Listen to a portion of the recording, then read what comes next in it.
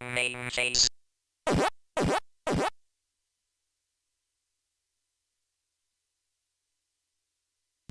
Hello and welcome to the second of the Dragon 32 streams. If you tuned in yesterday, you'll know I covered around 30, I think, Dragon 32 games on stream, and the Dragon 13 is basically a Welsh Tandy Coco. It's the same Motorola basic design, but it had a lot of its own software, and we looked at many of the games that came out for the Dragon that didn't come out for the Coco, which is kind of, to me, the more interesting software on the machine, because you can play Coco games on the Coco and the ports tended to not look quite as good, even though there were plenty of good games. So looking at the original software seemed like a good idea to me. Although we did look at plenty of ports too, and we'll probably be doing the same today. Plenty of the games we look at today are going to be ports. Now, I just want to say hi to everybody in the chat. We've got a Cow, so hey Cow. We've got an Aussie Guy, hey Aussie Guy. We've got the Ogre, who unfortunately can't watch today, but did kindly provide the timestamps yesterday. So hello and goodbye for now, the Ogre. We've got Thomas, we've got Mitchell, we've got Sixie again, one of the Dragon experts. We've got my partner Evie, so hello Evie. We've got Curtis, another one of the Dragon experts. And we've got Carlo, who didn't seem to have high opinions of the Dragon, but that's fair enough. And we've got Mick McElrack as well. I think that's everybody who's in the chat now. So, It might be a quiet one, we'll see, but we're going to use the same format as yesterday. So I'm going to be making the guests in FaceMaker. So we have our first guest down there who we will put in the guest room. We will go down here for guest 6. And guest 6 we're going to call Archie. Now, I've heard Archie quite likes arcade games. So we're going to have to ask Archie what Archie fancies having a look at today. And what is that, Archie? You've got a game that is an unofficial port of Taito's Electric Yo-Yo. That's an interesting one. That's quite an obscure game in the first place. So what's it called? What's it called? Let me know what it's called. And do you have a box art? Do you have the box art? You do. Excellent.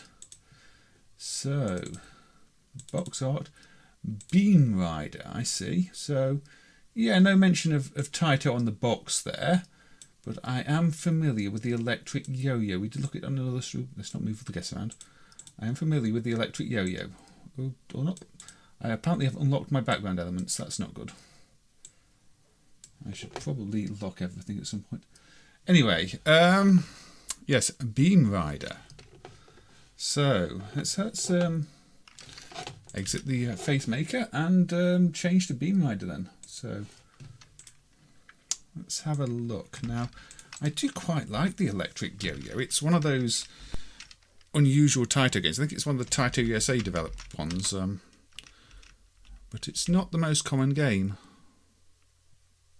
So to see a port of it, even an unofficial one, is quite interesting. It's Microdeal, so I'm guessing this will be another port from the Coco. There we go. Beam Rider, Spectral Associates, D&D software. Beam Rider is also an Activision game. So which... is it the same game? Which came first, Electric Yo-Yo or Beam Rider? I wonder. So, yep, this is definitely the Electric Yo-Yo, or as it's known elsewhere, including here, Beam Rider. And so, yeah, you move around, you cross the empty gaps on a string, which is, you know, the yo-yo idea. But if you try and cross a gap where there's an enemy and you crash into them, you die. So you've got to plan your movement quite carefully. You can travel large distances at a time, but if you don't plan it well, you crash into things. Now, you can move into blank squares, but you move very slowly that way.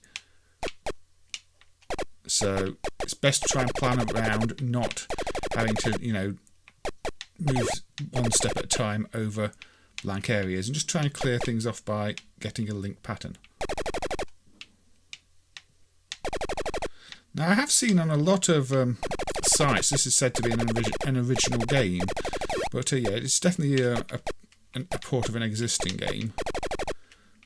Say Taito did it in the arcades as Electric Yo-Yo.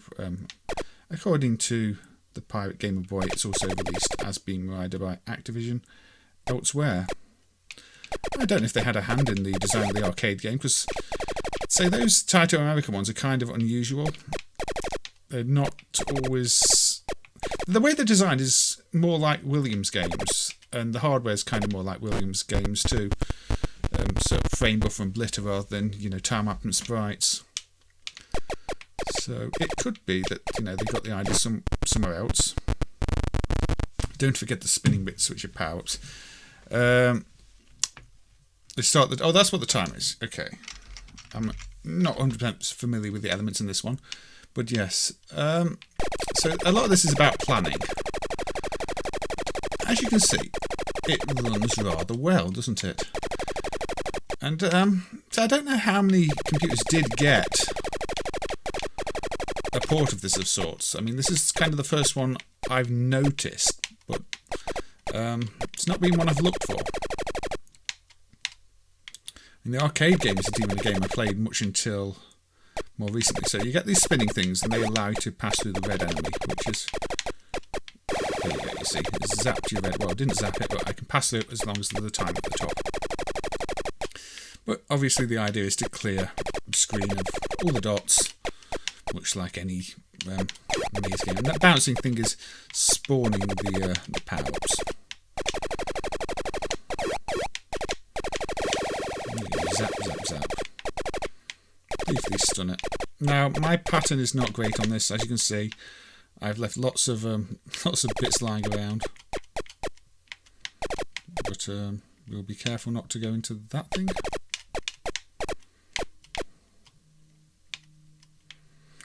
Yeah, let's get back on track. But yes, I was quite impressed by this one. It's not a game I ever played back in the day for any system. My first encounter with the concept was the electric yo-yo in MAME. How about a cow face? I'm not sure FaceMaker's quite that good. I'm not sure we've got any appearances by cows either today. I think that our cow appearance might have been limited to yesterday, and you know, when cow beat me in Formula 1.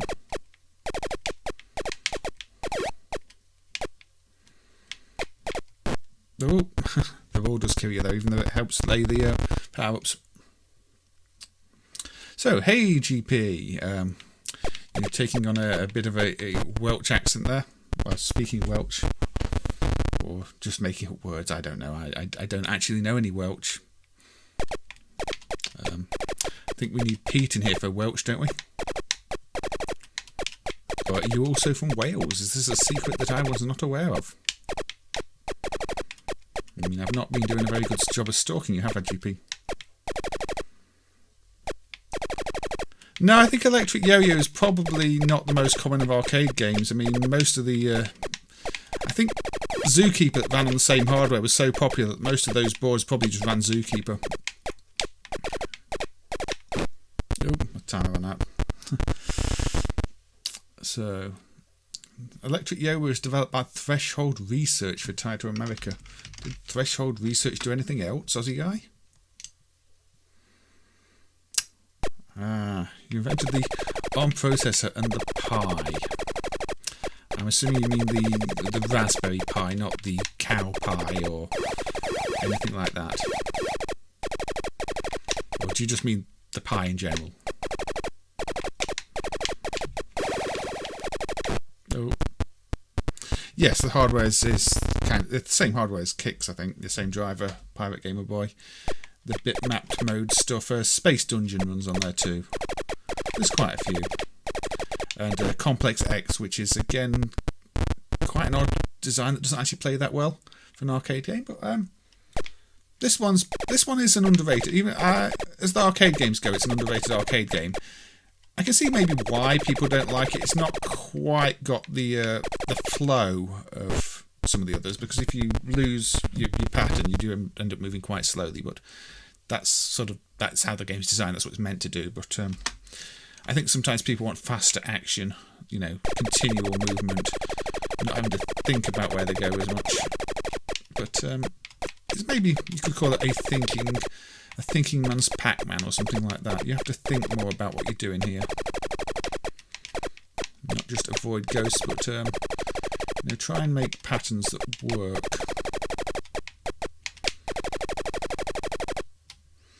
Don't mock the mister. Oh, don't mock mister. I thought you were telling me not to mock the mister, as in the FPGA solution, which I was not trying to mock in the first place. I like the misters, they're quite good. But yes, I will have to be careful of Pete and his cattle prod. Pete also has a CPC now, I saw. He picked one up, a nice green screen. So maybe he'll be too busy playing that to actually prod me with his cattle prod. Here's hoping.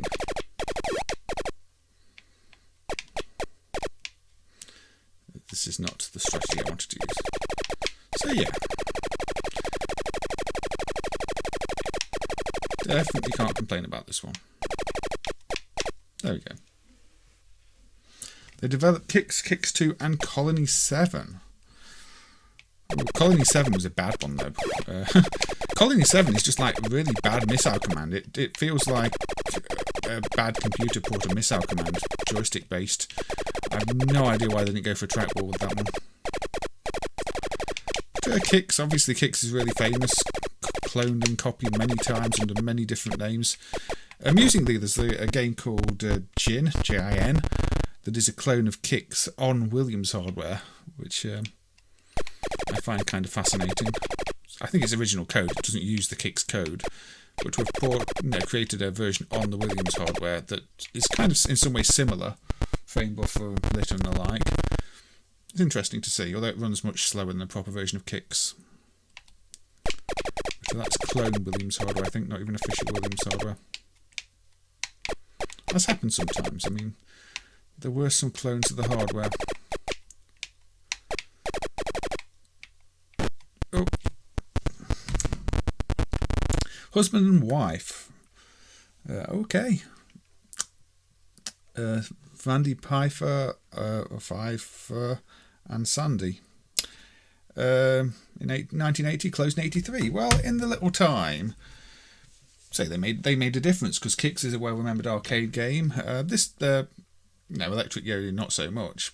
Colony 7 not so much, but Kicks would then spawn all those Gauss Panic type games, which of course maybe aren't that fondly remembered anymore. But anyway, say Beam Rider. So yeah, Beam Rider is a solid choice for an arcade port, and an unofficial one, but definitely one worth playing. And if I had that one back in the day, I would have definitely enjoyed playing it. So let's go back to the guest room and ask Archie for a second suggestion.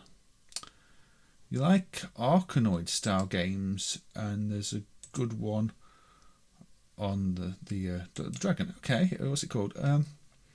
Bulldozer. Okay, let's have a look at Bulldozer then. This was recently dumped correctly after years of having a bad dump. Hold on, let me just lock some of these elements in place. I don't want to be shifting all my elements around.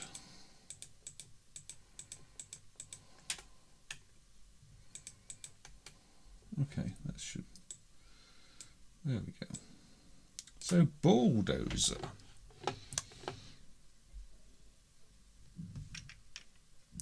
So, Electric Yo-Yo wasn't released in Japan. I wonder if it actually made it over here to Europe either. Maybe it was an American-only game, Aussie guy. I wouldn't call an FPGA a CPU. You can program logic into it. You can make CPUs out of FPGAs by programming them as logic. That's been done before, but it's a bit different.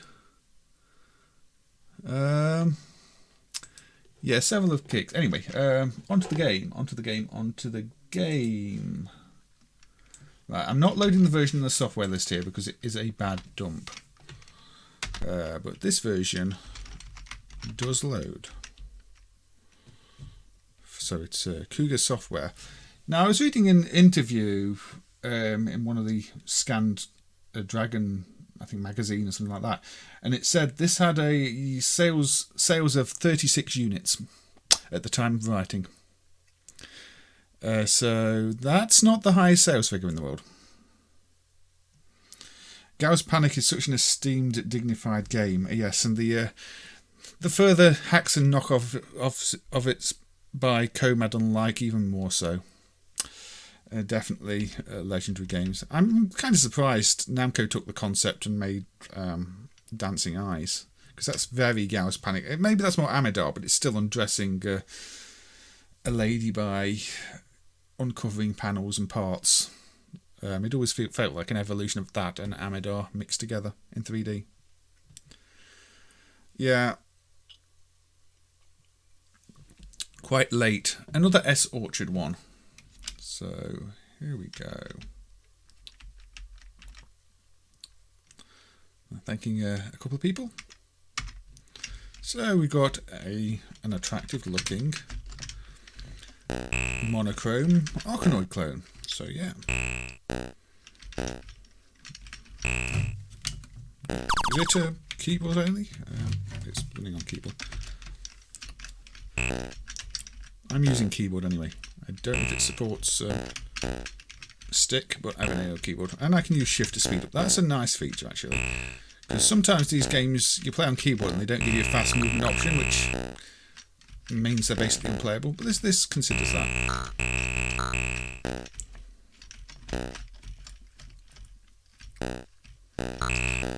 This was his first machine code language game.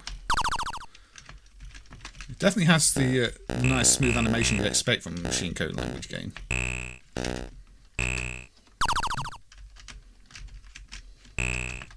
Can I not speed up? I'm confused now.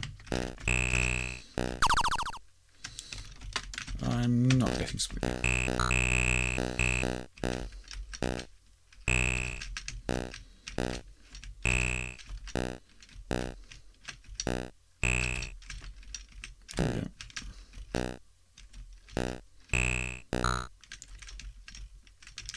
See his catch, Ellie's laser.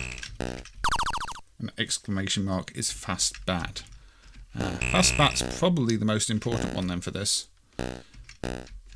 So, oh yeah, you get the fast bat as a power. Okay, that works. So, a bit of risk reward then.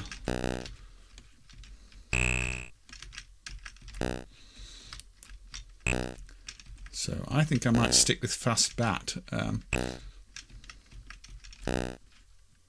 P is plough. Yeah, I got one of those earlier.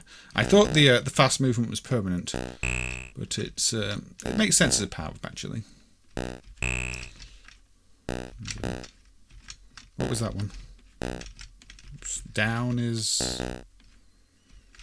Yeah, it's very smooth. It doesn't have much in the way of colour, but it is very smooth.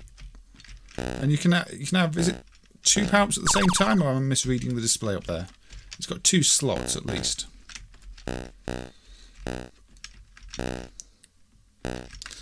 Maybe the only complaint is it doesn't seem to have as many angles for the ball to move off at. I don't know. Maybe that's just the way I'm playing it.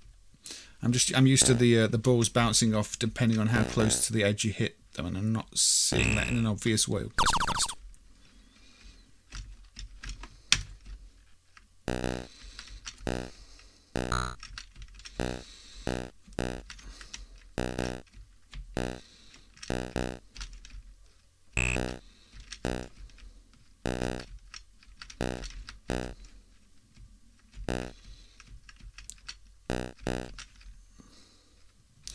But yes, I do like a good Arkanoid game, and so many of them on the home computers are just slow and jerky and not that much fun. This one's got a good pace to it. You've got the double hit blocks, which are they indicate properly they're double hit blocks by breaking. There we go. The classic level 2 Arkanoid design. Everybody recognises that we've got laser now. There we go. Oops. Well, I should really follow the ball, shouldn't I?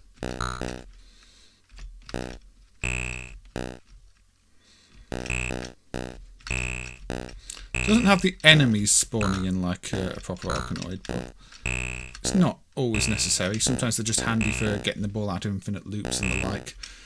It's, I think in some ways it's a bit of a workaround in the game. Because if you've got enemies coming down the screen, the ball's always going to hit them at some point, and therefore the ball doesn't actually get stuck for too long. Don't know if that was an intentional workaround. There we go. P, plough through some blocks.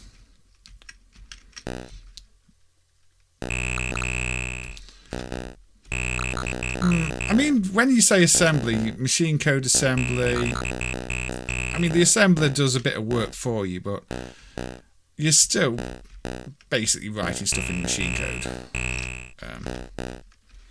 I know I've done a bit of both myself when developing code to extract protection data from arcade boards and the like. Sometimes I'll just type in the values by hand, because if it's a simple program, you know, I'll look up the opcode encodings and do it that way. If it's something more complex, I might grab an assembler and try it that way.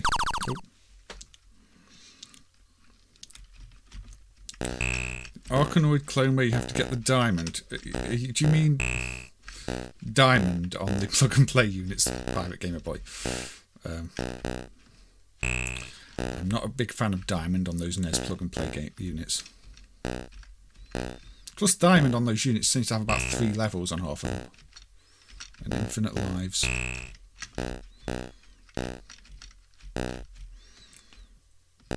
Taito stopped using the table type in mid to late 84. Yeah, because a lot of the early games were TT, weren't they? Yeah, table type, as you say.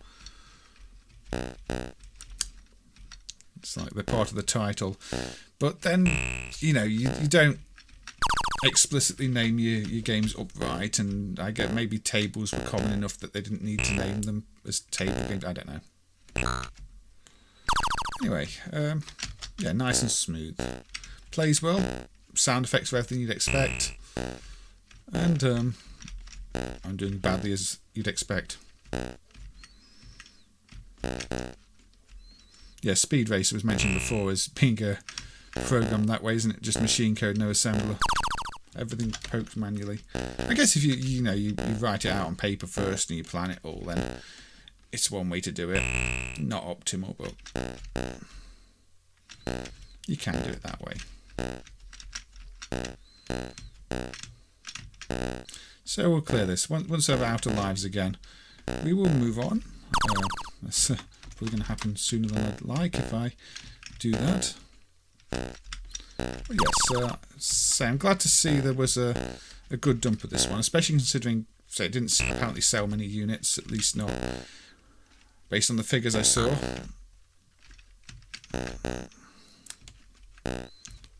There are still a couple of games that I can't find a dump that I can get to load for, but that might be that all the tapes were bad, or I don't think they're emulation errors if they just fail loading immediately, though.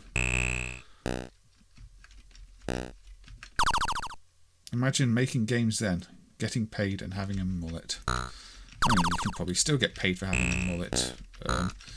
You may not get paid for making games anymore. I don't know. So yeah, Bulldozer. I think that one's alright. Nice, simple, fun, smooth, fast, Archie style game. So, right. Let's go back to Archie the arcade lover and see. Okay, what you got next for us, Archie? Oh, a Centipede clone. Okay, Centipede clone. I've no Centipede. You say there are quite a few Centipede clones on the system, and you picked Caterpillar 2. Okay. Any reason? No? Okay, we'll have a look at it. We'll have a look at some Caterpillar 2. Let's change back to our review. So Caterpillar 2. Again, I don't know much about this one.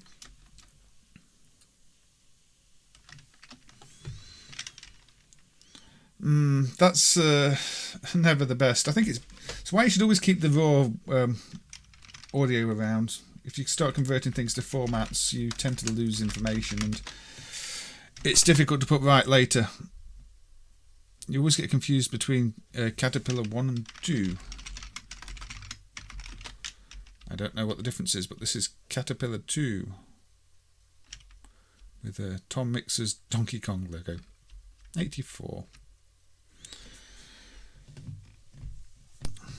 Centipede was released in Japan by Sanritsu Denki for Atari.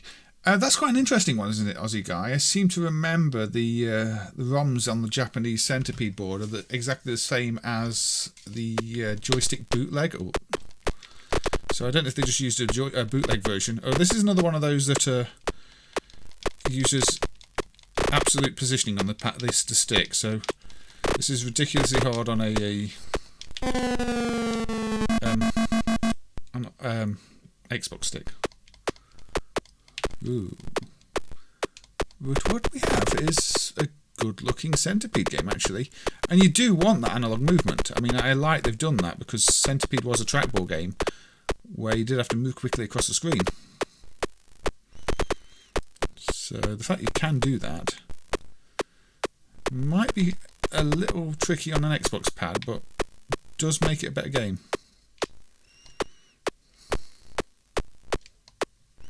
The spider got me.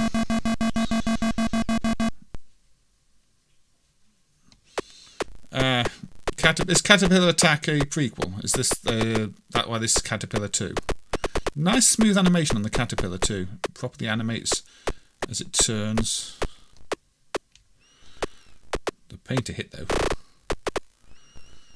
They move correctly as you'd expect. Ooh. Ooh, there we go. I played many Centipede clones growing up. Can't even remember the name of all of them, but it's one of those games that was ported everywhere to everything, mostly unofficially. Just such a popular game.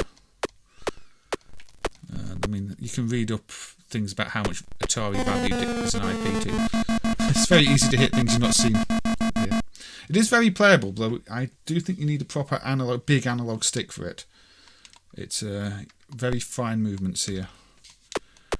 Just to, you know, I can go like this just by moving the stick left and right.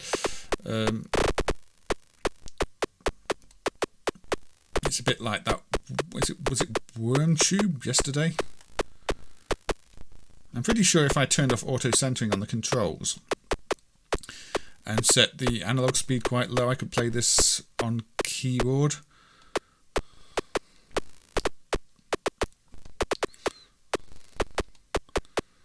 But as it is, I'm trying to play it on my pad.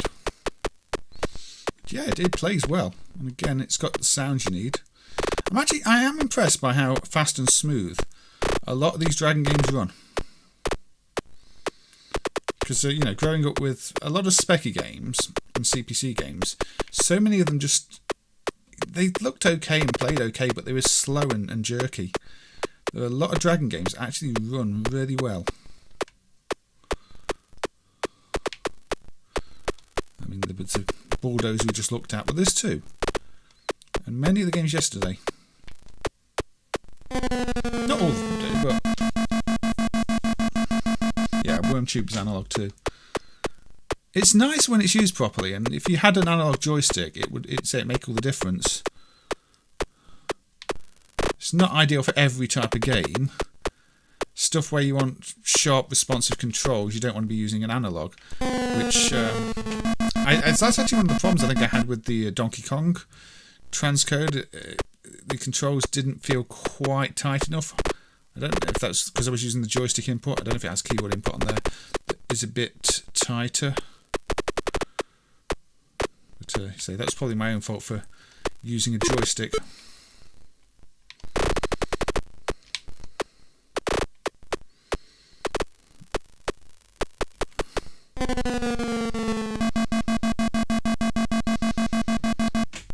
Yeah, it's always about knowing the language, isn't it? I mean, that's one of the reasons the games are, I think, much better today. The faster routines for the CPUs are well documented, you know, what they do well, what they don't. You can find common code routines that are faster, and you don't fall into the trap of just trying to quickly convert something either, which was a major problem back in the day. I mean, every system had its quick conversions from other architectures. The Amiga had ST ports, the CPC had specky ports. You go through the mushrooms by moving, but I don't think that matters too much.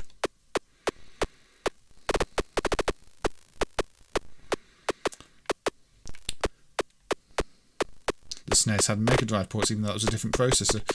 Often you end up with games that had been lazily ported and the level designs didn't quite work because of the smaller visible area.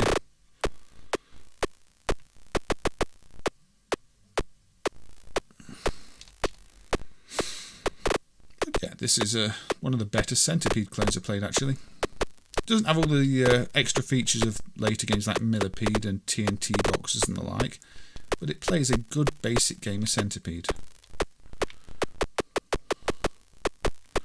I'm guessing this is one that was also on the Coco, being it's Tom Mix software, and they all seem to be Coco ports, but it's a good one.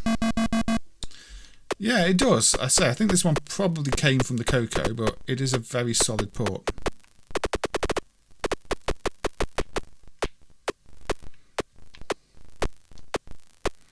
I used to compile MAME with the Intel compiler to target a Pentium 3 to get full speed on Mortal Kombat. I never found the Intel compiler made that much difference, and usually introduced more bugs than it fixed. But it's one way to do things.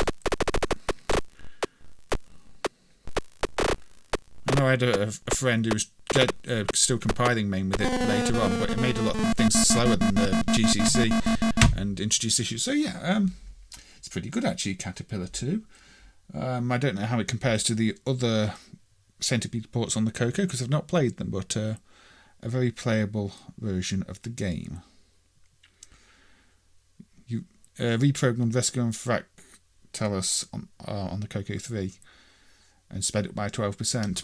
I mean, that was a very impressive game anyway, as was the Eidolon on very similar type of tech for the time. So, yeah, that's a good, fun one. So, Archie, what next? There's a Hunchback game that's not Hunchback and is not to the Cuthbert game, and combines elements of Wonder Boy. What's it called? Sequel to Backtrack. Okay, the sequel to Backtrack, and it was called Eddie Steady Go. Yeah, I see. Same character. Backtrack was a good one. So let's have a look at this one then. Let's have a look at Eddie Steady Go.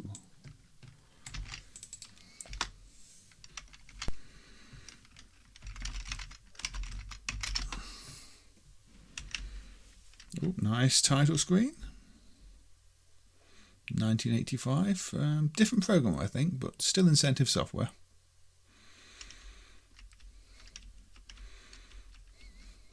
Am I using a joystick? Yes.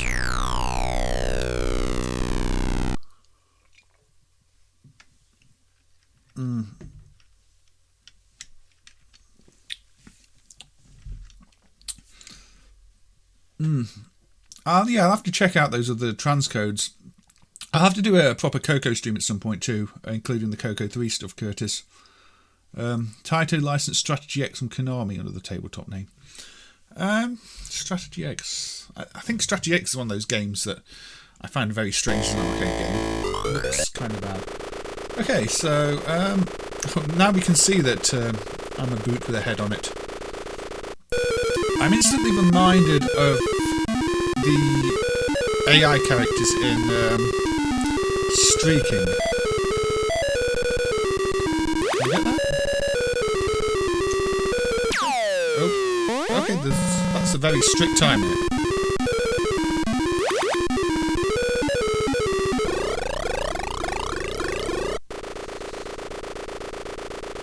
PDP, yeah, the Atari CPUs are a bit like the PDP CPUs. They're not actual CPUs, they're all done in logic.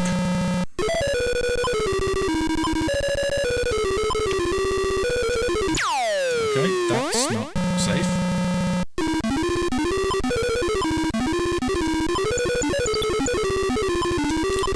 It's not as good as Backtrack, is it? Also, this music is obnoxious. Let's turn that down.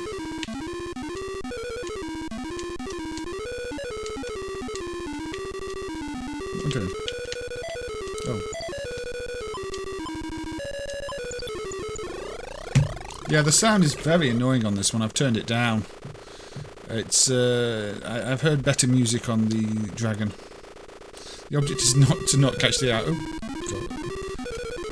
I guess I'm meant to get the apples, but there's lots of stuff. There's lots of stuff going on. I'll give it that. It's not quite Hunchback, is it?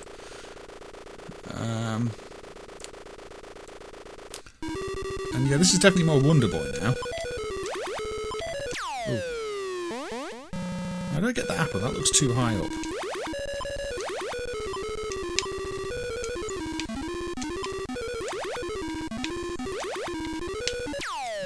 Can't seem to get that apple. Let's just ignore it.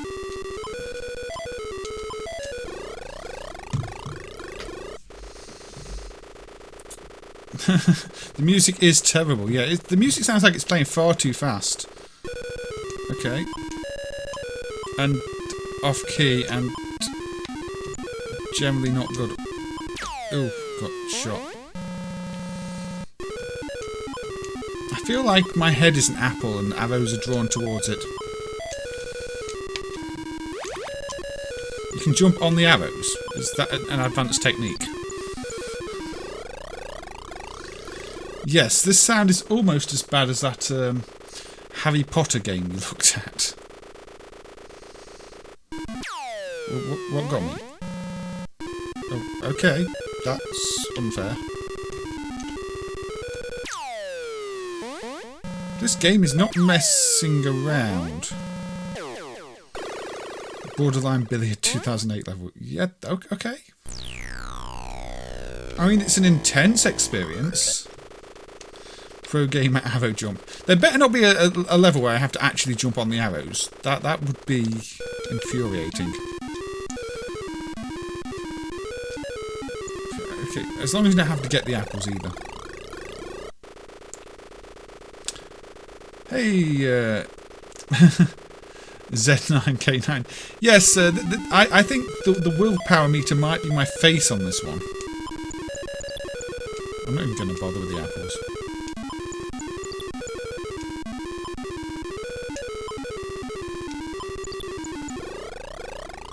Intense on that. I can turn it down a bit more if needs be, but I thought I'd turned it down quite a bit already. Is there a turn music off button? Can I press M to mute, or... I don't think I've ever considered that, have I? Okay. The difficulty's not too bad once you know what you're doing on these screens, at least.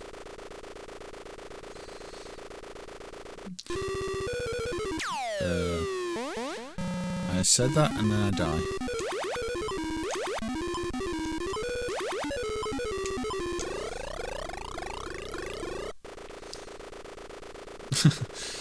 Yes, randomised music. They clearly... Well, they didn't really capitalise on backtrack here, did they? Maybe in a monetary sense, but not in a gameplay sense. Oops. I'm sure this sold if it had backtrack on the box. It's strange because Incentive's Moon Cresta was really good and Backtrack was obviously really good. Why am I down on the screen now? The screen wasn't difficult.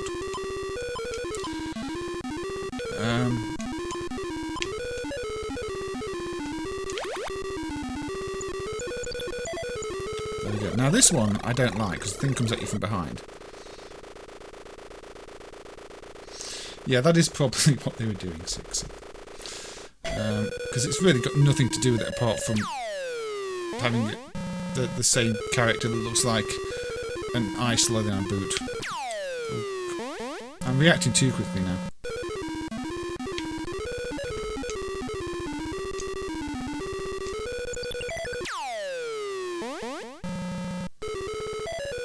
Okay.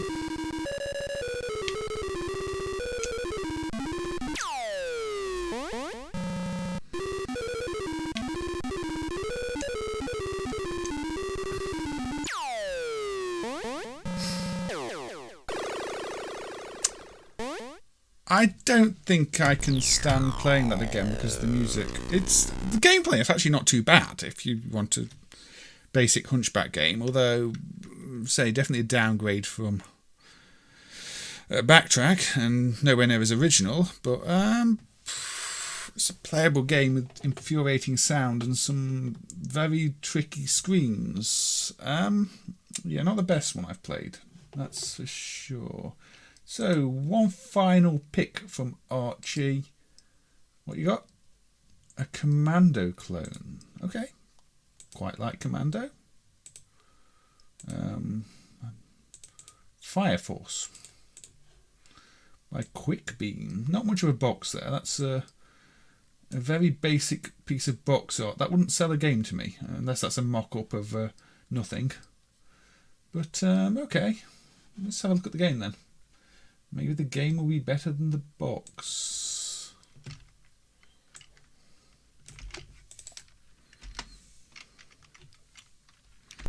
This one is hard. Okay. I mean, Commando is hard. You think there's a YouTube video of that on hardware and it does sound that bad? Yeah, I think the sound emulation is probably fairly good. I mean, it's just CPU driven.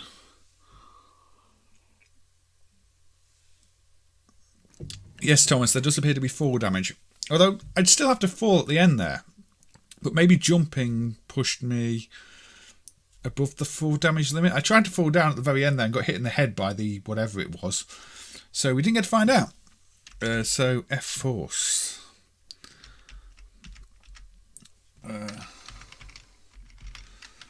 Now, this is apparently a cracked version, so I assume there's some protection on the original. Okay.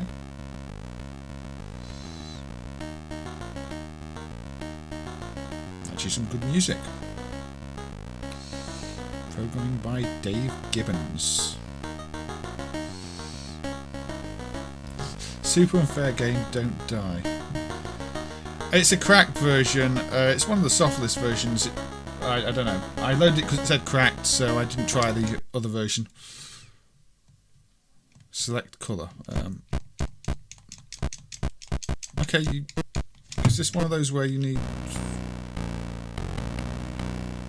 I can't move diagonal on the pad. Can I move diagonal on the keys? Or can I just not move diagonal on this one? I can't fire diagonal. The controls are a bit awkward. Oh, it's got a bridge. It's, I think I got hit again? I don't know.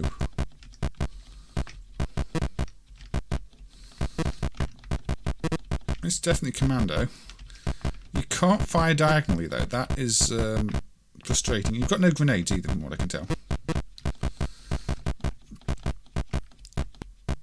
But this is confusing.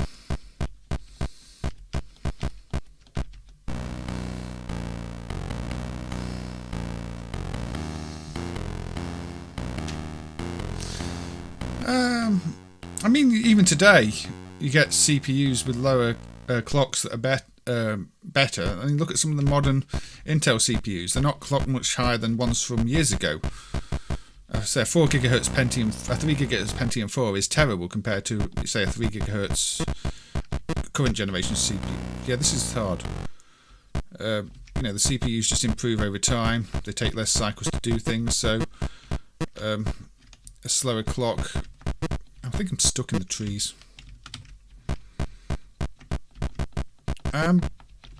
Yep. Well, okay.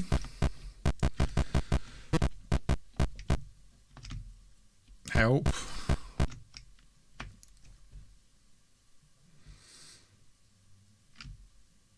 I don't think they can shoot me, but I can't shoot them. Well, I can't get anywhere. Hold on. Right, I can get a high score. I think I put it in turbo mode. I found a safe spot. I can't move. Okay. I just need to actually find a way to die in this. There we go. Yeah, you can point leech forever there apparently, but you also can't move. I'm not sure this is the best programmed commando clone. I mean, it seems ambitious. Lots on the screen. I'd be here while rolling the score. Oh, you're joking. It restarts me in the same place. Right, okay. Game over, mission incomplete.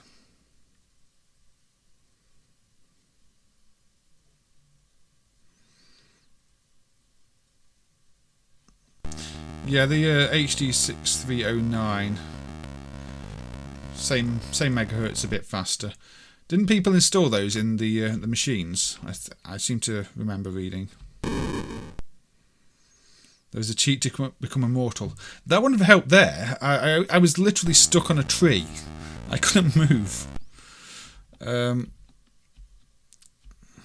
That's. I'm going to try and play this on pad, but you have it in all of yours.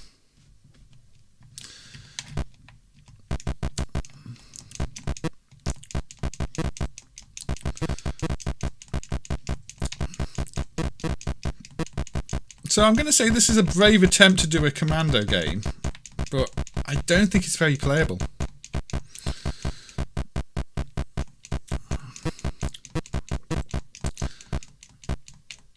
It's too easy to get stuck on stuff, too easy to die without even seeing what shot you, like that. No. And the lack of diagonal movement on shooting, yeah. I mean, you can move diagonally, but you can't shoot diagonally. And you've got no grenades.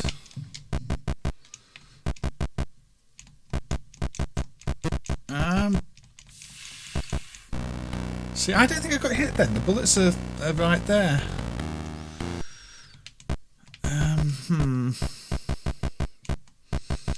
I had kind of high expectations for this one, but it's difficult in an unfair, broken kind of way, not a well-designed but difficult game kind of way.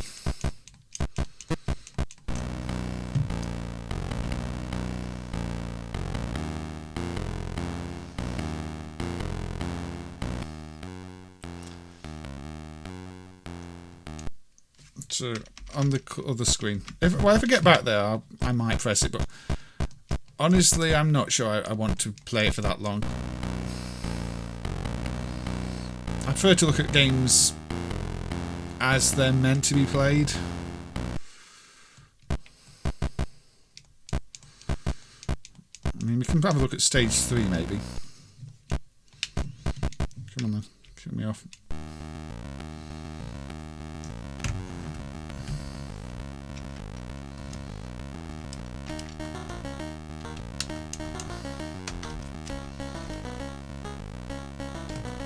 Do something.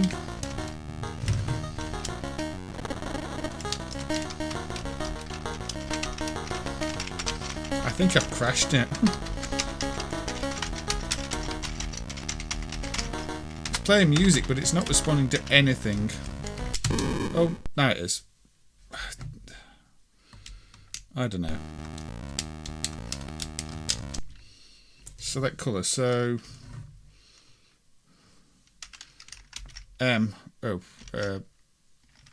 oh. No, I can't reselect it now. You can do one thing on that screen. Yeah, there are issues with that game. I pressed one button, it started the game for me. Trista Bytes is streaming with her very similar hair, yes. It's alright. Yeah. Okay, so Fire Force... Maybe not. Maybe not. Maybe not. But you know what that means? It's time to get out. FaceMaker and make ourselves another guest.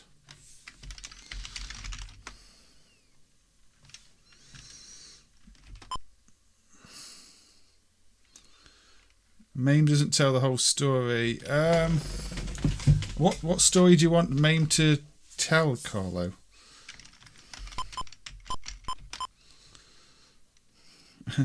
Yeah, if we were doing Duel or Junk, I think Fire Force comes under ambitious but kind of junk. Person is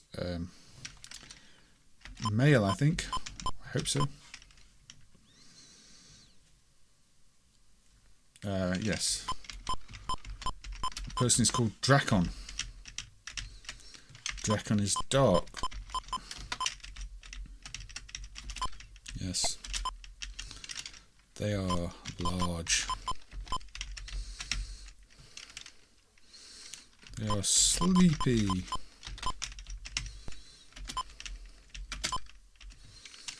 They are thin. Oh, leather. This would be faster if the keyboard response was faster.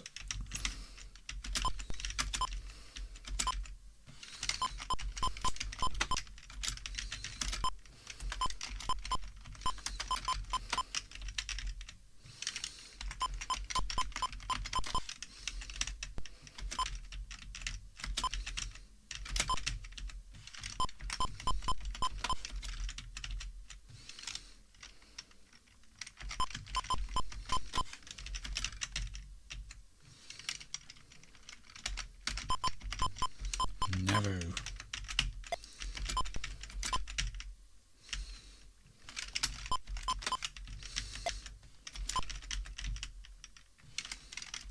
Yes, you have no hair.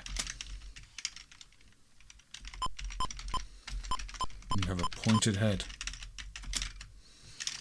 They are large.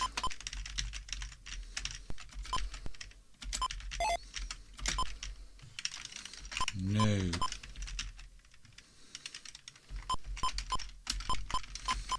pointed. No. No. Yes.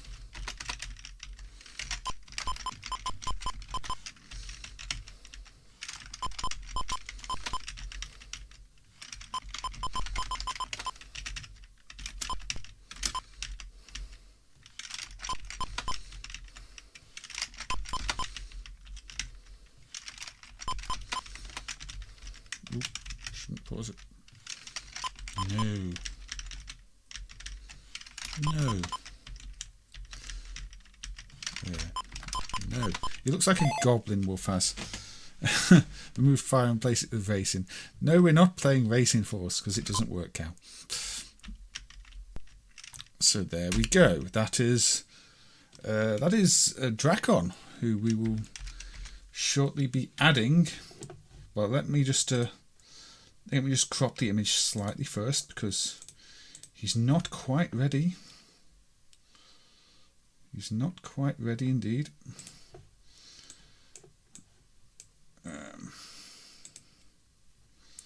Image.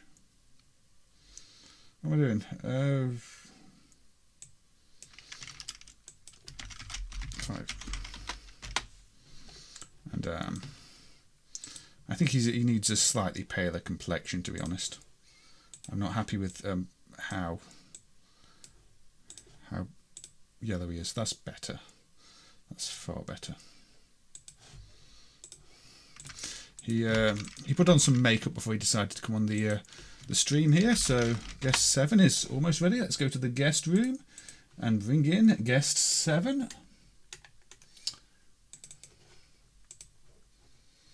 There we go. And guest 7. Doesn't he look much better now with his extra makeup on? And guest 7 is Dracon. There we go. So Dracon, welcome to the stream. I hear you know a little bit about the dragon. Do you have any game suggestions for us? Yes, you do. The first one is a nice hover-themed game. Is it really? Okay, hover or yeah, hover. You say hover. Okay, hover will do. Do you have any cover art? You don't, but you're giving me a picture of Frankenstein's monster. What's the game called then? The game's called Frankie. All right. Makes sense. Apparently you didn't have a box art, but let's have a look what Frankie is then. Guest 7, come on down. Guest 7 has chosen Frankie. Dracon. So let's have a look. Oh yes, this does look a little bit horror themed. Change colour set. It's like lightning flashing. No, we'll keep the colours. Hacker's Delight. I'm not going to press that. Sounds scary. Joystick though. Frankie. He's got lightning and I guess it's Frankenstein. We'll start game. No. Oh, space to start. Okay. Even if you're on pad. We'll stick. Oh. Okay, there's bats. It's a Manic Miner clone, isn't it? It's Manic Miner. But with a laser weapon, apparently.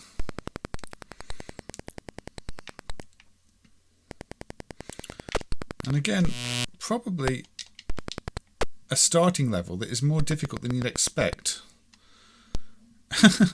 There's laser bolts flying across the screen at me. That doesn't happen in Manic Miner. It's like Satan throwing his fireballs all over again. Okay. I don't know, they're pretty scary colours to most eyes. But I'm clearly playing as a Frankenstein's monster, aren't I? With his silly little walk. which of course is what everybody knows Frankenstein's monster for, the silly little walk.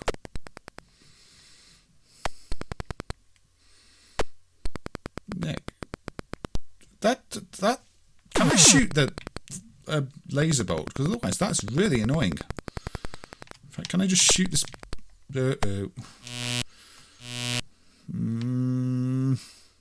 Yeah, there's 4 damage.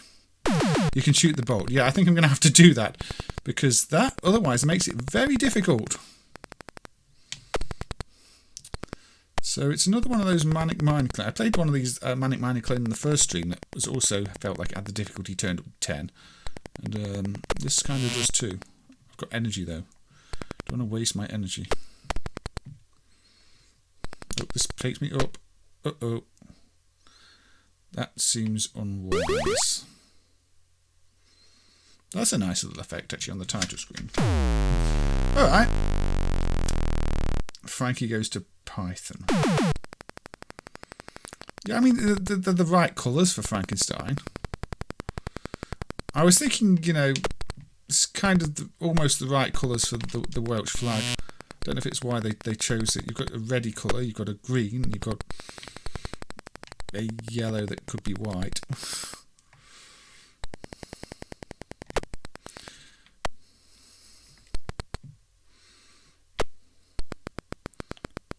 So I want to jump on, not over there.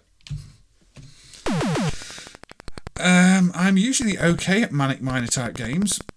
I want to go to the bottom first. Am I doing this the wrong way round? The bat doesn't do anything. You can shoot the bat.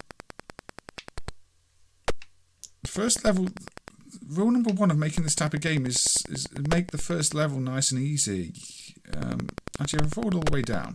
Can I fall all the way down? I guess I fell off the bottom of the screen, didn't I?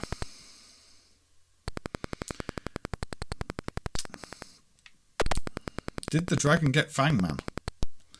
Well, Dracon says that the dragon did get Fangman, and it is going to be his next suggestion. So there you go. He spoiled it for you now. But he decided to tell me that.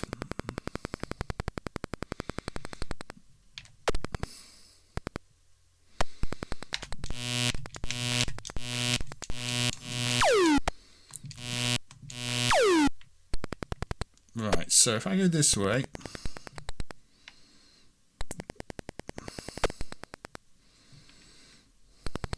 I do like the odd Manic Miner clone actually. I like to see what they've done with the level designs and the, you know, the unique features they've got. Okay. This is definitely tricky. Let's give it another go. Let's give it... Can Hayes make it to the second screen? The answer is usually no, as you are discovering. But what if I go the other way? I just got shot point blank, didn't I? That's bad design. Seriously.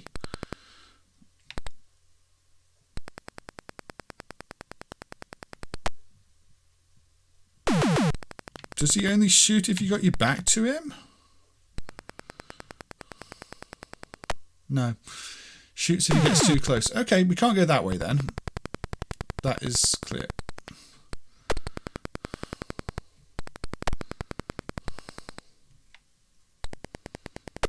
So I can walk through those. I've messed this up anyway because I've not got the key up there. So why couldn't I jump through this? I do want to try and get past the first screen. I don't know, it's not too bad, Custado. It's just difficult. They should have started with an easier screen, I think. It's that, I think it's that classic mistake if the programmers know the game so well, to them this screen is probably easy. But to anybody who's not played the game 100 times while developing it, the screen is difficult. It is something you see on a lot of games. If you've developed the game, you know exactly what the mechanics are, you know exactly how to clear the screen, and you do it without thinking. Then you give the game to somebody else, and it's like, what? Okay, so you can't actually jump off there? How on earth are you meant to get that key then?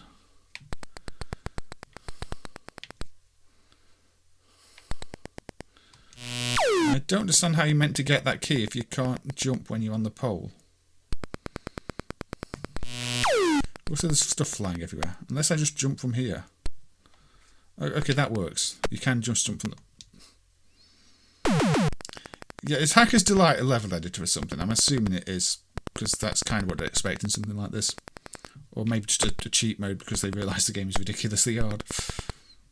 Okay, I think I see roughly what I'm doing here, at least for this part.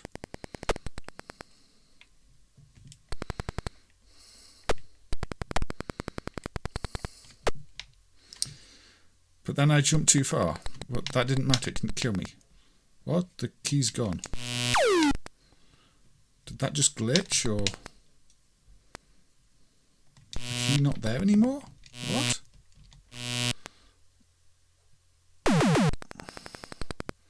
I didn't collect the key as far as I know, but it vanished.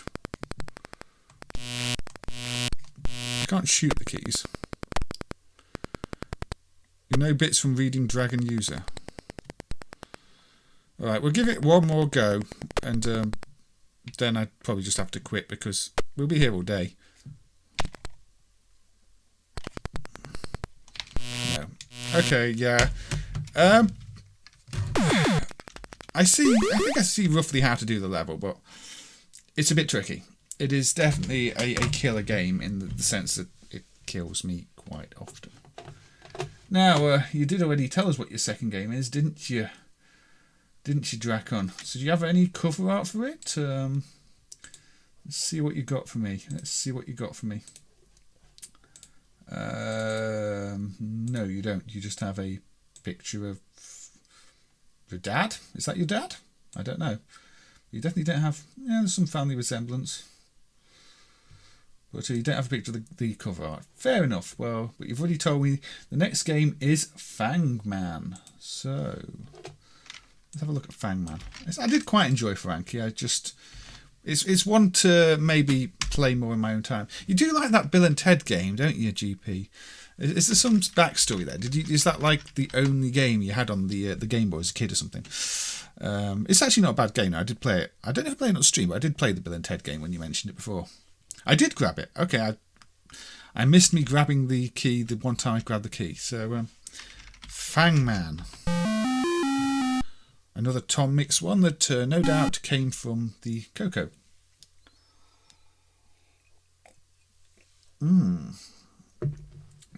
Move right joystick and press button.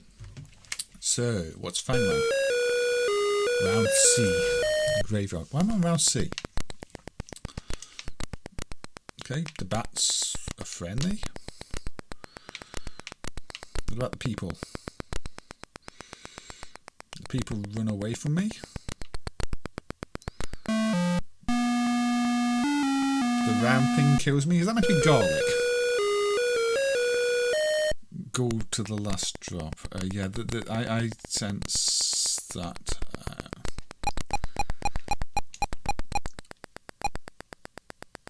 Oh, trap humans using the bats. Avoid the sun. Oh, it's sun. It's a sun, is it?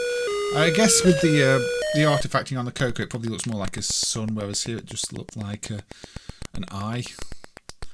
I can't control the bat, can I? The bat is... I guess they dropped something. Wow, I scored 0. Pac-Man on Halloween. Except you're eating people.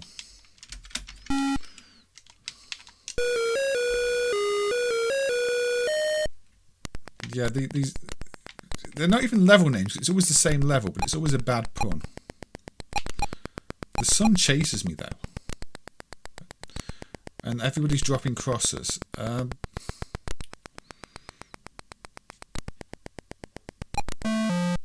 That's...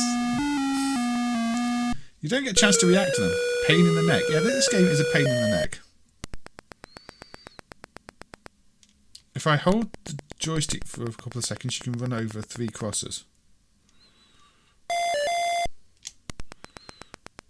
I see.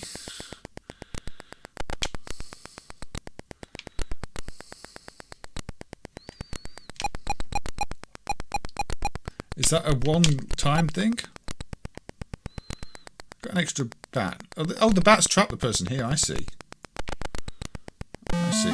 Okay, so the bats do help. Transylvania.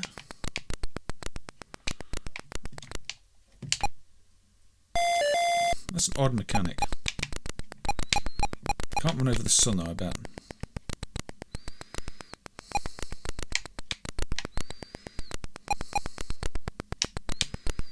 Uh-oh. Once per level. When you kill a human, you get another bat. Corpse Hustler. So why did I start on round C? Because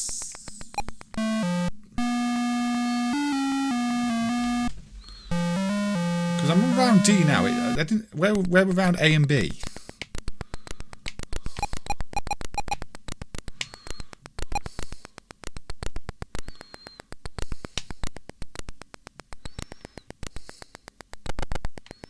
There we go. So can I go over? Oh, okay, 3 of them. Okay, yeah. The skill starts you A to D. Alright, so the skill is a level skip, I'm guessing. Then. Oh, it's a different concept. I've not played one like this. So where's skill? Oh yeah, this is the skill. Right. Ivy Leaguer. Oh, that's round G.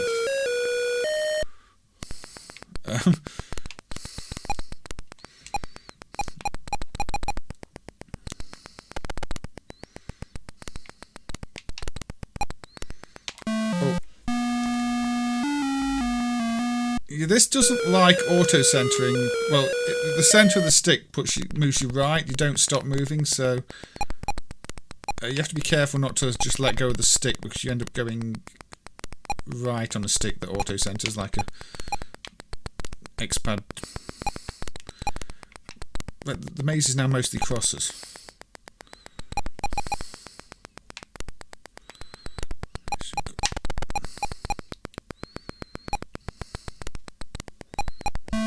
You can't stop unless you hit a wall. Like that. Vein drain. I think the humans put down too many crosses.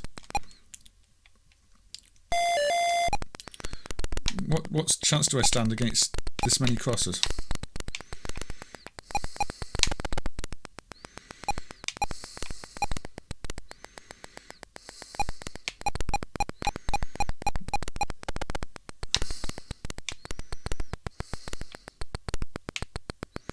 It's different. I've not played a Pac-Man game quite like this before. Oops, son. Possibly. The bats aren't affected by the crosses, so that helps. Still, you see the whole top passage is the crosses now. It really limits where you can go. So, Sucker is around. Okay, so the bottom one is the easiest. That's not what I would have expected.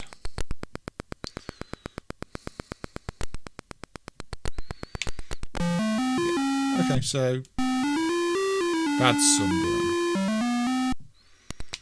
Oh, we've got a different pattern. You know, I actually quite like it. It's definitely different. It's definitely original. And I've never played one quite like this. Would help if the bats were maybe a little more intelligent. Go back. You know, if you had a button that sort of let you briefly take control of a bat, one of the bats, or tell the bats to come towards you. The sun destroys crosses. So they have considered things. The problem, say the sun always follows. The sun does follow you, right?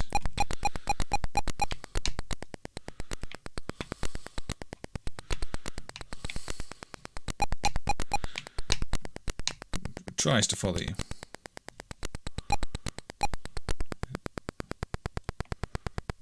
Doesn't destroy the bat. Okay, so Fangman. Yeah, I never played this one before. What's the coffins? Coffin sounds. Coffin. Oh, bats are just dropping coffins for me.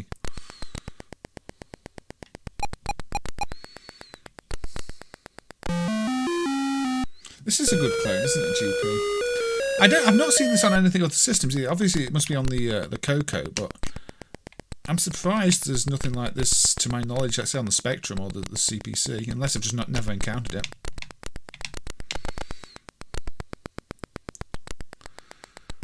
It's definitely a different one. Yeah, I think with the proper colours on the Coco, definitely, but it's still a very solid game on a Dragon.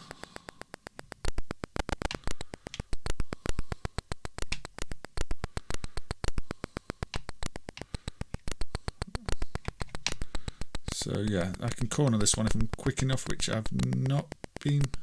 There we go. So some of it's just waiting around for the bats to trap the men. The only real thing I don't like is how they'll drop things right next to you when you're chasing them. Doesn't give you time to react. Come on. But they do run away from you, kind of.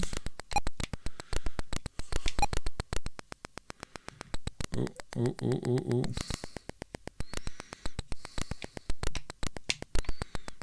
Look, got you in a corner.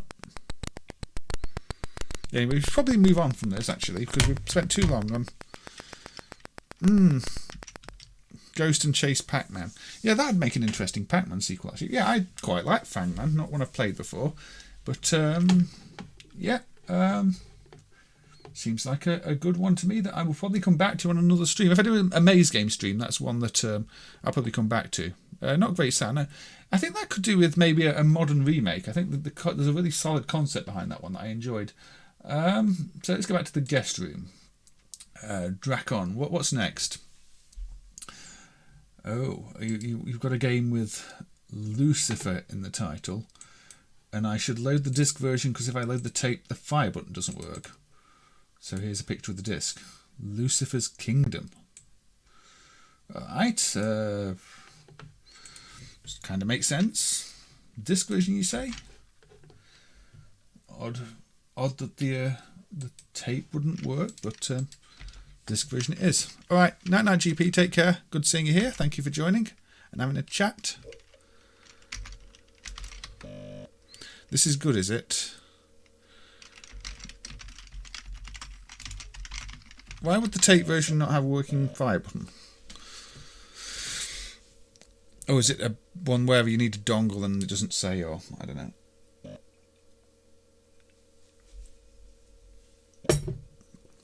So, Lucifer's Kingdom. Oh, another shoot 'em up, black and white. Is it started already? It started already, hasn't it? Okay. All right. Definitely not ships from Star Wars. So nice, smooth shooter using say about half the screen, half the usual screen area. Only one type of attack because we only got one fire button from what I can tell. But is that power up? No, that's a bullet.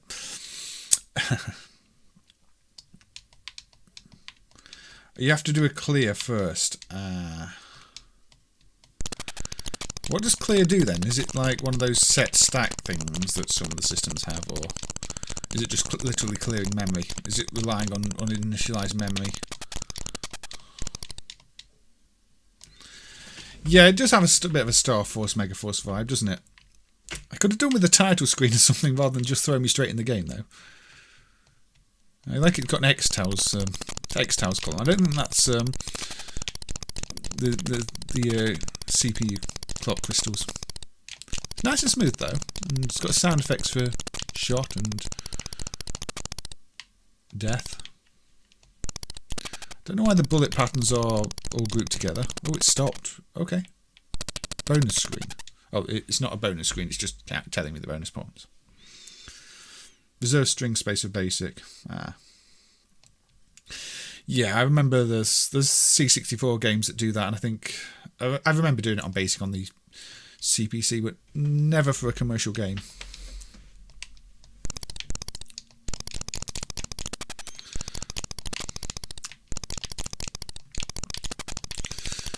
It seems like quite a simple shooter, but well executed, good looking.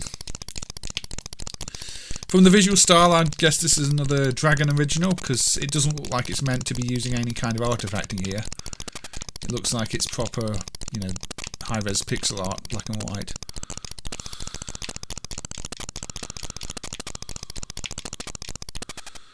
Am I meant to be shooting these things, or the flashing things? Oh. Okay, I get a crystal for doing that. Okay, I see. And I shoot the bonus multiplier. That's a bit of an odd mechanic. Yeah, it's not exactly Star Force, but I think certain elements are influenced by it. And what are the arrows? It seems to have an almost puzzle-like element in some of the things you shoot. Shoot everything even more times. Are the bullets meant to be grouped up like that? That's quite odd.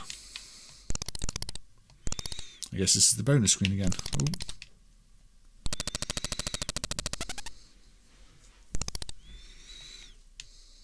I mean, I've played a lot of bad 8-bit shooters, and this one doesn't seem a bad one. It seems it's smooth and you can make things out clearly.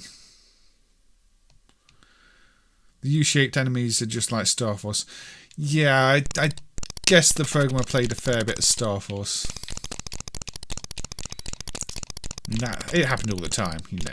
There's so many games you can clearly trace back to somebody playing a lot of a game and that influencing them heavily in what they did create.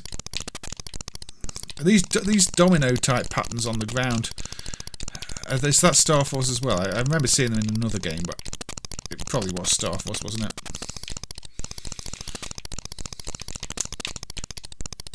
Don't really know what this has to do with Lucifer, but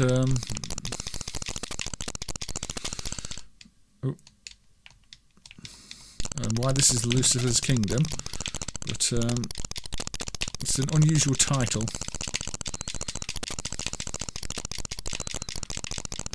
Again, flipping arrows. Well, they're revealing power-ups. This is... Stu Orchard had one like this too, Startle, they never completed. Has he since made it available, or is it just one of those that's lost forever? Because I know some programs from back in the day have made their incomplete works available just because they're kind of interesting to see anyway. Oh, yeah, we've got a proper attack pattern there. That's a nice one. That's not the place to die. Okay, might get a high score, but bottom of the list. I'll give this one another try. There's also a text adventure called Lucifer's Kingdom. Okay, I mean, for a system with so few games, that's actually quite surprising that there were title clashes.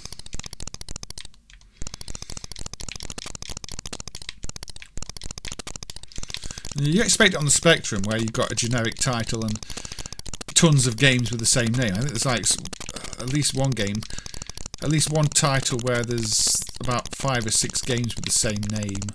And obviously things like Meteors, everybody goes, oh yeah, let's not make asteroids, let's make Meteors. And so you just got tons of people calling the game Meteors. It surprises me on the Dragon, because there's obviously only a couple of hundred games compared to tens of thousands. So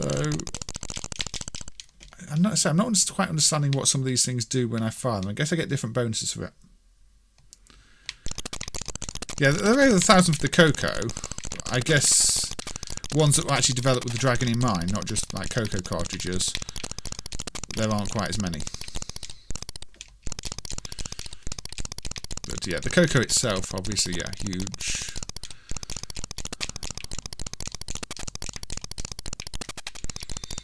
But I imagine, in terms of tapes that were sold for the Dragon,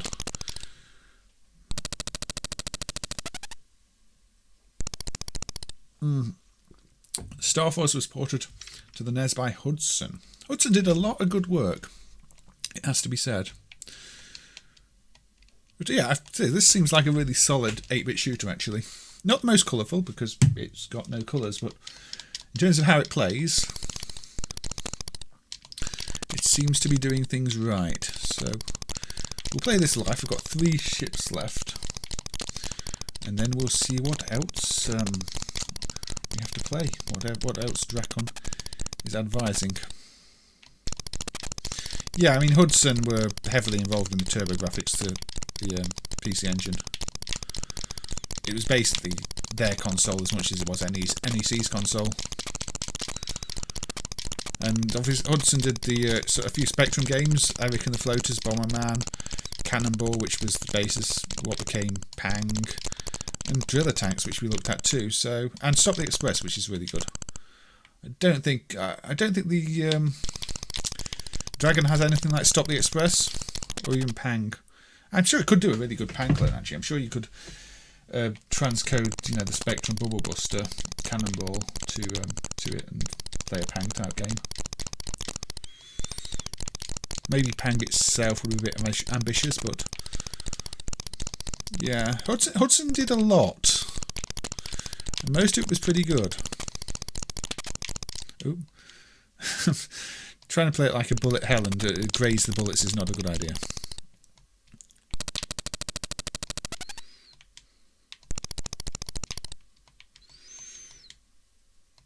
Hudson ported the bloody raw games on the PlayStation. They did a lot of work and very, very much connected to the whole caravan scene, aren't they? As Aussie Guy says, which is obviously a big part of the shoot 'em up scene in general. Anyway, me trying to dodge bullets, weave in and out of them unsuccessfully. Any depth to the scoring here? I like games where there's extra depth to the scoring, like if you're higher up on the screen you score more points and things like that, but I guess early games like this tend not to do that. Anyway, that was a good one. So let's get back to the guest room and ask Dracon for the next game. You've got another Pac-Man clone, more of a plain Pac-Man clone, but it's full of ghosts, and ghosts are good. Okay, what's it called? Ghost. Oh, okay. It's called Ghost Attack. Right. Okay, Ghost Attack, and it's on cartridge. Is this the first cartridge game we've looked at? I think it might be. The Dragon did have cartridges, just like the Coco did, but cartridges weren't as common. I guess because they're more expensive, and over here we tended to be quite cheap and wanted everything cheap, and so we bought tapes, which is kind of one of the reasons our 8-bits were around for so long and it took ages for consoles to really get a grip.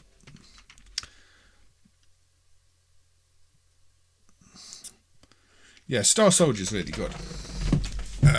Right, Ghost Attack. Oh, it's one of those semi-graphic mode ones, and it kind of makes the ghosts look like cute A characters with eyes on. Quite nice, actually. Yeah, Coco, disc and cartridge. Over here, tape all the way. I'll pour myself a drink before we get on with this. It is not a Welch drink, it is some Red Leg spiced rum and Coke. Right, a Hudson stream would be a good one. Yeah, I probably should do that. So, Ghost Attack. I'm liking Huey, Dewey and Louie. And an apple that looks like Pac-Man in red. Okay. Easy, hard or tough? Let's go hard. A brave one. That was a very quick jingle. Okay.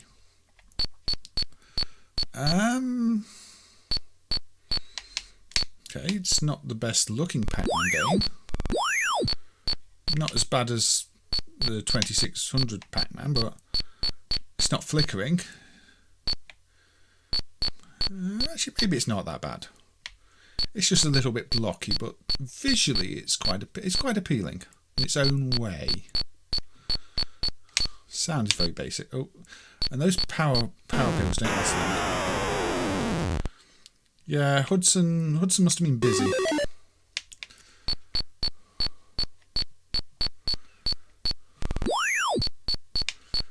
Didn't Hudson do a whole bunch of N64 stuff too? I think there's something else. It does look a bit like the 2600 version, but not as flickery. Also, I'm not going to succeed at this now. I think maybe I shouldn't have selected tough. I bet that affected how long the pills lasted, didn't it? Let's go easy. It insults me and says a rookie. There's plenty of pills in them. It's a tricky Pac-Man game.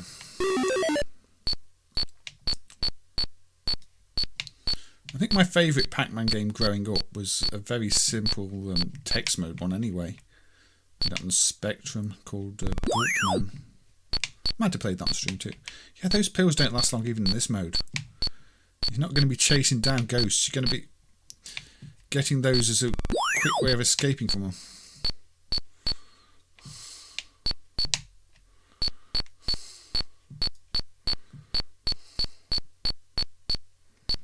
Don't know what the AI is. It doesn't seem to be random, so they are coming for you in some sense. They last a bit longer on the original Coco version. So they've purposely made this harder. That's probably upset the game balance a bit, to be honest. Although I suppose once you learn the AI, you'll be okay. But the AI is rather aggressive. In the original Pac-Man, the ghosts would target sort of behind you and in front of you. Here, once they got a lock on you, they just seem to keep coming for you. Oh no, that one didn't. I'm not sure. Obviously, the Pac-Man AI has been studied in much detail.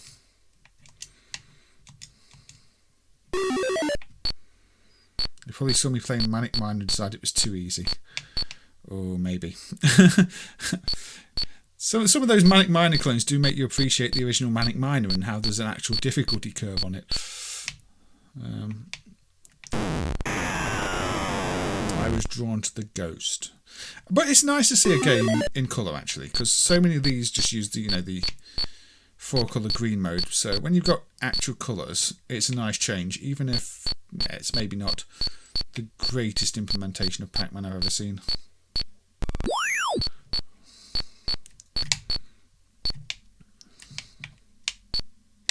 I need more lives.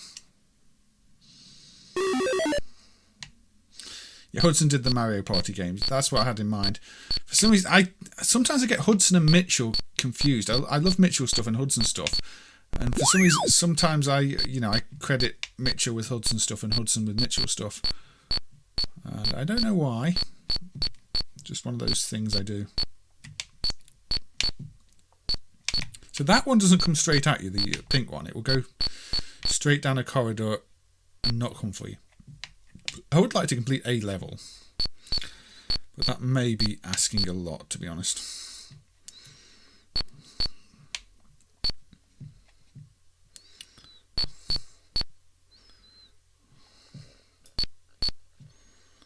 Uh-oh. Oh, that was lucky. Oh, maybe we've done a level.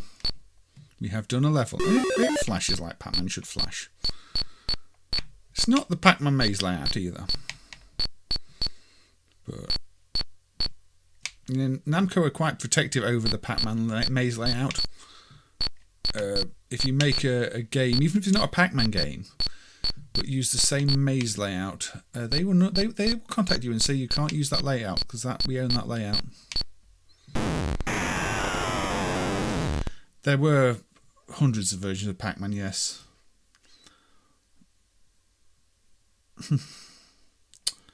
Oh, Racerball. Yeah, I saw some coverage of Racerball, and it's one I considered playing later on the stream. Anyway, Ghost Attack is a Pac-Man clone. It plays okay. 81 though. I mean, this is a very early Pac-Man clone. I mean, if you were playing this at home in 81, you'd probably be quite impressed. I didn't realise it was that early. But, so, actually, extra points for considering that came so close to the actual release of Pac-Man. So, let's go back to the guest room and ask Dracon what's next. Death Valley. Okay, Death Valley.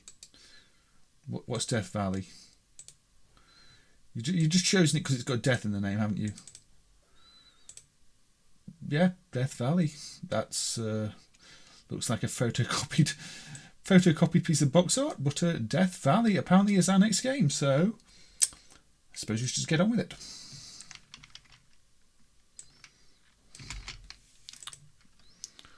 Hudson did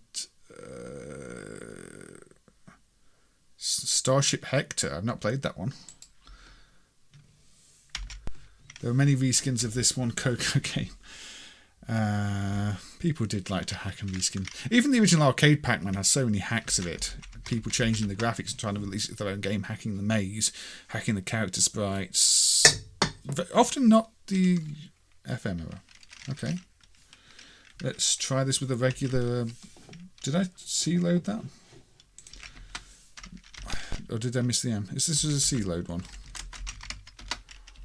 Yeah, okay. Death Valley. A good face. Yes, I have plenty of good faces back. We'll be making more good faces as the stream goes. So, Death Valley. Loading part 1, part 2. And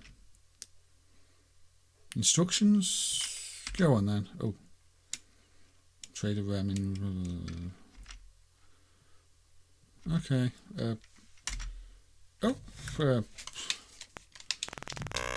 It's a Space Invaders type game with nice smooth animations. Okay. And I appear to be firing medals at aliens, so I don't know if I'm giving them prizes for trying to invade. And apart from being set in Death Valley or something, I don't really know what's death about this, although, are those rotating Death Stars? No, they've not got any little holes in them. Can't shoot them either. Okay, this is smooth, and it's got nice background animations, but is so far very simple. Take off. Okay, I completed the first stage then. Versus game versus raid on Bungling Bay was done by Hudson, according to Aussie Guy. That never feels like a real arcade game. Some of those versus system games are fine as arcade games. Super Mario Bros, for example, because it's nice and smooth and fast. But Bungling Bay is just such a slow, clunky game. It's not a bad game. It's slow and clunky. It doesn't work as an arcade. There's quite a few of the versus system games like that. Top Gun as well as Platoon. It's like, why was this an arcade game? It doesn't work. It's too slow for an arcade game. Whereas this is probably too basic for an arcade game, but it's smooth enough. These big enemies weren't on the first stage, were they? So it's evolving a bit.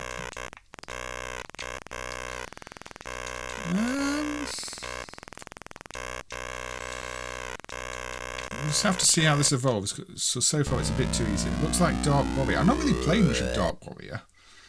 Those Century games were good British developments for the most part. I say good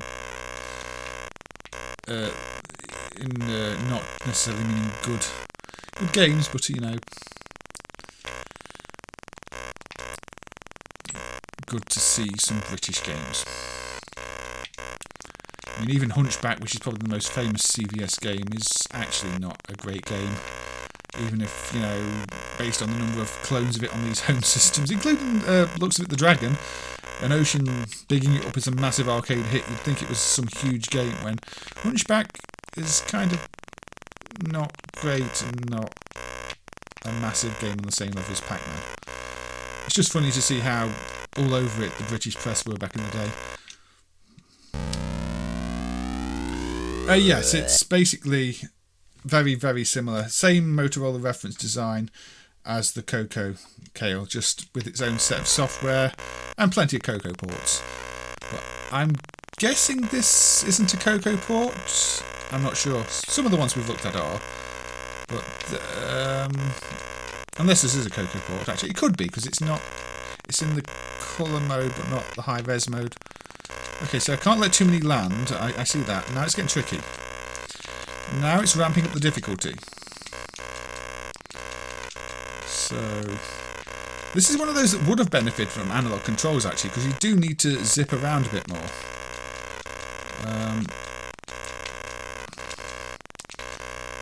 It's a bit tricky getting to all these aliens. So I can't get to that one and that one. Yeah. Because whereas with the Centipede clone, I could just zip around. This one, you can't possibly reach some of the ones that are near the edge and get back to the middle and kill ones at the other edge. So it's starting to feel like there's a bit of luck in play with this, actually.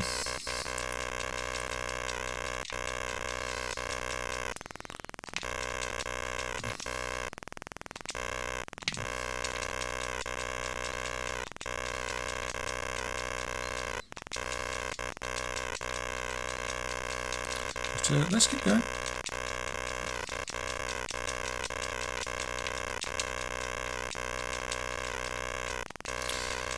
There's no new enemy types though either. Oh, it might be impossible to get them all. Yeah, it's a Dragon original. Yeah, it's getting difficult enough to be a real game, but also it's starting to feel a little unfair. I can't get all these.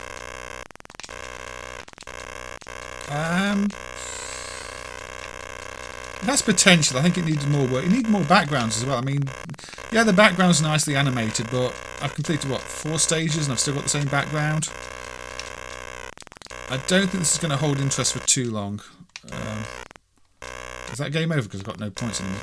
Yeah, Death Valley is okay. I mean, I think Dracon there started with better games and they got progressively worse. Although, no, Lucifer's Kingdom's alright. The last 2 weren't quite as good as the first 3, though. Okay, so, next guest. Now, our next guest... Let's move some of these out of the way. Our next guest is maybe not the biggest Dragon user of them all. In fact, our next guest comes from a different fandom altogether. And has told me he wants to show that the Dragon wasn't very good. Our next guest is in fact a certain Roland, star of many CPC games.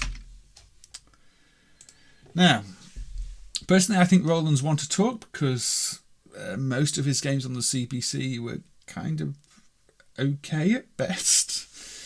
But he wants to tell me and show me exactly why the CPC was so much better than the Dragon. So you get sick to death of it. So, Roland, what is your first suggestion?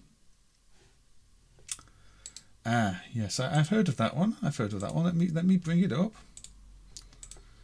Your first suggestion is... What is it? Jet Set Willy. Now, Jet Set Willy was a classic on the CPC and on the Spectrum and all those other 8-bits. So why do you think this one's going to make the Coco look bad, Roland? It's in black and white. Okay. Doesn't sound fatal to me. Jet Set Willy, 1985 software projects. Now, I've played plenty of Jet Set Willy, mainly 2 actually, on other platforms. I did a bit of research, and it did actually say that the Dracon version here has some extra screens, as does apparently Manic Miner. You got your music, you got your colour cycling. Not too bad so far. Yeah, it's in black and white, a bit flickery. Music's intact. I always forget there's no screens between the bathroom and the top landing. So I'm used to the Jet Set Willy 2 map, where you've got Macaroni Ted in the way, and the master bedroom's there. Okay. So we'll have to go up top to get that one there. Now, obviously, the idea of these games is to collect all the items. In this case, well, in the usual versions, they're flashing colours. In this case, they just seem to be vibrating slightly, I think. Yeah, so they're not flashing, which makes them a bit harder to see. Okay, so yeah, I can see why maybe the other ports would get a few more points. Oops. Oh, if you change direction, you can't change again, of course. I've never been good at this game.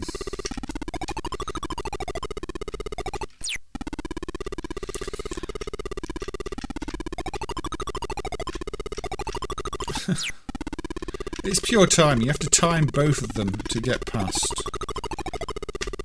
which I'm failing to do. The Spectrum music is entirely intact, yes.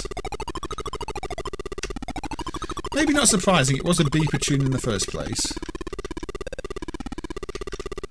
In fact, the gameplay is intact. It seems to run a bit faster than I remember the CPC version running. So, I don't know, your argument might be on shaky ground, Roland. We've got the bat transformation here. I always like that. You go to the nightmare and you transform into a bat. Oh, then we're back here. It's not an easy game, especially... I mean, as a kid, I never tried to get all the objects. I just tried to get as far as I can. Find new rooms. Yeah, I think... I don't think Roland is making the dragon look bad here. Obviously, it's less colourful than the CPC version. But it still plays just fine.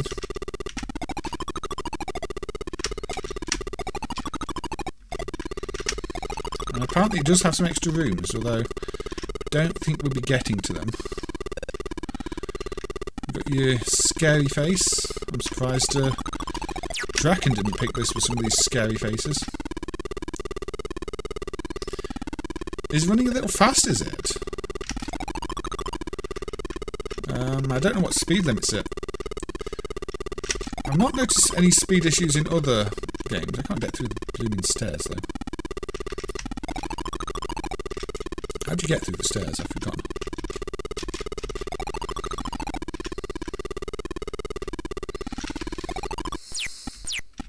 And we have our famous Jet Set Willy death loops.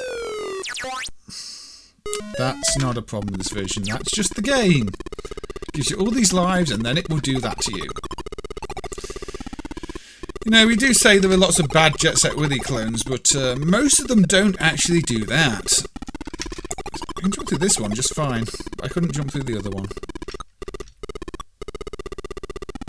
No, let's go somewhere else.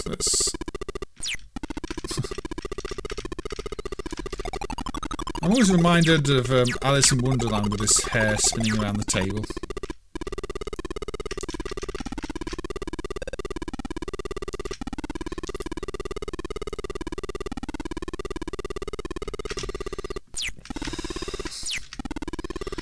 The enemies do restart in the same position, so if you die in the position an enemy restarts, that's when you're in trouble. It's got the arrow, it's got a sound effect for the arrow too.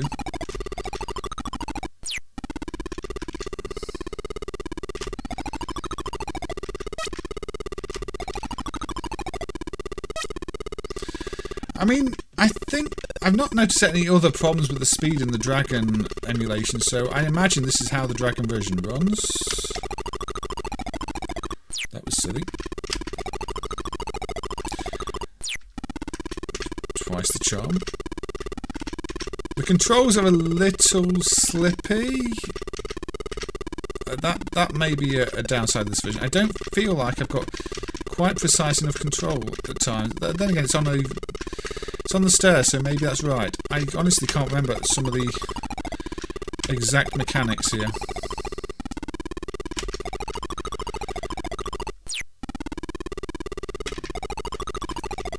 There we go.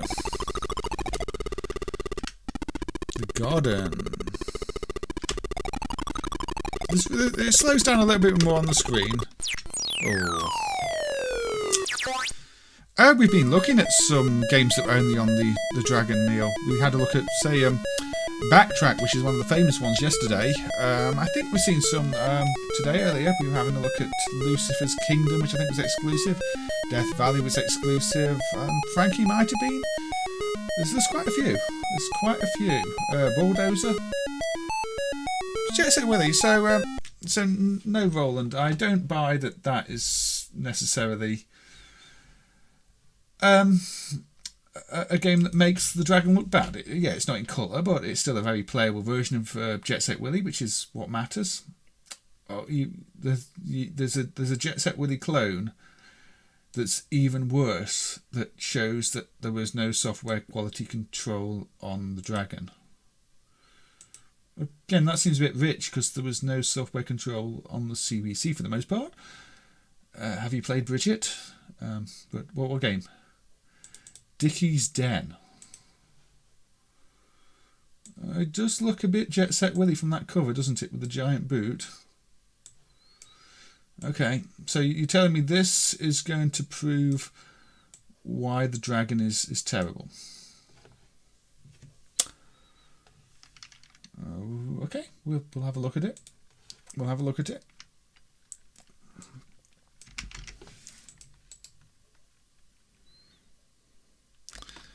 If it's running, no, it's running at 50 hertz, 60.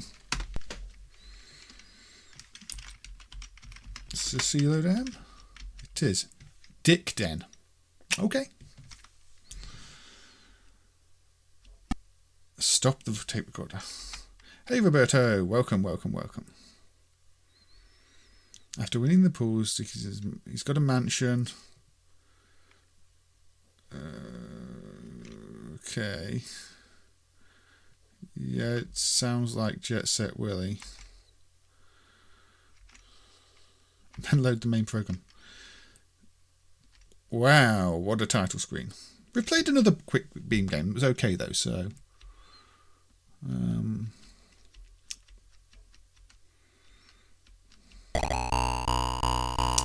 select my level.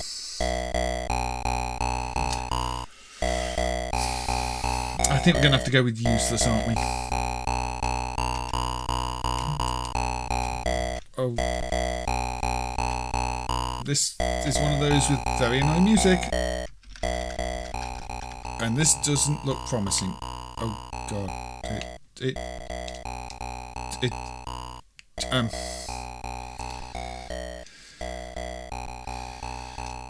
Okay.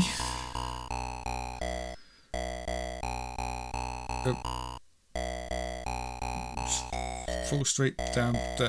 What? Let's try playing it on keyboard. Yeah, you can walk through the stairs. This doesn't seem good. It's clearly trying to be Jet Set Willy, but it looks like it was programmed in BASIC. I don't know if it was, but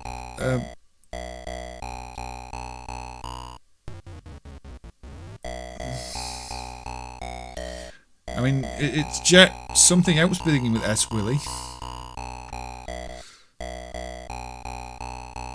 Okay. I mean, in terms of game quality, yeah. Roland might have a point here, but I do think the CPC itself has a lot of bad Jet Set Willy clones. If you wanted to see bad software on the Dragon, then yeah, this counts. Oh, I'm collecting the bricks, right? Because that's logical. You expect bricks to be items you pick up, not platforms. Why is there a massive delay whenever you pick something up?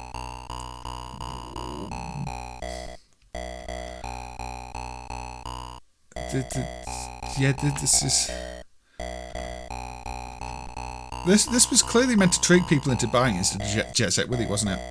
It's got the whole boot thing on the title screen. It takes ages to load the screens, and the skull and cross bit.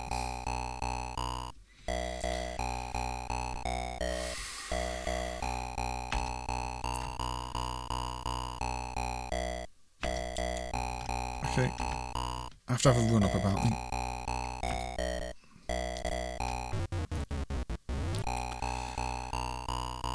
I mean, no death loop, that's an advantage. It restarts the room. Collect bricks that look like walls, that look like you should be able to stand on. Oh yeah, I need a run up.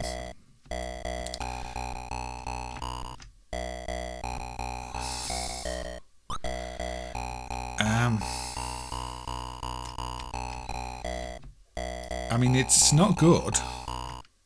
Is the 4 damage? Maybe not. Maybe it doesn't have 4 damage. That might be its saving grace. Probably needs to be with these controls. You have to hit the diagonal to climb the stairs. You can't walk up the stairs, you have to hold the diagonals. Can I actually jump over that? Don't think you can jump over that. I think that is actually as far as you can go, because you can't jump up and across from this position. Yeah, that must be at the edge of the playing area. I don't know. Yeah, this is definitely a test. That is for sure.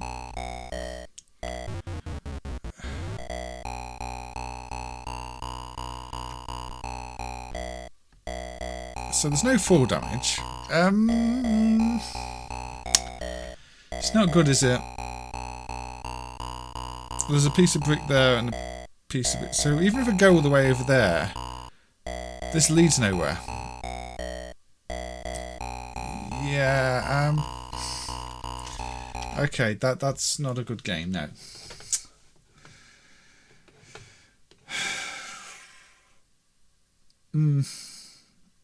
Okay, Roland, that was a bad game. I still don't see how it proves that the Dragon is bad, even if, you know, one bad game is maybe a larger percentage of the software than a bad game on the CPC, but it's just a bad game. You've got something worse for me. Oh, okay. Okay.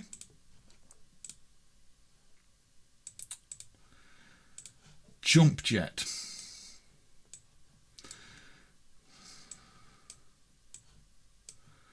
That's a nice piece of box art. You're saying the game doesn't live up to the box art.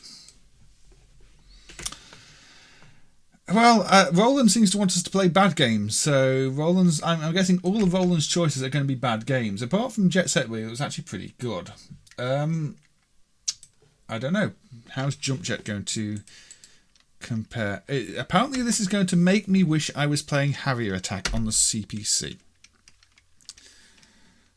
Or, you know, a good playing game like Islands of Dr. Destructo. It's a basic loader. I wonder if that game's in basic. That would explain a few things. There we go. Run. Oh no, it loads subroutines. Difficulty 4. Enter. Wow, even the keyboard input's ridiculous. The cover looked good. Squidges on the spectrum. That sounds like synthesized speech, but I've not got a speech synthesizer attached. Joystick, up for height, right for speed. Defend.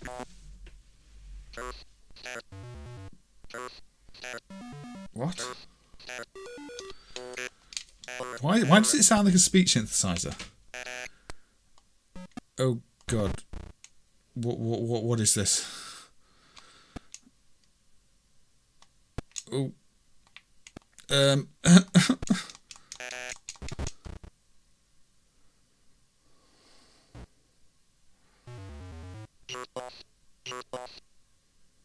That sounded like it was saying jerk off.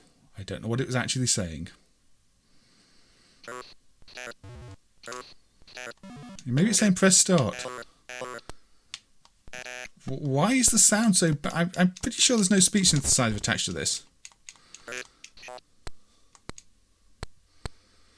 This is awful. Yet you wrap around. Well,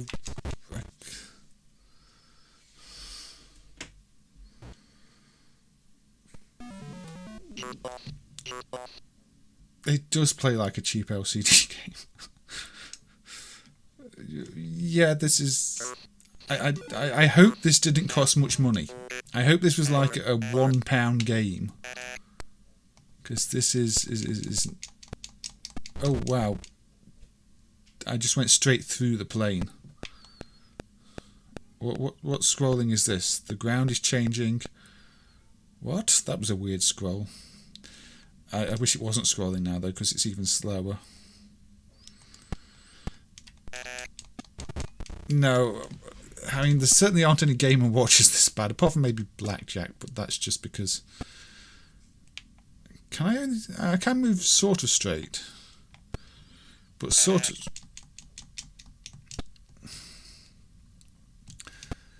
Yeah, if this cost any more than £1,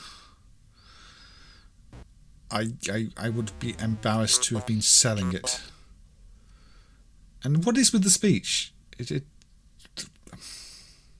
I mean, it's more playable than Squidge. The controls do work. You can play it, but it really sounds like the Berserk speech synthesizer. But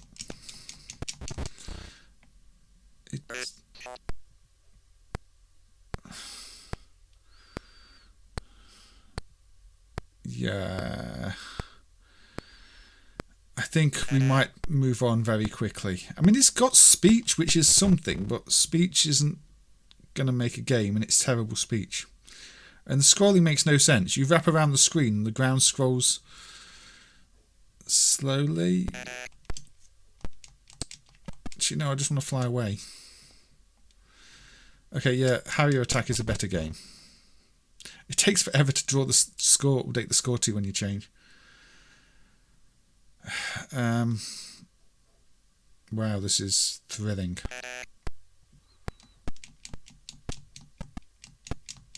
And why do the planes have lasers? Why do the lasers not work half the time? Squidge was a terrible game, spelled S-Q-I-J.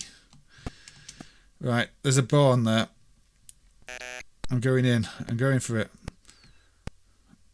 Apparently descending in a plane takes forever. Wow. And you can't turn around. You really can't turn around. So, I can loop around and it...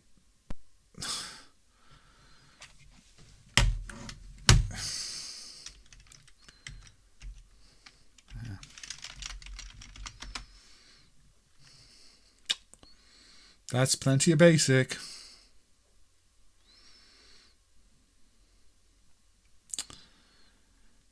That's a lot of basic. Somebody spent a lot of time writing this game.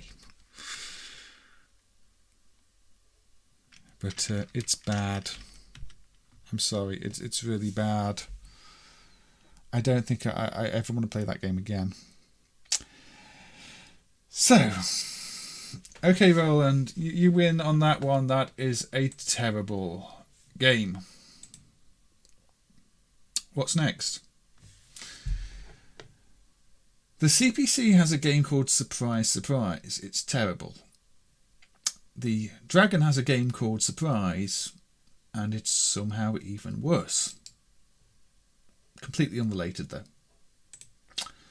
So you want me to play a game called Surprise by Bamby Software.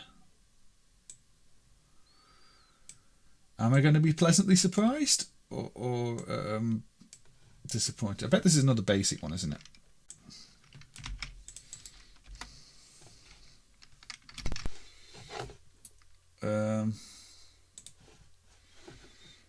Let's see. Yeah, it's another basic one. Ooh.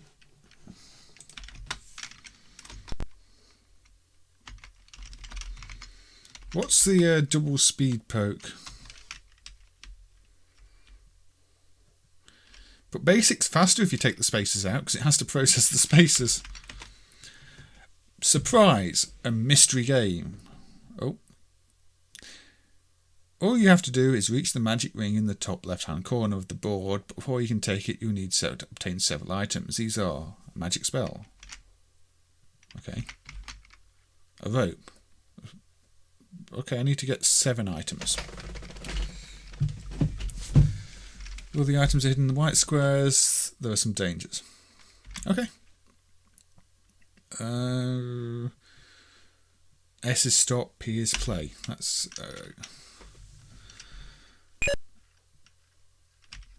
Okay, I'm a square. I move around. I found a key. Don't lose it. Okay, so the key is there. Right. I found a sword.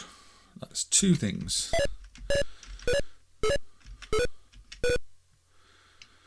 I've got 3 things. I've got 4 things. Well, it could be a music player. The visuals are quite simple. I've got 5 things. I've lost some things. The meta ones. Now I don't know what I've got. Is there an inventory? Okay, no. So, I found a key. What's it got? What do I need? I've not got everything. Does it tell me? I need a sword. You think Bamby software ported Mario Sunshine to the Switch? Wait. I found the sword. So can I go to the exit now?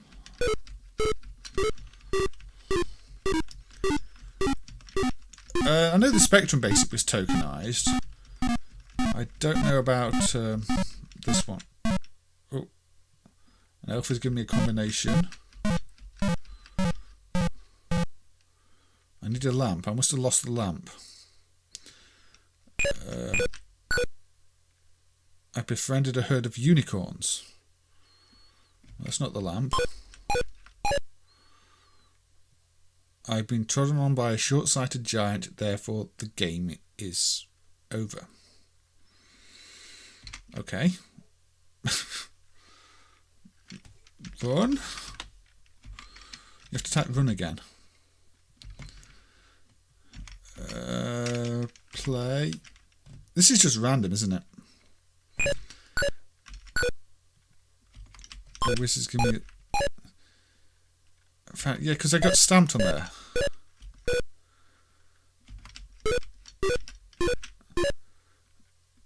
So basically, I've got to find 7 random items without finding a bad tile.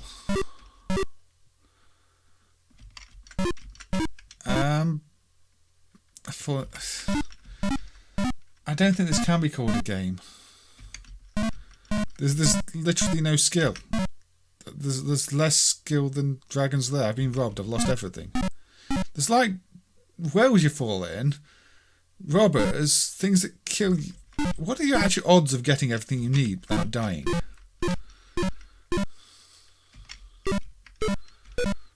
It's a random number generator disguised as a game, yeah. And it doesn't even tell you. You have to keep track of what you got in your head. But literally, there's no skill in this. I mean, this is worse than most magazine type-ins, unless this was a magazine type-in, but it was produced by Bamby software. I mean, yeah, it's a surprise. Wait, I can go on the squares twice. Wait, what?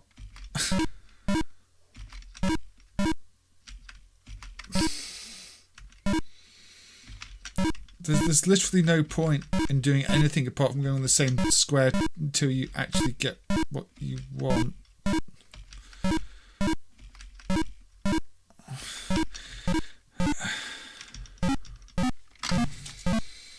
I would have thought, you know, the square being empty would mean it didn't work. I can't. Yeah, I need the spell. Then it puts you back in the bottom corner, so you. Oh, it's basic. Yeah, of course. More basic program. This is a lot of code for something completely useless.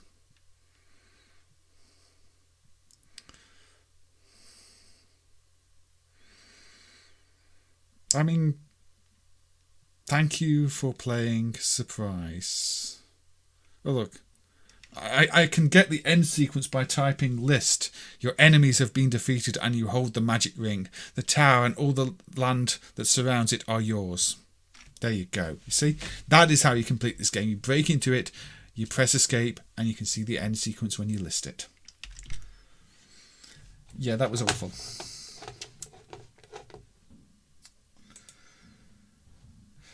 What next, Roland? One of the final commercial games released for the system, and it looks terrible. Okay. North Sea Action. I can already see from the picture on the box this is going to be an Anteater clone. Anteater's a good fun arcade game. So is this actually going to be terrible? I quite like Anteater. Let's see.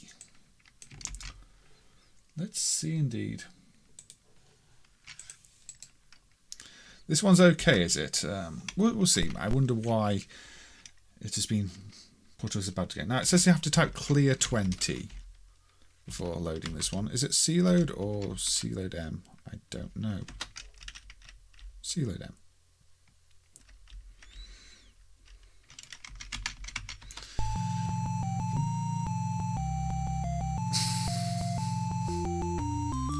(1988). Maybe what Roland was going for here was that by 1998 there were some very impressive titles on things like the CBC, and here we have what looks like a monochrome Anteater clone. Yeah, Anteater. I mean, I do like Anteater, so if this is a good implementation, I'm probably going to enjoy this. In fact, you know, this might backfire on Roland, because I think the Anteater clones... Okay, you got me. The Anteater clones on the CPC are quite bad. It doesn't have the queens at the bottom.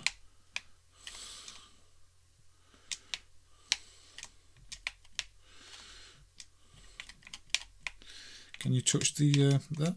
No, you can't. Okay. It's not like some of the ones where you can go back on them. All right, we can live with that.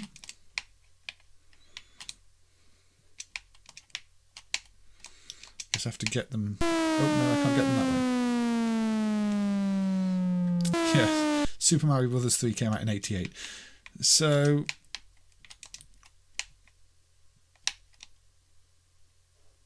I have to hide all the way up here, because on Anteater, some of them you can pull yourself back on and kill them. This one, obviously, you can't. And the layout is quite complex. No, I'm going to have to hide here. Is there a time, or can you just wait forever? I notice there's no day-night cycle as you get an Anteater.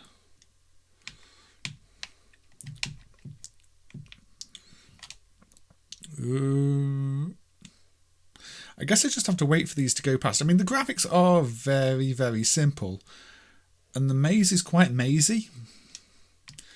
I can see it being... There's no way down the centre, so I can see it being quite a problem if something spawns on the left-hand side here. Potentially, you know, super unfair. Not going to get that. Oil well on the Atari 800 isn't awesome. I'll have to play that, Neil. I mean, yeah, for '88, this is underwhelming.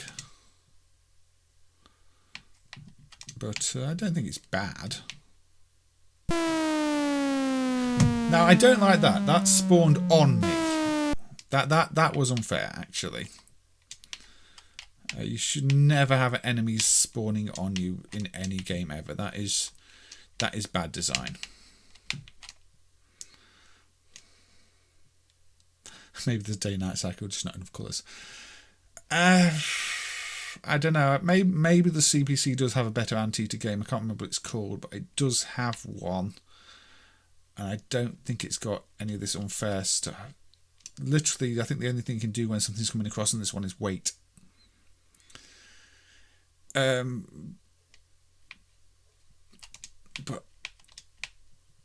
I'm guessing this was not on the Tandy systems at all. Yeah, you don't get... There's no quick retract. You literally can't move backwards fast enough. I think this is another where the difficulty comes from the flaws in the game design. Which is a shame, because Anteater is actually a really good game. But you need to do it right.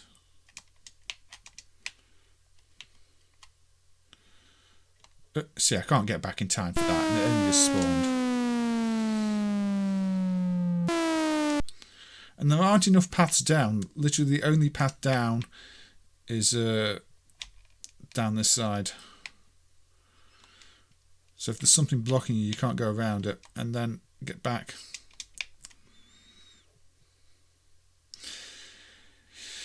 It makes you want to play the proper version of Anteater, because Anteater is such a good game.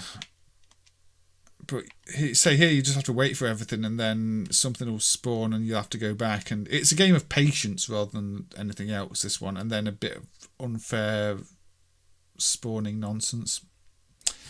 I think I'll move on. It just makes me want to play a proper version of Anteater. For 88, yeah, this is disappointing.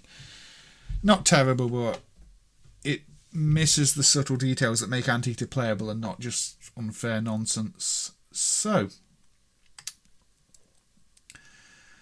that means for our 9th guest, it is time to break out the FaceMaker again. So, we'll do that. We'll break out FaceMaker. Yeah, a game of patience instead of risk or reward. And then if things spawn kill you, it's not even that much patience. You can't wait near the bottom because you probably die. Right, is this person male or female? This person is male, I believe.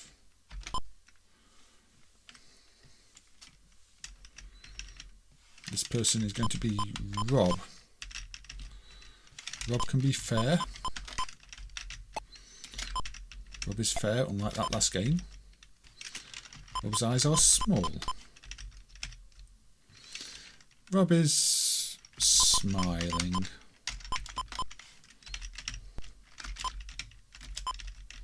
Well, their eyes are. Eyes are bushy. They are straight.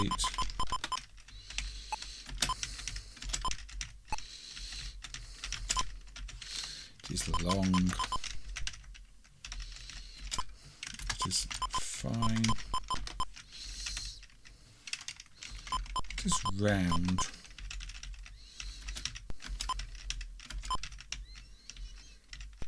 I mean, I'd have to flip the face if I wanted upside down faces. Rob's mouth is small. Happy. We've got to have some happy guests. They are thick. There we go. No, that's all good. Rob's hair. Rob's hair... no, Rob's not bald. But has very long hair. And it is curly. No, we can't see any ears. Okay. Rob's chin. No, Rob has no beard. It is round. Yes. Yes, even. Sir Isaac Dragon. No.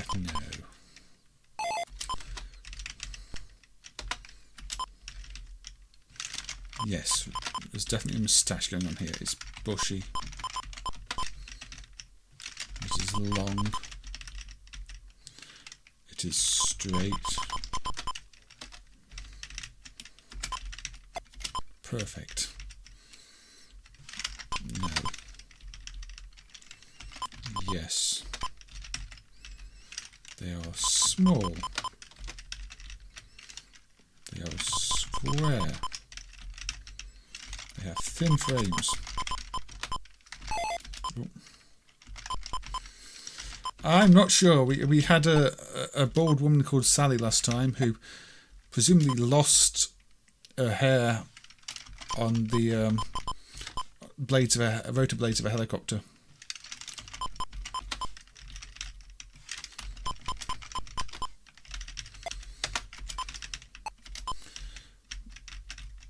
No hat for Rob.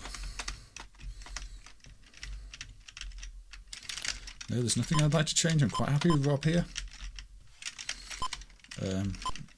No, I don't want to make another picture.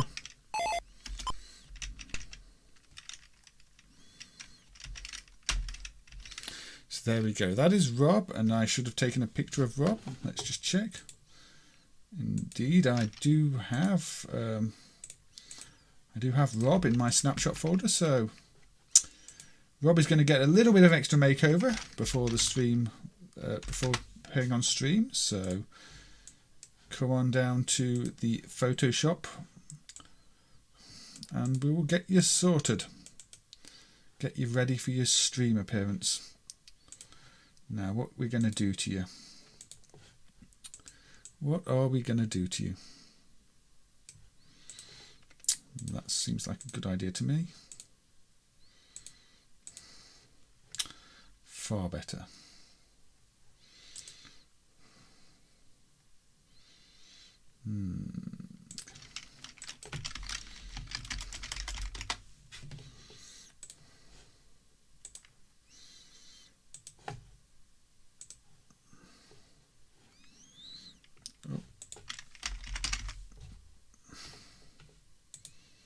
Didn't actually mean to close that. There we go. Right. Okay.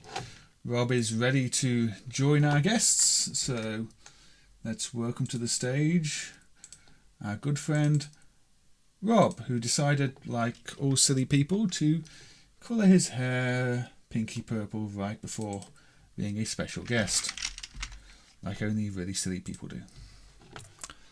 So there we go. Welcome, Rob. Now, Rob, I'm guessing you are familiar with the Dragon 32, so do you have any personal recommendations for games? You should have, you know, a list of 5 I should to come up with. Okay, the first one you're telling me is a port from the Coco, but it is a very good game, and I should definitely look at it and spend some time with it. Okay, so what's it called? What is your first pick called? Your first pick called is Downland. Downland, not Down Underland. We're not talking Australia, we're talking Downland. So, let's have a look. Where is it? Downland. Nice colourful logo. Looks like a bit of a dungeon explorer again, or a castle explorer. So, we'll have to have a look at this, see what it's like. You used to work with this guy.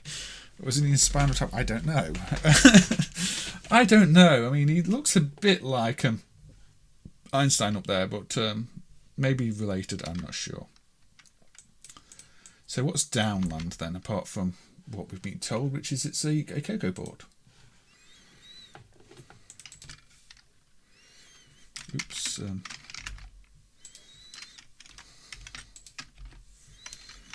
So here we go.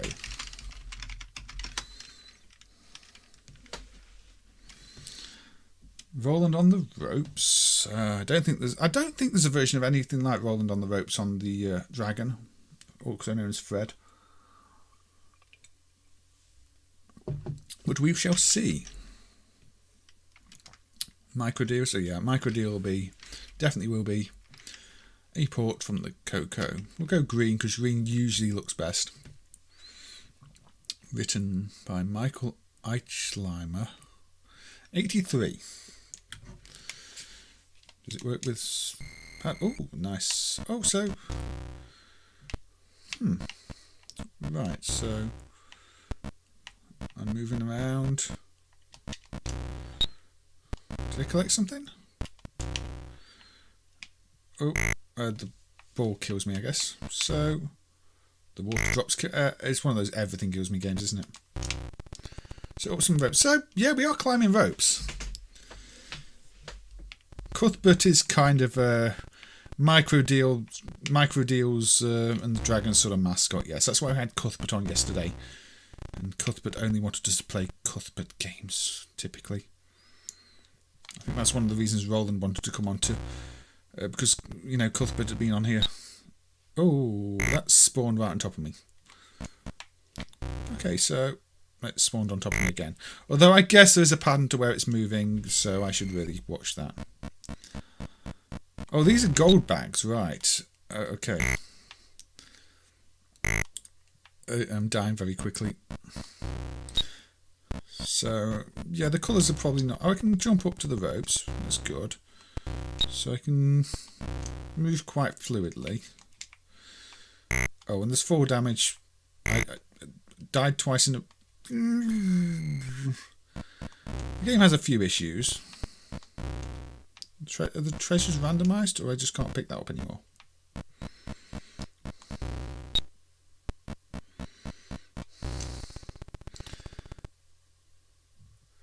Boulders are fixed patterns, yeah. So it's a learn the patterns game. Why can't I pick up? Oh, I can pick those up. I couldn't pick that one up down there, or I just didn't jump right.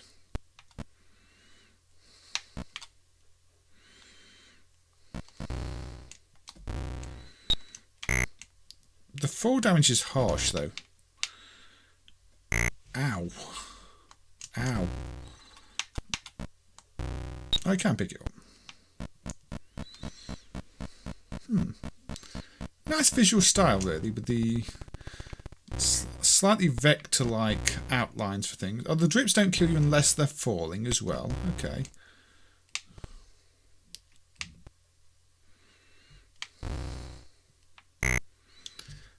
Yeah, that's going to get me quite often. Alright, so the 4 damage is really harsh. I've got to remember to climb down the rope before I jump off it, otherwise I will die from 4 damage.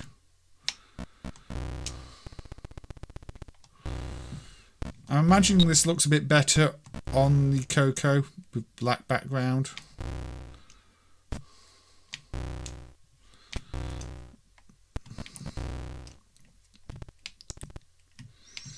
Right, so up here, then down here, then jump.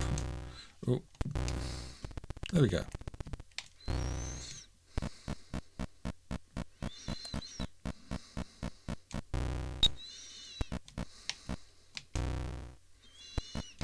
The collisions are a little oversensitive. There we go, though. And I'm approaching what looks like a phone box. Oh, multiple routes by the looks of it. How do I get to that cavern up there? Is that wall one I can walk through? Ooh, ooh. That's not good. I don't like being stood here. Oh, I can jump back onto the rope though, thankfully. 10 rooms. Okay, so not a huge game. Maybe that's for the best though, because you do seem to have to know the screens and the patterns of things, as I failed to keep in mind there.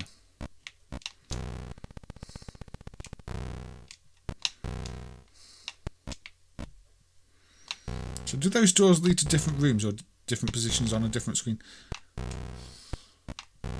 On the same screen. Jumping can be a bit tricky. Oh, I can't get to the top door, can I? Is that bird coming for me? So this goes back there. Yeah, I can't get up there. Can I jump over the ball, or do I have to race it? I'm not going to beat it in a race. I don't know how to get past that. The back comes when you run out of time. Alright, this seems tricky. Yeah, like Spelunker on the NES. It does remind me of that too, Awesome Panda. It is a getting treasures in the caves game. Though yeah, the collisions are really fussy at times. Really be spot on. I guess once you get... Don't Donkey Kong Jr. yourself off the ropes though. That's silly.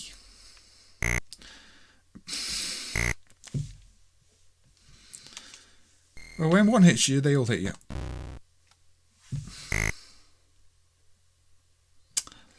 You have to jump it, so it's a timing thing. Right, well, I'm probably dead. Just I quite like this. It's smooth. It looks good.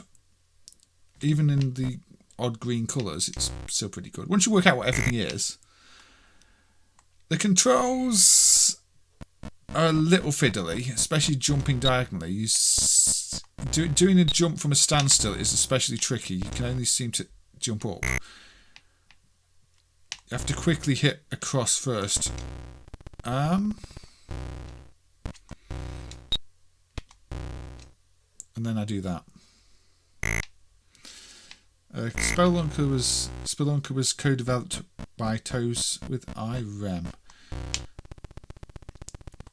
It's one of the, I thought it was one of those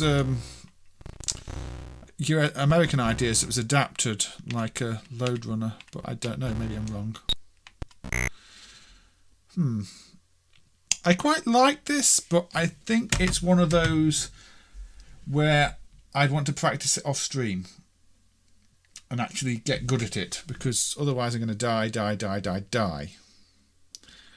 There's a bigger sequel called Cave Walker. Not sure if it came out for the Dragon. Is that on the Coco then? That was classic me, yes. Alright, so yeah, I quite like that one. It looks like a good game, but I'm not very good at it. We've heard that said a lot. Let's go back to the guest room. Rob, what else you got for us? Another Coco port? And more of a maze game. Okay, what's it called? Time Bandit. That's a nice cover. Again, it looks like a treasure hunting in caves type of thing. Is this your thing? Are you a bit of a treasure hunter, or is this just an early theme? Okay, let's have a look at Time Bandit, which apparently is another Coco port.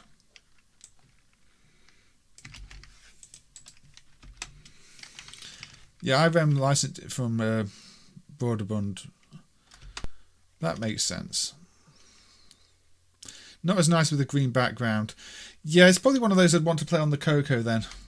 But it's nice it came out on the Dragon. You'd pick black colour set. Okay, I'll do that then.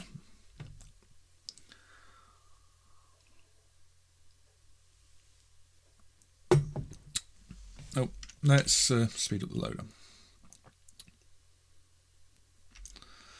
So black. It's nice that they did give you the choice. So yeah, you can definitely tell this is a port. Okay.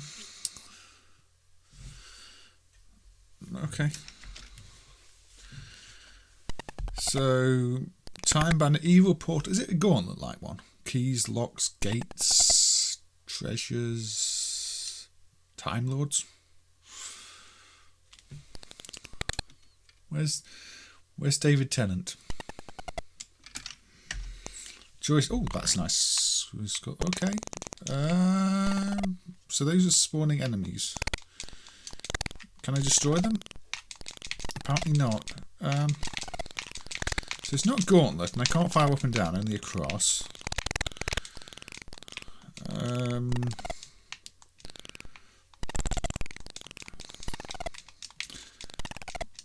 There's a treasure there, isn't there? There's nothing else. Oh. Nice and smooth. Fantasy board. Oh, I went through the gate. Is that a treasure?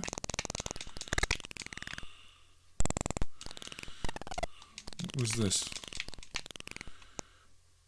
That took me somewhere else. A teleporter. I need to get another key though. I can get some more treasure. I don't know quite what I'm doing other than going around. Can't do this yet because I've not got the key. You have to push the scroll when you're a bit too close to the edge of the screen, maybe. I like it when there's a bit more, when it's maybe starts scrolling a bit further away from the edge, because you can't really see what's in front of you until the very last second. That just took me back up here, but different. Ooh, I'm back here. Is this not where I started? No. Got another key though. Still says fantasy board. It looks like where I started. Oh, Western world. Okay, yeah, I see a different theme. A hub room with multiple levels. Oh, that's quite clever. I'm not used to hub areas in such games. Guessing I can't go off the top. Oh no, it's wrap. But I can use my key there. So it's a bit Gauntlet-like, but it only scrolls horizontally. And I'm basically getting keys and going to doors. I guess I can pick this up, can't I? No, that's a wall. Okay. Seems rather original, actually.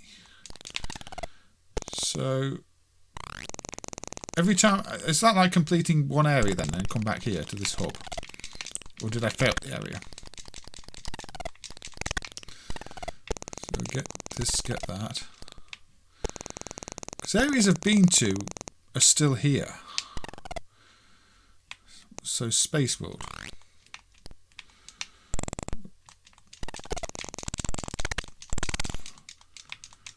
Oh, it's like a one. It's got an arrow. Is it a one-way door? Yeah.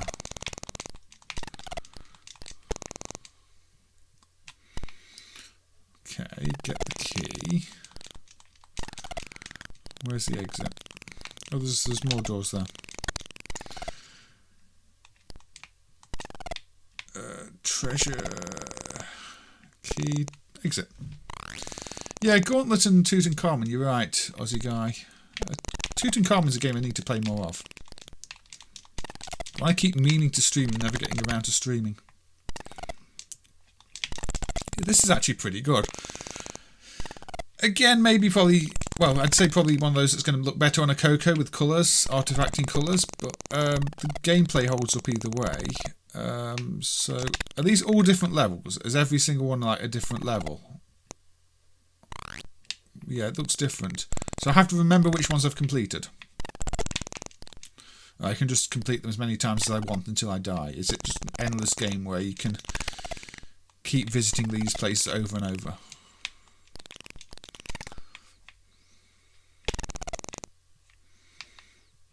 Okay. Each one 4 times. Alright. A bit of grinding then, but not bad. Can't go down there. I do like that. I have to say. When did this come out? I mean, I can't remember many other games. Surely it must be after Gauntlet, so it must be after 85. So Gauntlet was 85, wasn't it? Unless if it was before Gauntlet, that's even more impressive. So this is a slightly 16 times and they flip around. So you've got plenty of game for your money.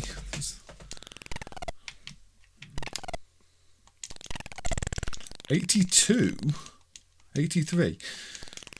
So probably more influenced by Tutankhamun than more so than Gauntlet. Unless I'm getting the Gauntlet release date completely mixed up. I thought Gauntlet was like 85. I'm sure we had this conversation yesterday, and I've forgotten what the answer was. I do like this one. Not one I've played before. Gauntlet itself was a clone. I mean, maybe Gauntlet's innovation was just the vast number of enemies and the 4-player aspect and the multiple eggs. This has got multiple exits. It's hard to say. I mean, most games are based in some way on something earlier. That's why it's kind of interesting to trace the roots of games back, because you can always find similar elements in games that came before it. So I need 2 keys to get to this exit this time.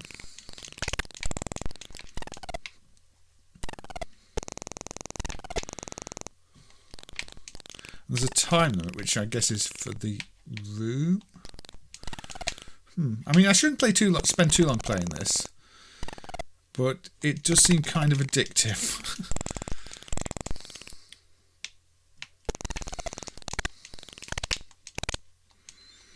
Maybe it should be a little more challenging. I mean, I think I've played it too long considering I've been playing very casually. Yeah, I did play Bulldozer, an Arkanoid clone. Okay, so yeah, I quite like this one. I think it take. I mean, actually, let's just kill myself off because I think I've got an energy bar on the side there, haven't I? So let's see what it actually takes to kill my character. So yeah, if I collide with enough of them, ooh, I die. And so ends another exciting adventure of Time Bandit. 83 on the title screen. So yeah. Yeah, Gauntlet was 85, so that predates Gauntlet. It gets more challenging. It's just one of those slow starters, is it? But yeah, that's a really good one. That's a really good one. Dandy, yeah, I played Dandy, and I think was it Ranarama, and there's a whole bunch of very similar games. The problem is, a lot of these companies were so happy. I mean, you talk about Who Dares Wins being threatened off the market because it was too much like Commando, and Elite had the license to Commando. But Who Dares Wins isn't that like Commando. These things happen. So, Rob, what next? An impressive 3D Pac-Man game. Okay, 3D Pac-Man called Red Meanies. So let's have a look at that. We've got Meanies. Oh, yes. That's a nice cover. And that's definitely a Pac-Man-like cover. Pac-Man tends not to work very well in 3D though, so I'll be interested to see how this plays, because one of the things about Pac-Man is you can see where everything is. But we'll have a look. We will have a look. Tutankhamun's 82, so it's more likely based on Tutankhamun. Hey, Mike and Janie, thank you for joining.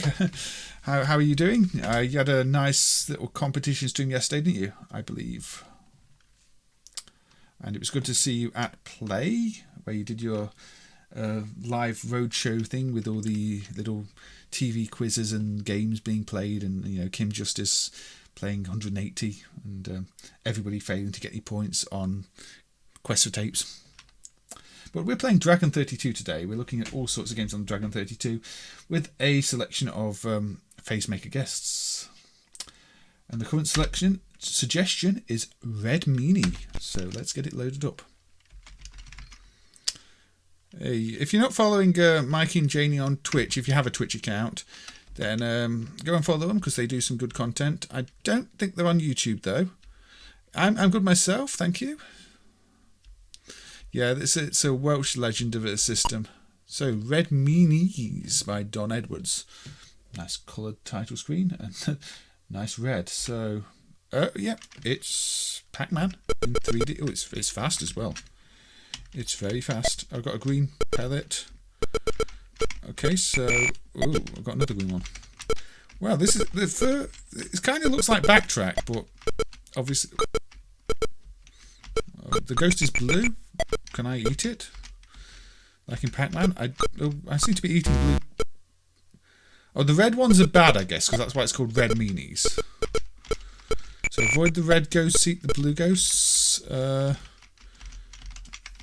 Does it have a map? Or is it going to turn into I don't know where anything is?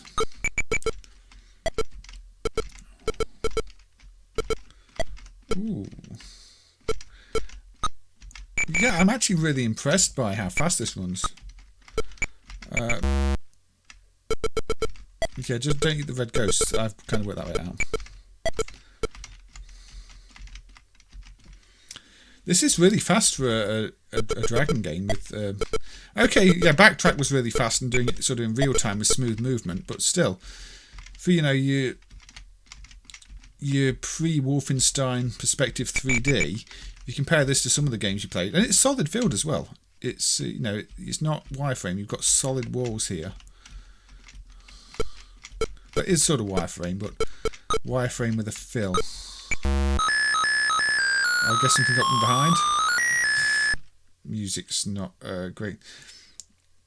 Yeah, isometric Pac-Man's okay, like Pac-Mania, because you can still see enough of the screen.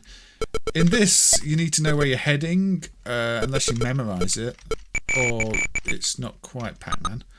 Technically, it's very impressive, though. But there is a reason Pac-Man wasn't in 3D. Now, I do personally maybe like things like Sultan's Maze, where there's a lot of tension, and you do have a map, but checking it costs energy. Well, the enemies do move. Am I meant to be hunting down the blue ghosts? Or do they turn red when I hunt them down? I don't know the mechanics, unfortunately. But on a technical point of view, yeah. There's apparently one green. Oh, and then a restart. How big is the maze? The blue thing looks like a TARDIS. We saw a TARDIS-like thing in the previous game as well. But then again, so many games of the period did copy TARDIS-type designs for all sorts of things. In this case, it's meant to be a ghost, I think. But it's not one of the red Meanies. It's a blue friendly ghost. Yeah, you'd have to memorise the maze layout. Or at least see it once to get an idea of it. Because you can't get an overall feel for a maze when you're trapped in it, which is kind of why, you know, hedge mazes work so well.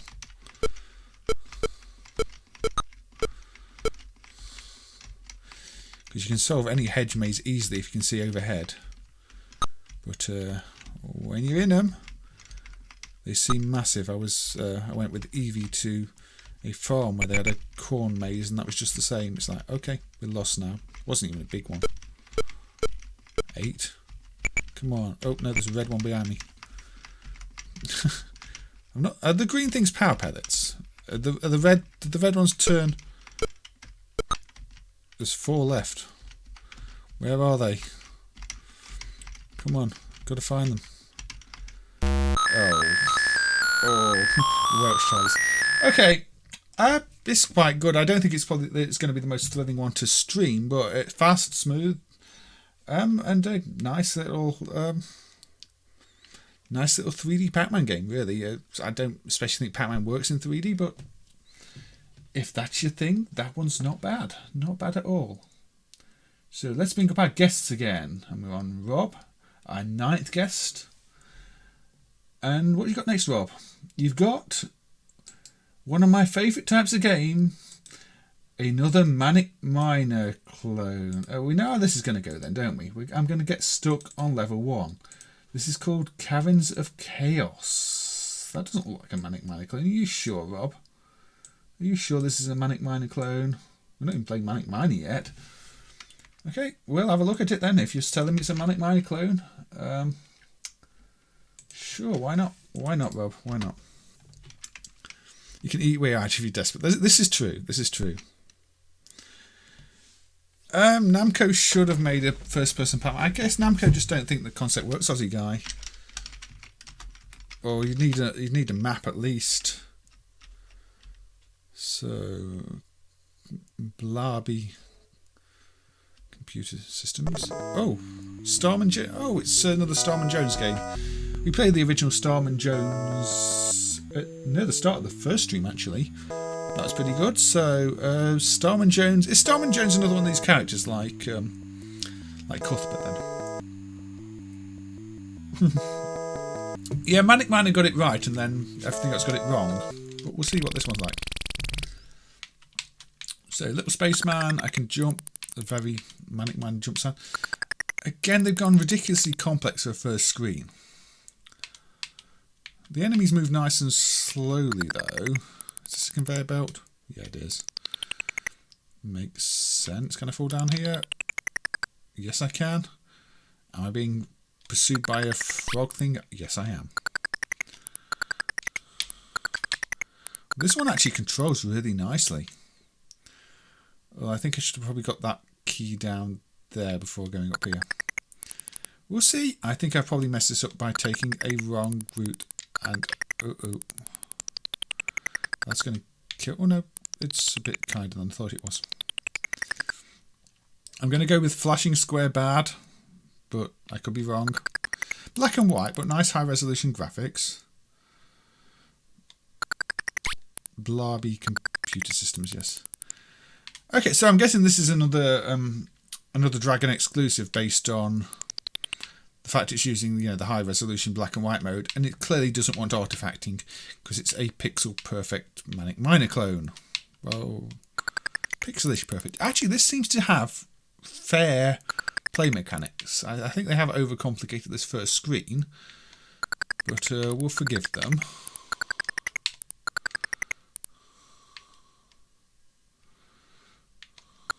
There are worse things you could have done. Is there a time limit? Not that I can see.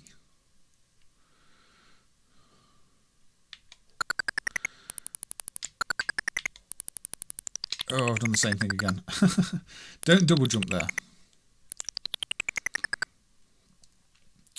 So Manic Miner itself has got the oxygen meter, hasn't it? So you're quite pushed for time. This one seems a little more casual.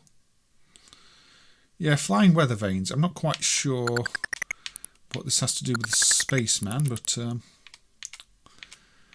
we'll allow it. We'll allow it. I always kind of panic because it's a conveyor belt, but I can take my time. Now, will I make it off the first screen? And where do I go when I collect the final one? Ooh, I almost jumped into that. It's... Oh, there's an exit opened up there. Okay.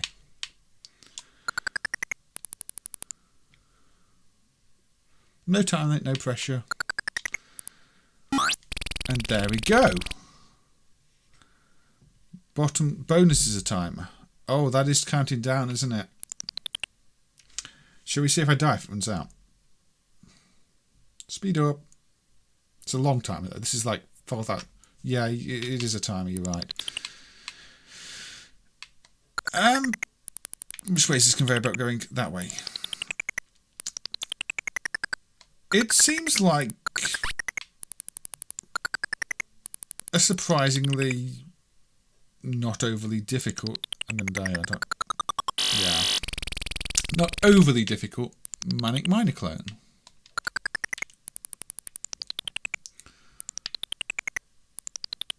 And you know what? That's kind of surprising. I can fall now, can't I? Yeah. Now, I know there's a black hole stage in one of the Roland games where it sucks you in, but this black hole seems quite friendly. It's not having any adverse effect. How do I get that one? I guess I have to actually... No, not fall down there. Now, this is... And I've not got to collect the keys I've already collected. It's remember the ones I've got. So, again, that sort of pulls the difficulty down a little bit. I think this one might be a good introduction to Manic Miner games.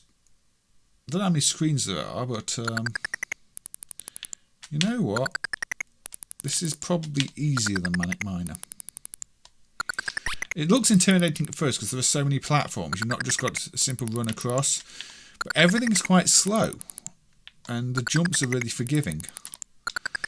So this might be Manic Miner for kids, even though, you know, we did play Manic Miner as kids and got absolutely nowhere in it because it was so difficult. At least I didn't. Maybe somebody else did. Oh. Okay.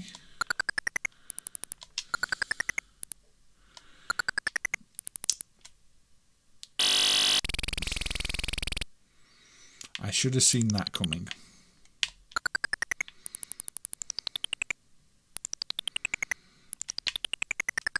Manic Miner on useless difficulty. Yeah, it's a very casual Manic Miner. I don't think I'm going to play it too much longer, but I'm glad I've played it. Because, you know, it's actually nice to be able to get past a screen on one of these games. Even Manic Miner is tricky at times. Right, let's get this. Where's the exit going to be? Oh, there. The exit's even nice and close to it. And look, I'm not dying when I hit my head on the top of this screen. We will complete this screen and move on, assuming I make it to the exit without doing anything silly. Yeah, it's kind of cute. Nice little spaceman. You can tell he's an astronaut with his mask on his visor there. Or somebody's blown a hole in his head, but aliens will do that to you, won't they? But clearly he's still alive as some kind of zombie spaceman, even if that happened. But yeah, this is not a bad suggestion from my FaceMaker guests. There we go. So what's screen 3? Yeah, the CRT effect is MAME's CRT Geom Deluxe filter. Maybe it's not the best for a PAL TV, but it still looks quite nice, I think. So yeah, there is a CRT effect, Mike and Janie. Okay, so yeah, Caverns of Chaos. Actually pretty good fun, I would say. So we've got a mixed selection from Rob so far. So, Rob, what is next? A Galaxian clone. All right. I'm sure there are plenty of Galaxian clones on the system because it's a popular thing to clone. But which one have you chosen? You've chosen Star Swoop. All right, Star Swoop. Another Blaby computer system one. So I think all the Blaby games we've seen so far have been Dragon exclusives. So I'm guessing Star Swoop is going to be a Dragon exclusive. Yeah, it might be the same one, Mike and Janie, because it is. MAME's got the CRT Geom Deluxe, but it's not one we developed in house. I think the port to BGFX was done in house, but the filter itself is a common one. So, what is Star Swoop? Semi-graphic. Oh, if it's semi-graphic, it's going to look nice, isn't it? Oh, it's a basic one, or did I mistype that? Okay, I messed up there. C-load M. I must have not pressed the M last time. So, ooh, a fancy little title screen here. 83. That would have been 2 when this came out. And yes, you're right. It's a colourful semi-graphics one by DK Pridemore. S left, F right, enter to fire. Space to continue. Ooh. Nicely animated ships up there. And again, I think this is kind of playing to the strengths of the hardware, the semi-graphics, isn't it? You've got your 2-line character graphics, slightly longer. See, this is when the Dragon manages to look a little bit better than something like a Spectrum in some ways. Because until the recent techniques on the Spectrum, where you could have sort of the 8x1 attributes, single-line attributes, with complex raster timing, you couldn't really have that many colours on the graphic.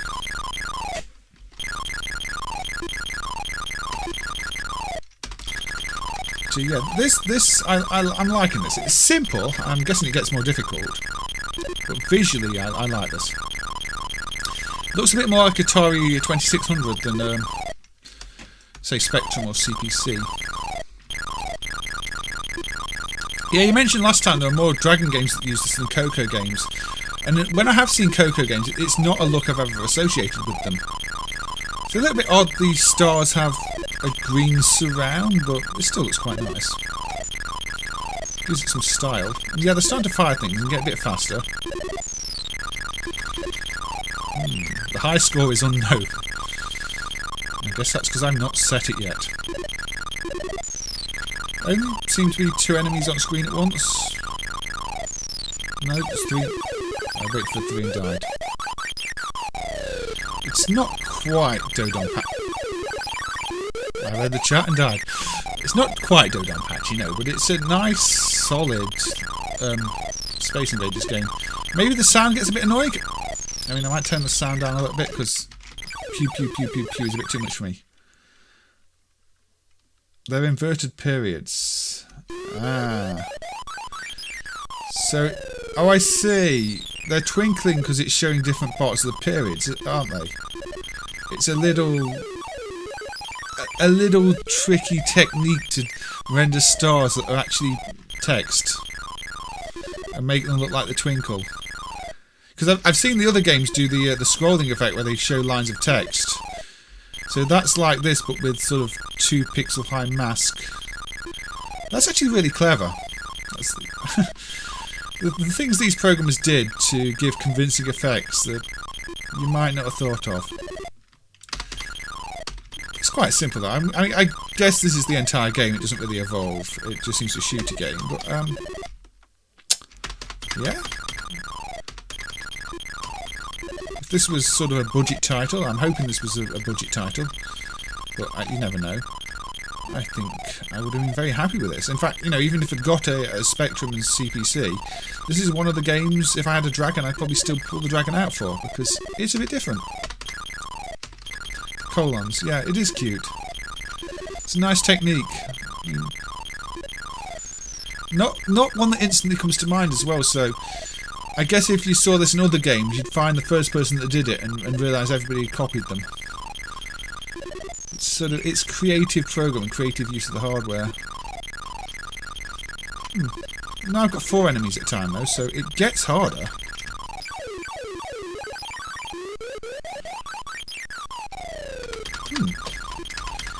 Yeah.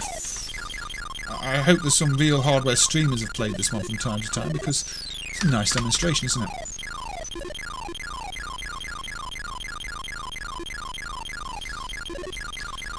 Indeed. R9, K9. Works really well. High score again. Anyway. Okay, I think we'll move on though, because we've been streaming for 3 hours and we still have one more guest to create and 5 games of their choice to play. So, you know what time it is? It is time to fire up FaceMaker and create our final guest. 2 recent releases, Rally SG and Pipes, use semi-graphics. I've not seen those ones. I'll have to check those out after the stream. I don't think I have them. So, FaceMaker. Right, we're going to go female this time. And we're going to go with a Donna. As in kebab. They can be dark. They can have small eyes. They can have sleepy eyes, because it's getting quite late. And I've left them till the very end. Well, almost the end, because we'll probably do some games of my choice afterwards too, like last time. Okay, there we go. Donna's nose is long. And it's fine. It's round.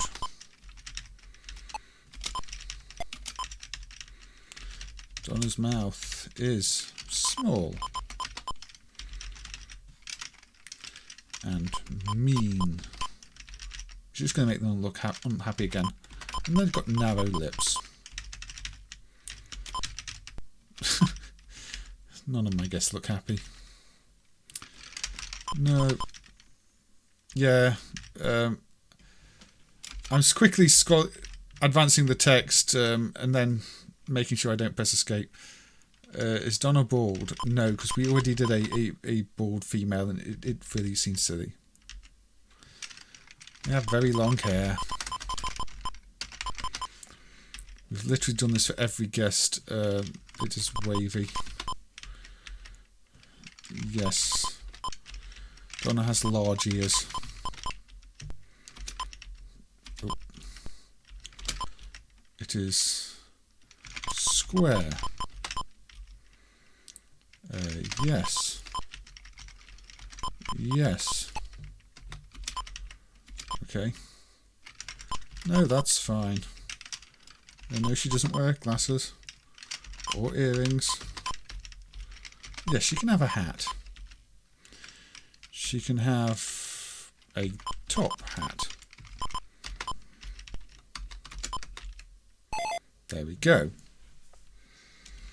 Perfect. In fact, I think she is there and she is saved in my folder. So let's have a look at our 10th guest. Is she not saved? Hold on. No.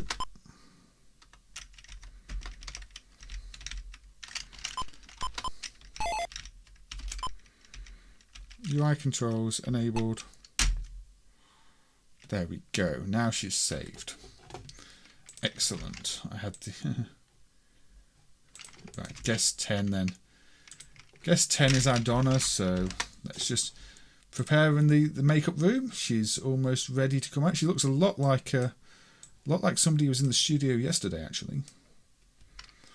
Don't think she wants a green hat. She wants to change her hat before she comes on stream.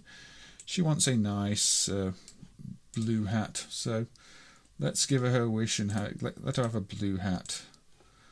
And she can be a slightly darker shade. Not that dark. Of hair. A lighter shade of hair. She's had a bit of a touch-up and she is now almost ready to go. So let's bring her out to the stage. And let's get our guest room back up. So Donna is guest number 10.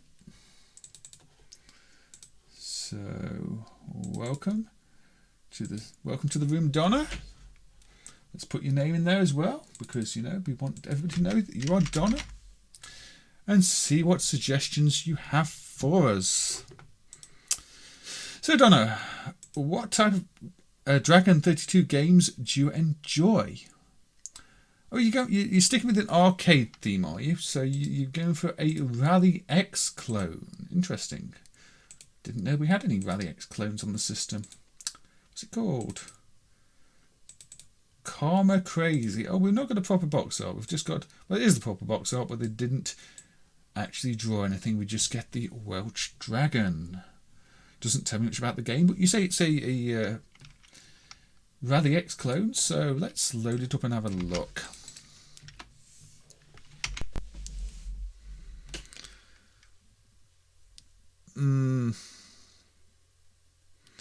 Yeah, I don't even know why I'm locking it again. It's just because I'm paranoid about accidentally hitting escape, I think.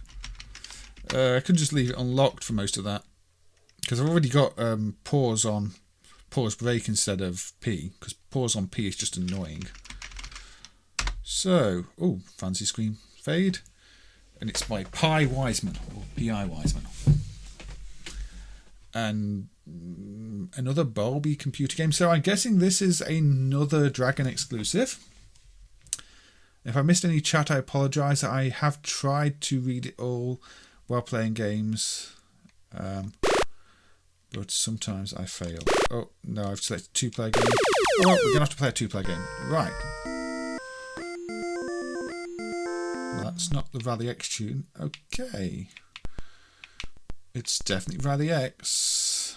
I mean, I can immediately tell you the problem with this Rally X clone, apart from moving in tiles, is there's no map. We just talked about Pac-Man and how important the map is. And, Namco released Rally X where you can't see the whole maze, but they provided a radar. So you know where to go. I'm seeing no radar. Unless there's a map key, this is going to be incredibly difficult. It's Carzy, not crazy. Sorry, I misread the title, but that makes more sense if it's Yeah, you need a. Literally, I don't know where the flags are. Is there a map key? Oh, there's a flag down there. No music. No, there's a little jingle at the start. I mean, music during gameplay is a lot to ask from the machine, especially if something's got to move quickly, because it crash. The unlicensed NES versions have maps. It's got a nice big boom. Nice jingle. Oh, player 2 is on the other controls. Player 2's dead. Does the maze status remain? Yeah, fine. There's a flag there, but I died. You don't get the cars paused at the start and the ability to drive through them. Oh, I can still smoke bomb them though. Now the thing with Rally X is at the start also the cars don't kill you, and you can, they don't move and you can drive straight through them. They don't start pursuing you within a second of the level starting. So it has missed a few of the subtle details of Rally X. And the not so subtle details, i.e. the map. Would it have been... I don't know, if you're not going to have a map, you at least need an arrow to point you towards the nearest flag.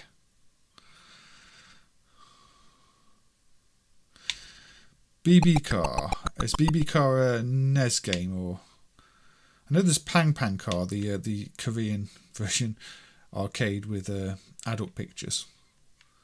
And Flag Rally 96, which again is a Korean game, but that one doesn't have naughty pictures, at least not the dumped version. I suspect there is an undumped version with naughty pictures because it's a Pro Mat game. Yeah, this is search for the flags and hope you don't run out of fuel. And it's quite quiet. Okay, it is Rally X, sort of. It just reminds me of those Pac-Man games that don't quite get things like the AI right, and as a result aren't very playable.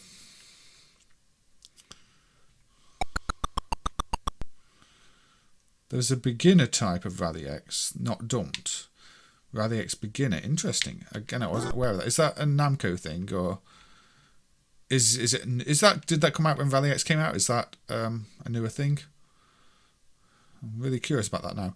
The thing that always I like about Rally X in terms of the ports are the Jack specific ones, where they've got new Rally X, but halfway into the tune it just turns into like a bagpipe rendition for no apparent reason. I mean, the original Rally X music does not suddenly have bagpipes in the middle of it, but those Jack Pacific ones do, and I like it, but considering how authentic they're trying to make the ports otherwise, I don't know how they ended up with bagpipe music for half the tune. It's kind of funky. Oh, okay, I got. There was one flag I was searching out there too. This one's still got 5 flags left. I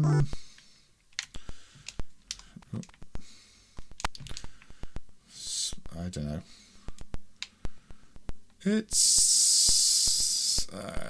It could be better, this, couldn't it? Yeah, I think we'll move on from that. Carzy. Yeah, that's just funny. Silly one. It's the reason new Rally X exists. Ah, alright. So, a proper lost piece of history. Oh, okay. Donna is already whispering in my ear that her next suggestion is actually one that was mentioned yesterday. She was watching the stream waiting for her turn, and somebody mentioned Return of the Jedi when we were playing 3D Death Chase. Now, no box art for this one, unfortunately, but Return of the Jedi, not Jedi, Jedi. So it's a bit of a knockoff of Star Wars, but apparently implements the 3D chase scene just like 3D Death Race did.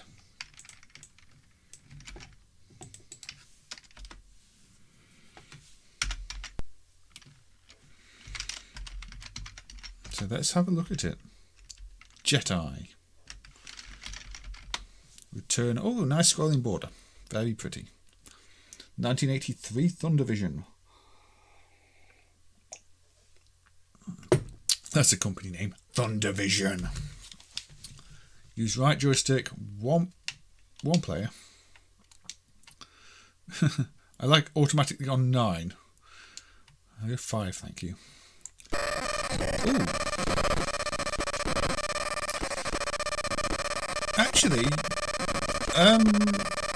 my initial impression is this is faster than the 3D Death Race and has slightly less bad sound and particle effects.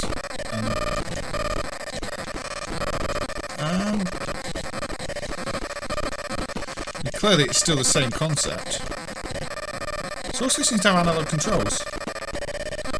Yeah, I can move quickly or I can move slowly. That's nice, actually. And they're crashing into the trees. All right.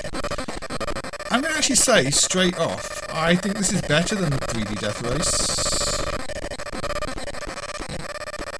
I can shoot them in the distance.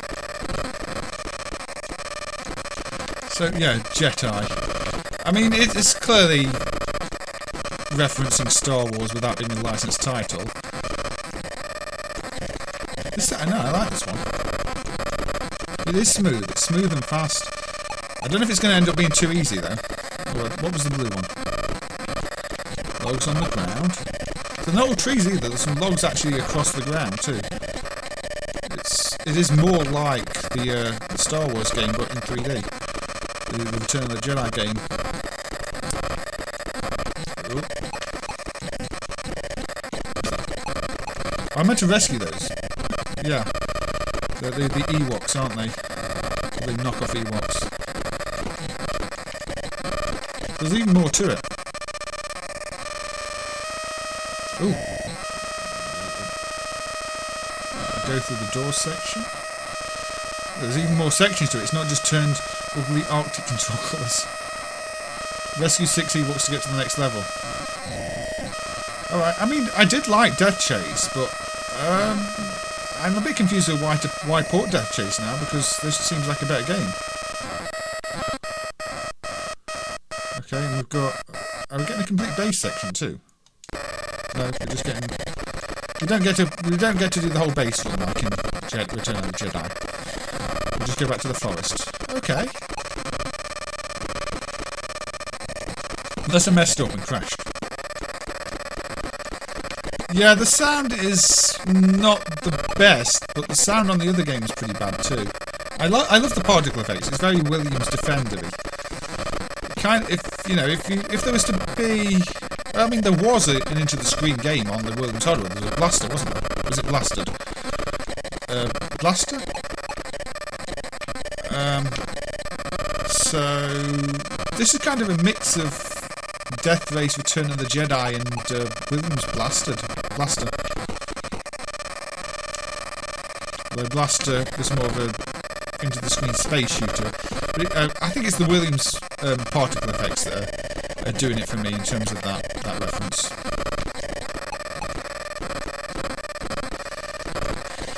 I don't know if this is how it sounds. I mean, the Formula 1 game sounded pretty bad too. The engine sounds on it. But I did find a real hardware video of that, and it didn't sound much better. So, I mean, it's just got a DAC, and things that use speech sound alright. The sound hardware is just primitive. Okay, so I think we've seen what the game has to offer. It's good fun. I'm not going to play any more of it. I think it's just going to keep doing that. But yeah, that was actually impressive. I liked that one. But we are having to rush along a little bit. So, good choice, Donna. Good choice. What have we got next from you, then? You're going with an oddball choice of game that I might like or might hate. Very arcadey. And it's called Boris the Bold. Okay. Is it a knockoff Qbert? It kind of looks Qbert-y on there. So what's Boris the Bold? We'll have to have a look. We'll have to have a look. So no issue with the old beeper device. Hey Matt, it's going pretty well. It was a Star Wars knockoff called Return of the Jedi, but it's a pretty good one actually. Pretty good one.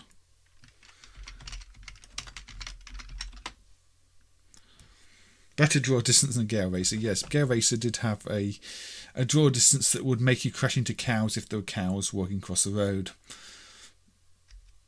So, another Blaby computer games. So, probably another Dracon exclusive. Boris. It doesn't say Boris the Bold here. Do I want instructions? Go on then. Get to the exit at the bottom right. Fall through the gaps. Avoid the obstacles. Okay. Right. Hyper jump. I'll work it out. There's a lot of instructions. It does look like Qbert. The instructions didn't sound like Qbert though. It's just the Lost Qbert sequel. How do I choose the number of players? Okay. Player 1. It doesn't look like Qbert anymore. Oh, you can't see the screen. Sorry. I've not changed the view back. Amateur mistake, that. Amateur mistake. Sorry. Thank you, Matt. Thank you. I sometimes forget to change. So now you can see the screen. Shall we? Let's reload this one, actually, because I did mess that up. Sorry. That was my fault. I left the guests on. As pretty as they are, they don't show this. So here we go. Boris by N. Dyson, who went on to make plenty of Hoovers. No, Got some instructions. Get to the bottom of the screen. The screen was on for... Yeah, the screen must have been on for Jedi. So, number of players.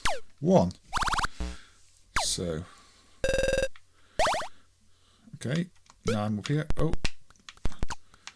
Okay, go through the gaps and I can teleport with a hyperspace. Okay, I see. I'm guessing this is a hyperspace that will randomly kill me. Do I get this? I do get that. So, it's a bit like reverse game beginning with Z, like ZZYYXX, whatever it's called, because you gave your game a stupid name and we'll just call it Bricks instead. I don't know why some manufacturers do that. They give their games names you can't possibly pronounce. Another Dragon exclusive.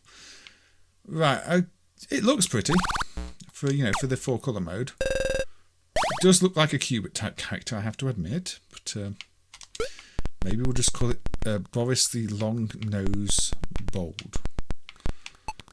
You fall down the gaps too. You don't have to press down. Okay, that's what I'm doing wrong here. I'm falling onto enemies. Who would have thought it'd be so difficult? It also reminds me about the character in Willy Wino Stag Knight on the Spectrum CPC. I guess hyperspacing away from the holes is probably a good idea if you want to fall down to. Jumping Jack. Yeah, I quite like Jumping Jack. Probably should play a bit of that. Boris with the bold nose. He does have a bold nose. Oh, that was handy. Oh, I've got down here. To avoid that, yeah, let's I guess I got spawn killed because I didn't see anything. If it spawn kills you, that is a major negative marks, I'm afraid. I don't think I hit anything. Okay, a hyperspace kill. A hyperspace has risks, yeah. I think Leggett isn't Leggett on the Dragon?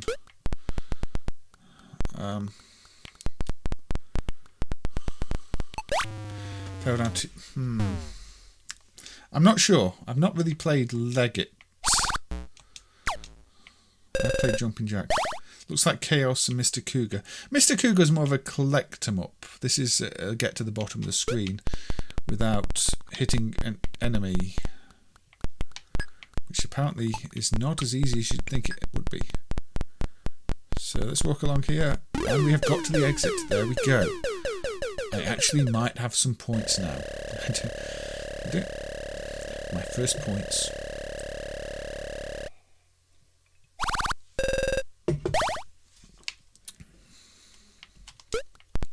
So more of the same, but presumably more. I missed the bonus item.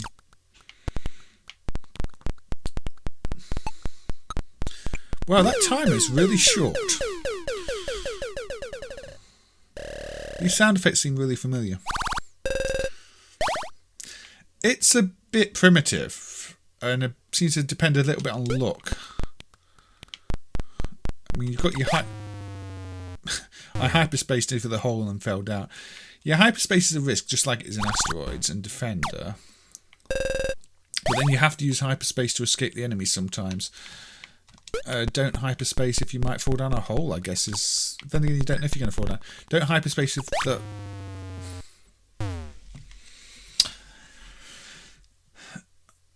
Yeah, Psycho Juice is the hot sauce.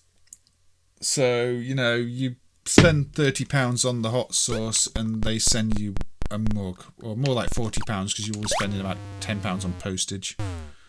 Although, you don't have to buy their hot sauces, but their hot sauces are just the cheap ones to sort of top the order with sometimes. They're not as good as some of the others.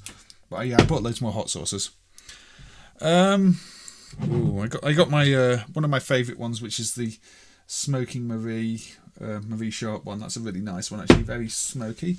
But I've obviously got a whole shelf full of hot sauces behind me too. They're rather nice. I'm not going to be licking them off my hand or anything right now, but I do quite like the hot sauces. So Boris the Bold.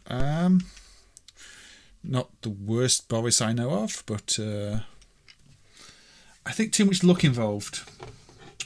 Too much luck involved. Right. So, Donna, you have 2 more picks. Oh, you're shouting the title of the next one. Well, I think it's the title. You're shouting "Giz a job." Well, you're a guest. I mean, I can't employ you as a permanent guest, but "Giz a job" is in fact a game. Yes. And I should not try and load the soft list version because it doesn't load. And when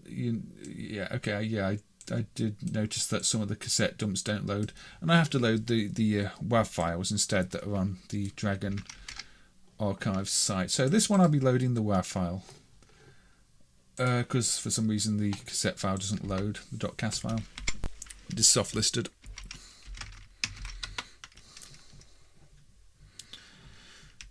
Anyway, gives a job. Oh, we've got Blaby's Dragon logo, which is kind of cute.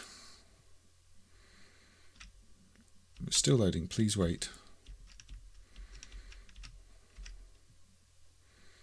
So, press any key to start. Another Dragon exclusive, I'm guessing. Okay, it's a platform game where I'm collecting bedposts kill you. That's a new one. I know they stop me sleeping because they hurt my feet. I'm too tall, but oh, so you hold down the power button to do different jumps. This has the potential for Cauldron 2 levels of annoyance. Yeah. Giz is give us, just abbreviated, Bob. Give us a job. Apparently getting out of bed is difficult, which might explain the lack of job. Or getting out of bed is hazardous. Yeah, this has jumping mechanics that Cauldron 2 would be proud of. Is that a bandage? Can I get the bandage? No, 4's not high enough. You have to hold the button. Oh, the bandage is moved. So I probably want about 6 on the, or 5 on the height. Oh, there we go. I actually climbed up here. So I climbed the ladder. Oh, that was a fast ladder. It must take place on a Monday. Yeah, probably. Or, you know, just any...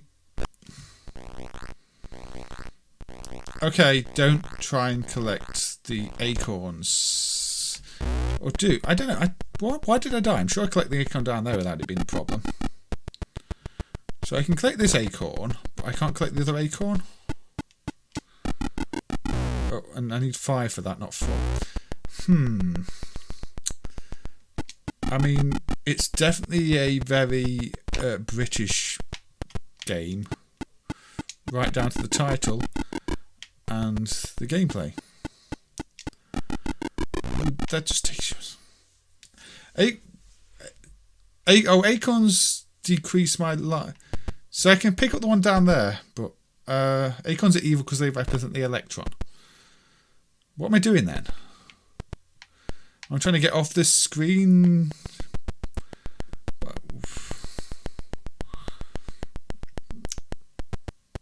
Uh-oh, that's not what I was meant to do. Am I chasing the bandage? I can stand on the acorn.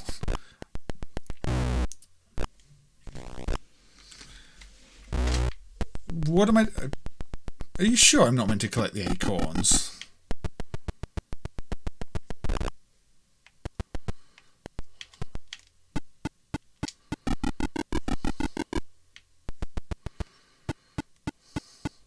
I should do an Electron stream too, actually. I don't think anybody really ever streams the Electron. So, am I really not meant to collect the acorn? Or did it just do something weird? I really don't collect... I can't work out how to get off the first screen. Also, this acorn does not kill me. That acorn gives me points, but that acorn kills me. And as a result, this game makes no sense whatsoever.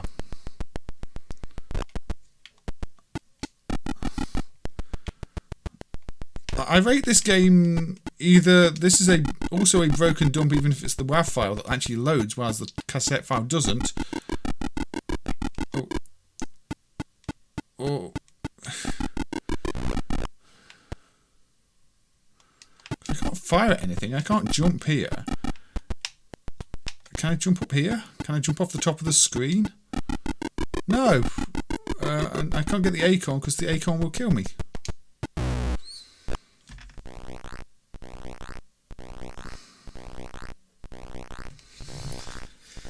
I collected the bandage though that moved around, but like I said, I can collect the acorn down here without it being a problem. Look, this acorn gives me points. I get 10 points. I don't lose any health.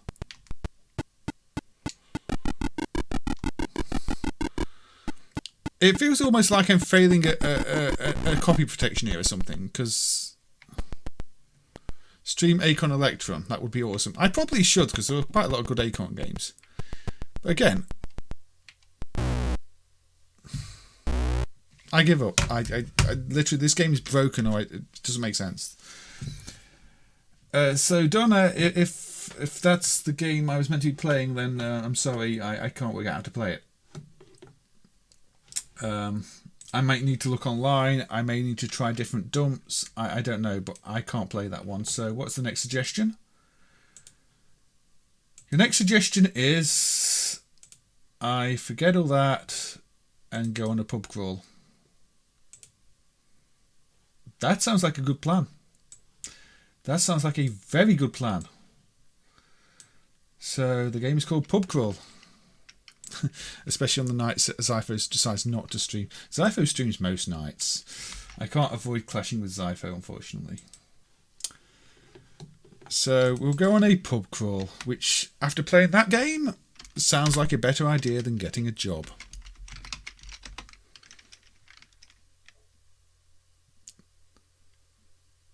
Get an acorn, then headbutt somebody, then get the other acorn, then do the other. Yeah, that makes perfect sense.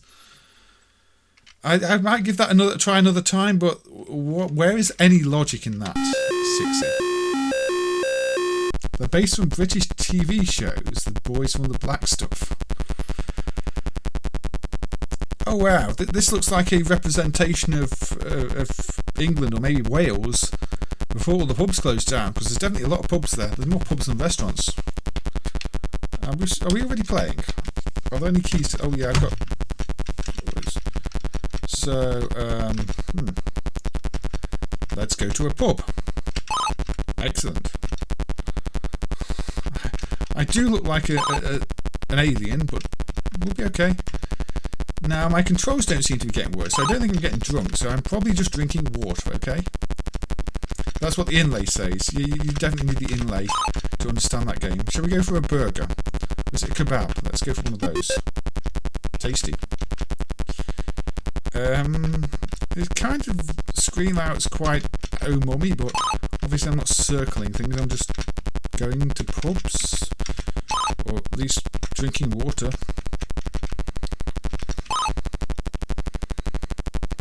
Ooh. And I don't know what I'm avoiding. Right, that's a lot of drinks. My controls should really be bad by now. But they're not. I guess I go home. It's dandelion and burdock served in a beer stein. It must be. And then we do the same again. Now, this seems like a proper accurate simulation of British life after a long day streaming and playing terrible games. Not all terrible games, but you know, some of them were. Some of them were. And let's go to our regular burger joint, which happens to be open all the time. Have another drink. Excellent. Now, how many other games are there about just going to the pub and having a drink? I hope it gets more difficult, otherwise this is going to become like work, not just going to the pub. Which unfortunately happens. Oh. I feel like I just did something terrible. Like the police are out to get me. I think I beat somebody up in that bar. Oh, they're still out. It's like Werewolves of London all over again. Maybe I wasn't. Maybe it was actually human blood in these glasses that just happens to be blue because the colour palette. Although we do have a blood colour available, so I don't know. Now it's got a lot harder. I'll be the same pet, maybe. 10-to-1 ratio of pubs homes. Yeah, the UK used to be like this. It's not anymore. Everywhere's closed down. They all started charging too much. People just started drinking at home. I may be guilty of that, you know, with this bottle of rum I have here. But if it's like £4 a pint, I'll take my business elsewhere. And if there's no elsewheres, then I won't take my business anywhere. Especially if it's like awful Carling or Carlsberg. £4 for an actual nice pint or something, maybe. I think we get the idea of this game anyway, so yeah, it's a pub crawl. Right, so back to our guest. You've had all your picks, haven't you? Oh, you have indeed. We should turn some of these off. Ooh. Let's turn off these pictures of games. Actually, let's group them all. There we go. So these were our 10 guests. Yesterday we had Britt, Movin, Einstein, Cuthbert, Sally. Today we've had Archie, Dracon, Roland, Rob and Donna. But a pint is still a pint over here. Yes, Bob. I heard at the very last minute another guest stepped forward. And personally, I don't think this guest needs any introduction. You all know this guest. This guest is world famous. This guest is a photograph of Ashens. Now, you all know Ashens. Ashens has done many things, including writing 2 books. One of them called Terrible Old Games You've Probably Never Heard Of, and the other called Attack of the Flickering Skeletons. Quite a famous author, comedian, actor, many things. Has plenty of good videos. And I do like, yes, he says hello a lot, doesn't he? Awesome panda. So Ashens wanted to join us. A photograph of Ashens wanted to join us. Ashens himself knows nothing of this, I'm afraid. But a photograph of Ashens wanted to join us. So we should ask Ashens, what should we play? Hareraiser, the unique computer treasure hunt. That was Hareraiser. Can you repeat that? Hareraiser, the unique computer treasure hunt. The unique computer treasure hunt called Hareraiser. Now, I believe Ashens wrote about Hareraiser in his second book, The Attack of the Flickering Skeletons. And it's quite a famous game for all the wrong reasons now. I mean, the story goes that Kit Williams wrote a book called Masquerade, which is a puzzle treasure hunt book, with a golden hair pendant which was buried somewhere as a prize if you solved the puzzle. The winners of that competition, which was the book, the puzzle solving, who won it fraudulently apparently, then set up a games company and made this game called Hareraiser, which in itself was a puzzle to win the same prize, or £30,000, which back in the day was quite a lot of money, and it's still quite a lot of money today. So, yeah, Ashens wants us to look at the game, or the pair of games that were available for many of the systems, including the Dragon. So there were 2 of them. There was Prelude and the finale. So this is the game, which is kind of considered to be a bit of a fraud in itself, as in it doesn't give you enough clues to actually find this hair. So nobody won the prize. And the game didn't even sell well. But yeah, so it takes about 2 minutes to load. And here we go. Haresoft Limited present Hareraiser. So there's your hair. There's your golden hair. And this game was sort of meant to give you all the clues you need.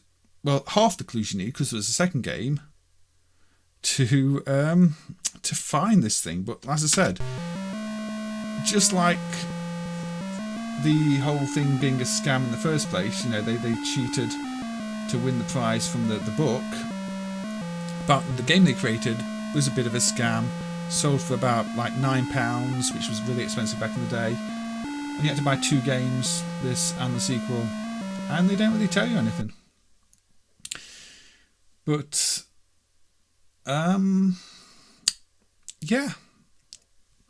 The promise of possibly winning £30,000. In fact, I've jumped the gun here a little bit because I didn't bring up the covers, did I? I should bring up the covers. And yes, that was You Are My Sunshine. The game did have. Well, we'll bring. So the first one, explains the competition up there. Complete the game, send the tape back. I mean, there's a whole Ashen's presentation on this at the Norwich Gaming Festival in 2017 is on YouTube, so you can watch that. And he talks all about it, and it's covered in, say, the second book. You see, you had your 2 tapes. The first one you bought for like £9 was that one, and then you could also buy afterwards if you actually wanted to try and find this thing. You needed to buy the second game. I use the term game lightly, which was the finale one. And look, it even says £30,000 at the top. So you could either find this thing and get this thing, which I think did actually sell at auction afterwards when the company went bankrupt for quite a lot of money, but £30,000. But nobody claimed it. But yeah. Yes, it was on all sorts of systems, say the Ataris, the Spectrum, the CPCs. They wanted as many people to buy this piece of junk as possible. And like I say, if you've not watched Ashen's presentation on it, watch it. But since this was on the Dragon 32, I thought, we should actually have a look at the Dragon 32 version of it while we're doing all these games, or both games in fact. So, it's... So, a hair... Oh, I can't read it, it's scrolling off. Good luck with your quest, for the hair is at rest. So you're trying to say it's... They've sort of copied the old competition, which was actually a genuine thing, in video game form after winning the prize. And this, from everything people can tell, was not genuine. Yeah, it's just... It's... people are greedy. People think... Oh, I can spend £10, £20 to possibly win 30,000. That was the entire selling point of this. So it's an interesting piece of software.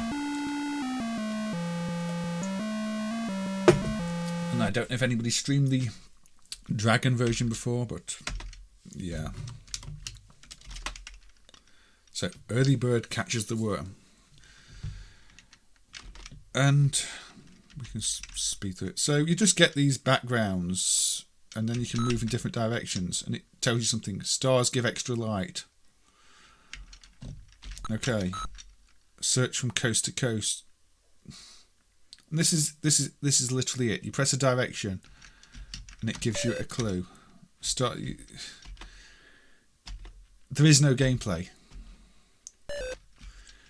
The prize was never claimed, and Haresoft, I believe, went bankrupt. It was sold at auction, and eventually reunited with the person who wrote the book. I believe, at least they got to see it again. Because say the book competition was genuine. The competition, Kit Williams. I think Kit Williams actually made the item too. Oh look, a little bunny running across the screen, a golden bunny. A teaser. Help is here. This is literally what your £9 got you. And you're meant to deduce something from this. But yeah, none of this really tells you anything. Shall you find it? No, you shan't. So people thought this must have some deep meaning to try and work out where this is. Yeah, now I'm just looping. So down just loops me through this stuff. Catch a rainbow, because that makes sense. The hair is gold. Yeah, we know the hair is golden. There is no game here. I'm not even sure it's scamming kids. It's more like you should be trying to scam the parents and the adults. And, you know, if a kid accidentally bought this, yeah, basically there's a few rooms with no logical connection between them. Deep like an ocean. Left isn't always left. Right isn't always right. Rooms aren't connected in a logical way. There's no game here. So yeah, that was the first one. And if you were really happy with that and really thought you'd got something from all those clues, you could spend another 8-9 quid on the second part. And remember, this is back in the day money, so 8-9 quid was a lot of money then. Most games cost not even close to that. So you got the second part, Hareraiser Finale. Yeah, writing down the clues, trying to find some meaning in them.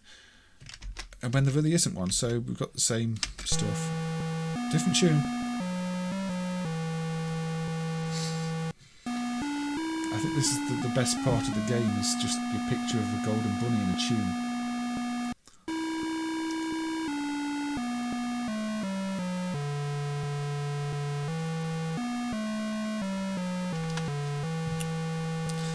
But yeah, I did want to try this since I watched Ashen's video on it. I've not actually got the book. I should probably buy the book because it looks like the kind of book I'd like. Plenty of suggestions of bad games to try. In fact, both books. So when I saw it was on the Dragon, I thought, yeah, I'll add it to the stream with obviously the fake guest of Photograph of Ashen's. It's not made of cheese. It was actually a proper golden hair or £30,000. So again, it tells you the backstory. It tells you this in rhymes. And so we get to the game. Yeah, play the music again. Okay, yeah. Don't believe your chance is small to find the prize that outshines them all by answering the golden hair's call. Yeah. Okay. Yeah, so now we have animated spiders. Best spider you've ever seen. Best animation you've ever seen. Count language as truth. Okay. Exchange. See, there's word clues now. Actual text and another spider. And we can't apparently move anywhere from here. Oh. So, yeah. Okay. Letters are not truth. And it says now. I don't know. And you can't do anything until the animations. All gaps are right, truth. Show. Is to east does land. The great. All gaps. What? Yeah, let's just speed it up under. As you can see, it's just complete nonsense. A place of sea sends eye. Just speed up. There's no way that way. Truth is 867783869684, which is probably meaningless too. And then it says Thomas. I under near cold stop leaving. Land now, field time. I see the clues become more nonsense in this one. This is the second one. So after spending like almost 20 quid back in the day on these two, you had these two nonsense games. It's not unfinished, Aussie guy. It's basically a scam. It did exactly what it was meant to do. It got people to spend 20 quid on a bunch of nonsense clues for a prize they could probably never win, based on what people disassembling and trying to understand it. And there's nothing in here that in any meaningful way is going to direct you to a prize. Yeah, there was something at Scarborough Prize that was meant to be a clue, and there was this and that, and any excuse, I think. Which I and then me go. It's just nonsense. And say nobody won it in the end. I don't think they even sold enough copies to make that much money, because I think people saw that it was just nonsense. And it's a shame, because the actual book was really good. And say from what's been said, the guys who created the game or created this cheated to win the prize in the first place, and then went on to try and get even more money out of people with this game. And it's terrible. And say watch Ashin's video on it, because he talks about it much more than I can talk about it, makes many points and covers it in his book. But yeah, that made its way to the Dragon. And I think that was probably not on the Coco, because it was a very British thing. Yeah. So if you were smart, maybe you'd try and get your money back, but you probably wouldn't get your money back. Anyway, that is all the guest picks. So let's move these out the way. Again, thank you to Brit, Moving, Einstein, Cuthbert, Sally, Archie, Dracon, Roland, Rob, Donna, and the photograph of Ashens. Our very special guest. I mean, Cuthbert obviously is famous for his games, Ashens is famous for many things, and Roland is the CPC imposter who recommended us some bad games. However, almost 4 hours in, let's just play some other games for the sake of it. Games that I found while testing that I wanted to actually play. Starting with one that was mentioned a few times. It's on disc.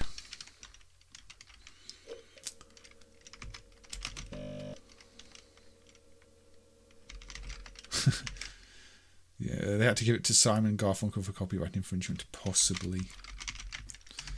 This is Tetris, which is a very late game. This is 91, I think.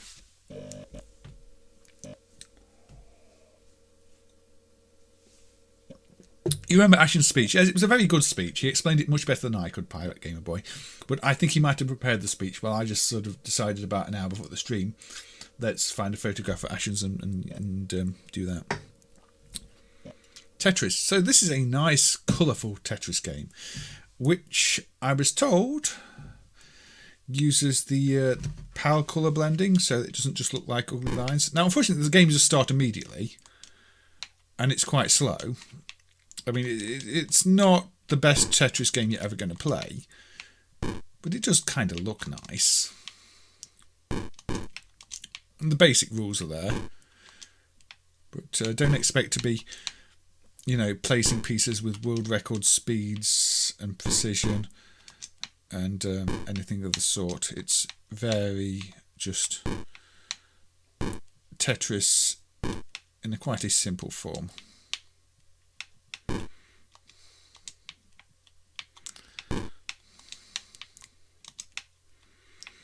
But I thought it was worth a little look. And everybody knows Tetris, I think. Now, it would be nice if we can actually get a Tetris. That's all 4 rows at once. We have set ourselves up for one if we get a nice long piece.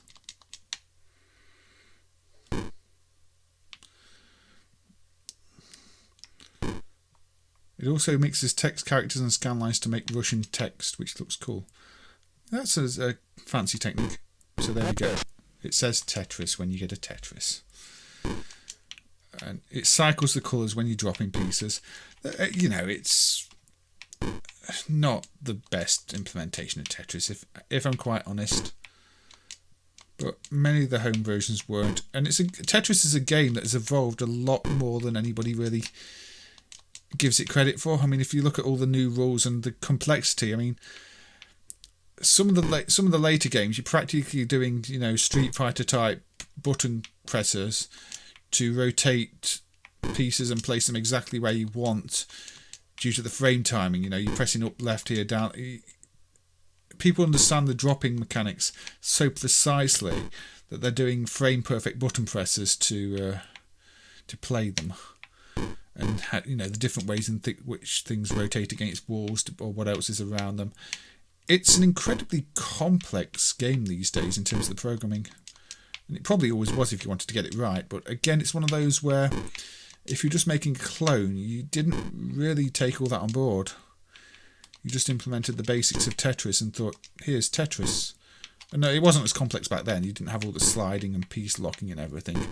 Those are more recent additions, but there were more subtleties and things than many of the clones implemented.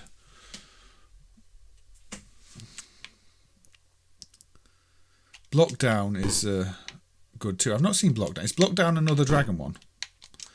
Might be one I have to have a look at. I don't think it's in the software list because I didn't see it. Again, some of these recent additions probably need adding to the software list, as do the fixed dumps, correct dumps, and maybe replacement ones where there seem to be maybe potential issues with the cassette files.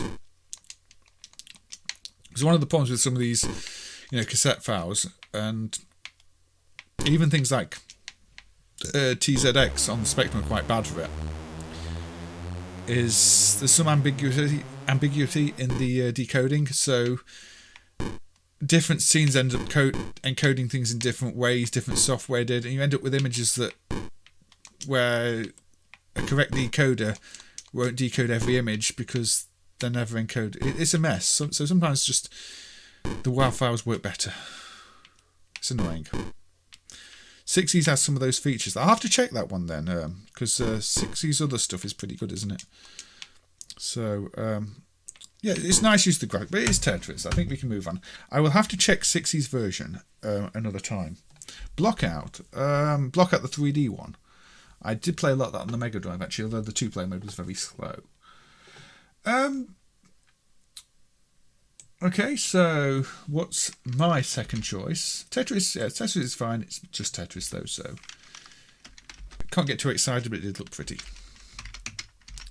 My second choice is Impossible.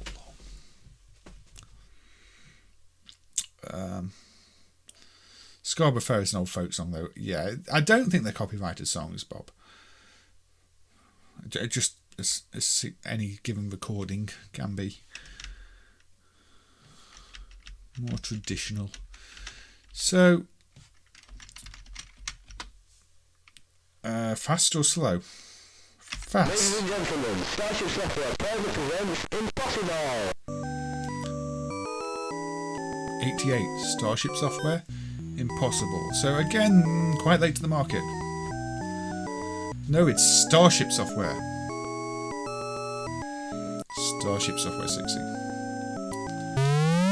Now, I did try playing this earlier, and I felt it sort of lived up to its name. It's one of those kind of Skyros type things where you've got to jump on the right colours and move faster. But you move left and right far too quickly, for one. And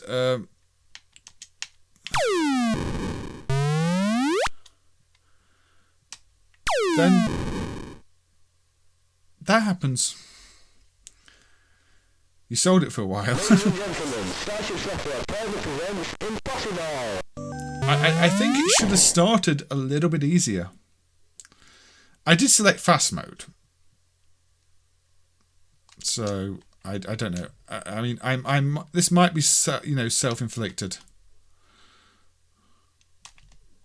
I'm trying to jump over these. The ball doesn't seem to stay in the air for long enough to jump the gaps.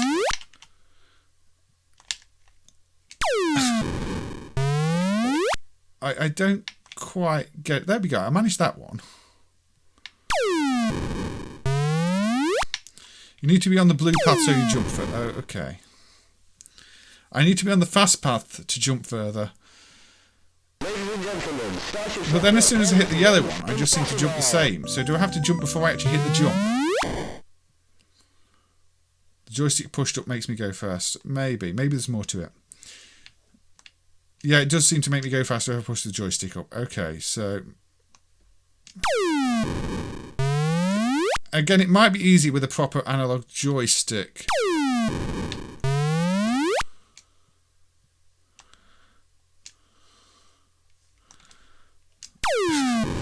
Because you don't really have the range of movement, as I said before, on the Xbox sticks because they're tiny. It's far too easy just to die. Yeah, this is, say, 88. on a technical level, it's really impressive. On a gameplay level, it does live up to the name. So yeah, fast. It's definitely doesn't. It's too sensitive as it is. So okay, if I actually, I think patience is the key.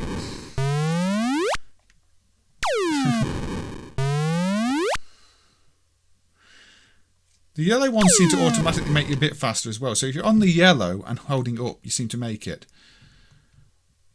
It's definitely a learn by trial and error though. This is one of those cases where you want an option for at least a practice stage. It throws you in the deep end, and you know, that's not always the best game design.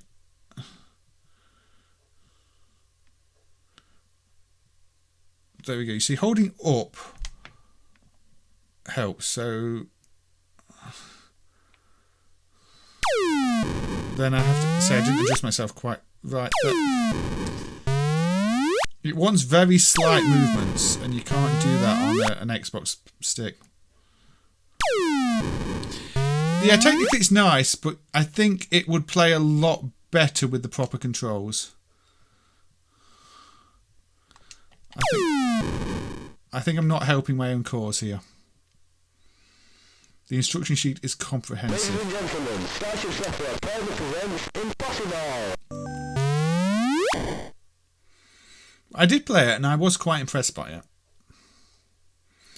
But at the same time, I kind of acknowledge it's ridiculously hard.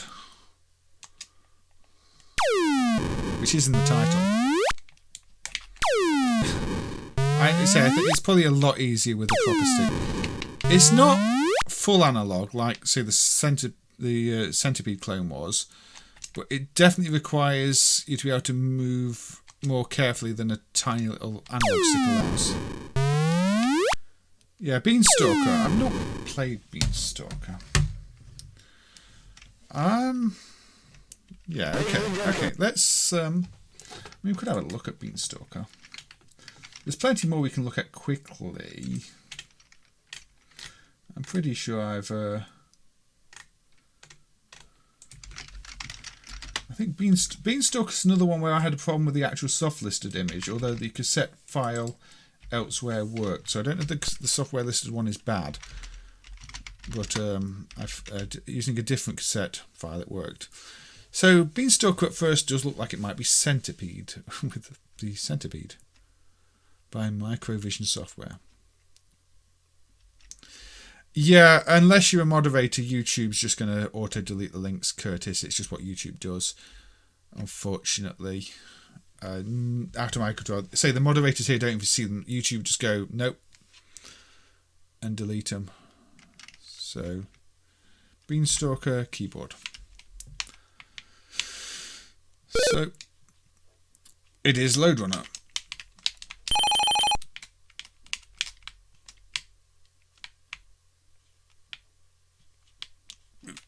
Very precise movements are needed.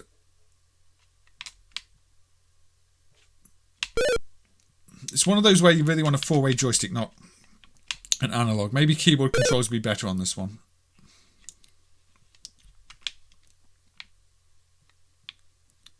But yes, it clearly is Load Runner. Everybody knows a bit of Load Runner. Load Runner's on most things, but in this case it's called Beanstalker. But it copies the formula pretty much exactly. Yeah, these controls could be better. I should have selected keyboard, I think.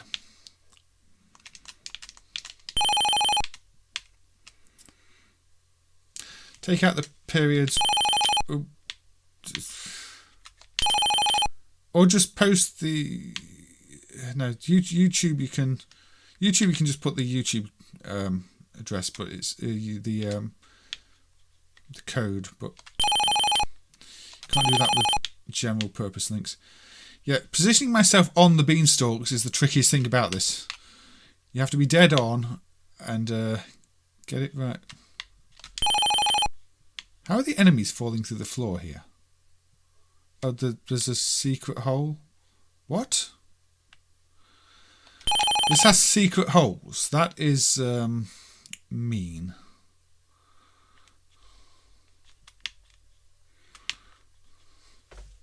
Come on. Get where you need to go. There we go.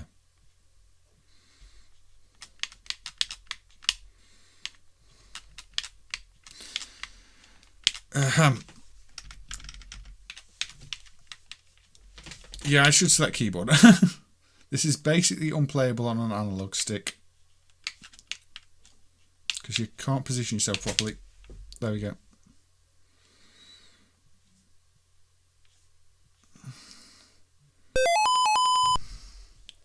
Load Runner did that too. It's a bit mean on the first level though. There we go. Beanstalker. Definitely not Load Runner, not in any way, but also absolutely Load Runner. I suppose if the level designs are original, you know, you can give it points. Because, I mean, a lot of what makes Load Runner are the level designs. The gameplay is the gameplay, but if you've got good levels, then it's still worth playing. So this is a bit different. So there's some different mechanics going on here. Yeah, I can't play this on analog stick. It looks like Chucky Egg with the birds on the stage, so it's changed the graphics up a bit. Obviously, it's not Chucky Egg. We played Chucky Egg yesterday. Well, you do now have one of these stones, don't you? Now?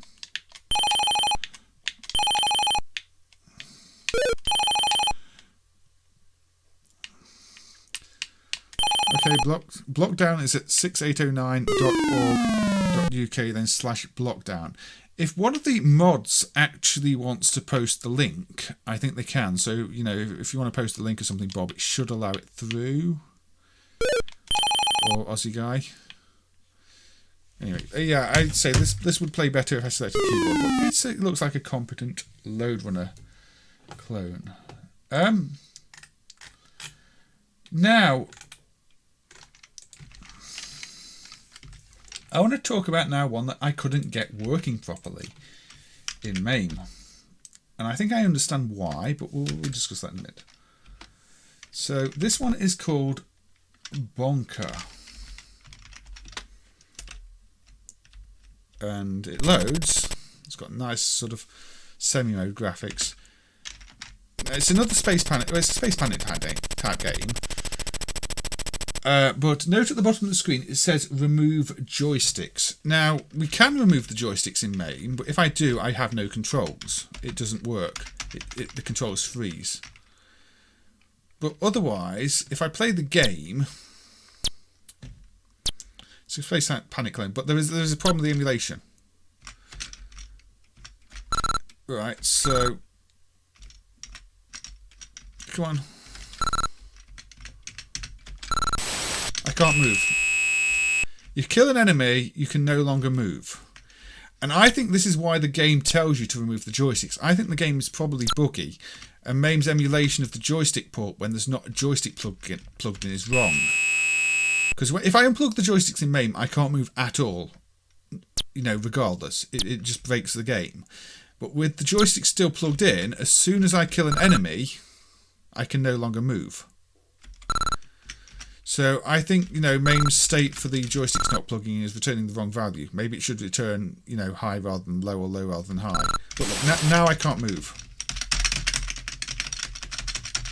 Now my controls break. So, yeah, I've tried both sets and it always does the same. I just have to wait to die now. Nothing works.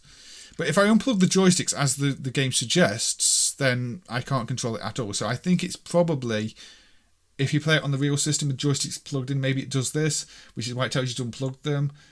But MAME doesn't emulate them unplugged properly. I don't know. All I know is that, you know, I can't do anything now. The controls freeze. So that needs fixing in MAME, unfortunately. Yeah, that might be an easy fix. That might just be, say, the unmapped, the no plugged in state of the sticks. But it does need looking at, I believe. So, let's have a look at another one. This one's got a bit of speech too, from what I remember.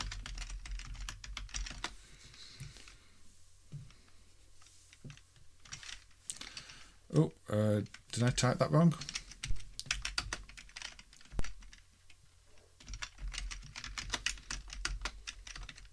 Okay. Oh no, run, it's a basic program. T. Linda is one of the Coco Dragon maintainers in MAME. Ah. Yeah, maybe Tim would know then. It's an odd one. But I think the fact the game tells you to unplug joysticks kind of indicates to me they experienced a problem when they were developing the game. So, Super Kid. This is the same developer as Frankie. Wayne Smithson. A bit of music.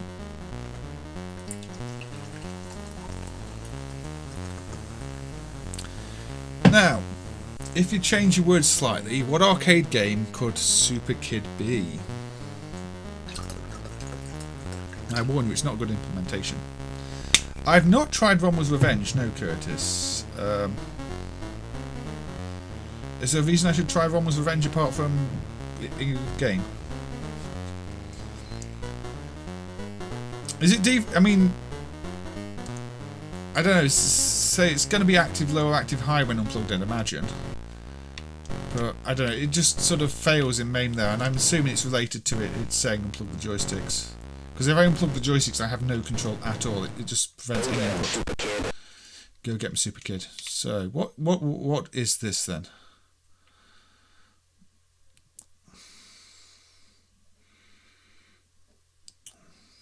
Nice load of scroll. It's got some nice multi-layered scrolling going on here. It has a nice load on Rommel's Revenge. I've not tried it. I might have to have a quick look at it. Unfortunately, whenever you die, you have to listen to the music and the speech, and the controls are a little bit laggy. I need to jump on the egg. Oh, okay. Not. I thought the egg was in the background, to be quite honest.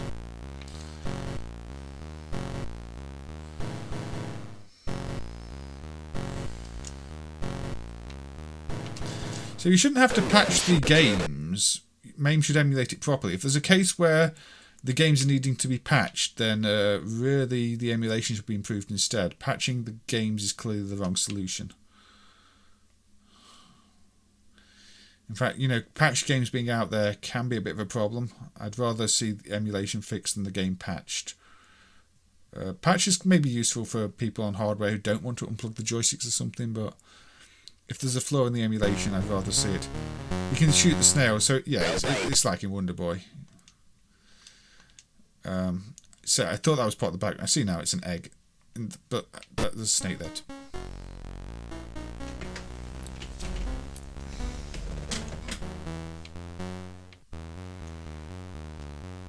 It is always interesting to see these games that uncover edge cases. The speech is so silly. So Super Kid, yeah, Super replaced with Wonder, Kid replaced with Boy. It's Wonder Boy. Super Kid. But with very British samples. I'm guessing this was also a Dragon exclusive. You don't even throw an axe, you just do an arrow.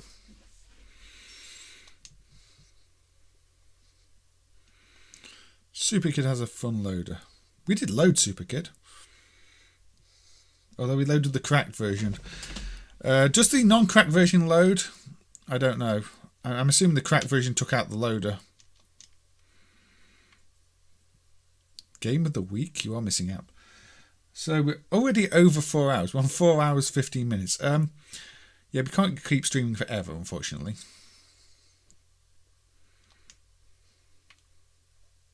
It depends on crashing at the end and running through loads of junk instructions. Ouch. That is nasty. That is very nasty. It's always good when people do research that type of... You can't go backwards though. So if I jump past the egg, I can't get it. It's kind of a basic Wonder Boy implementation.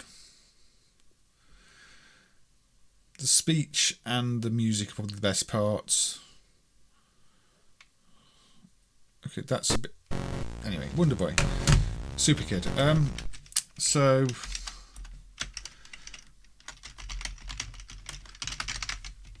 So we're going to be risky here and try a game I've never tried loading.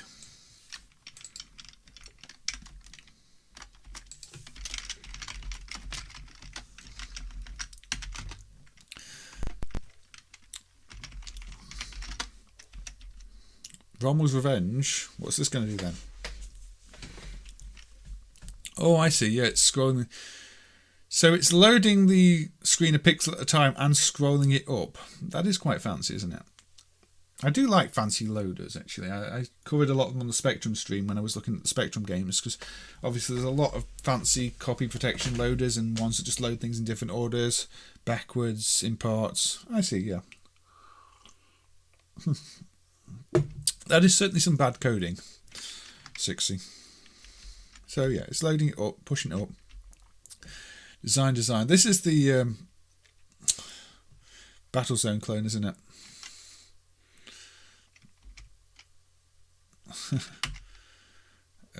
Right joystick. Space to pause the game.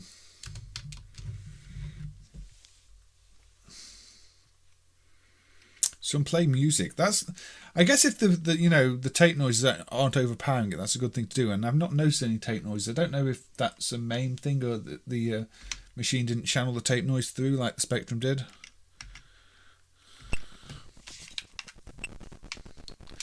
Is this also a Dragon exclusive, or was this on the Coco? Why am I shooting triangles? They're not tanks. I really should rotate to where the tank is.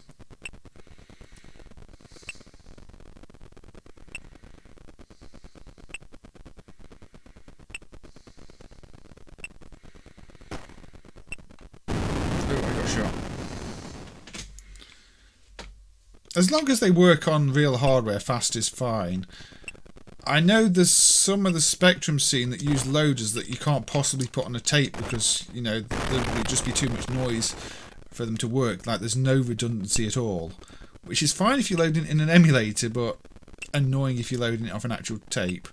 I do prefer, ones that will work on a tape.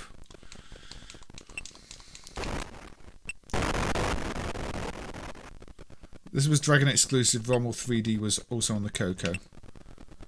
There was a Battlezone at play, actually. I didn't play much of it because I'm not very good at Battlezone. But yeah, it was one of those classic games. There's different unofficial conversions of it on all sorts of systems. One of those early 3D games. It would have benefited... Is there a way to invert the colours? Because to me, Battlezone should have black backgrounds and green graphics, not green backgrounds and black graphics.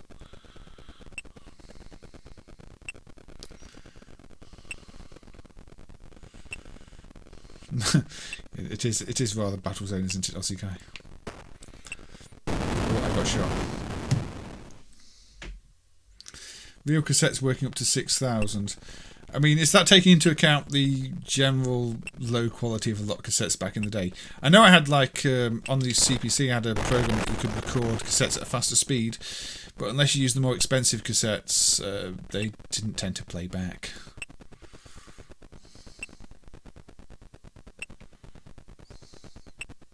Battlezone was released in Japan by Sega and Taito. At the same time, or together, or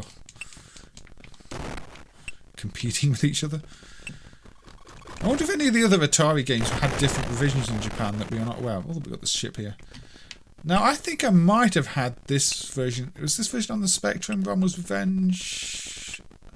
I had a pretty good version on the Spectrum.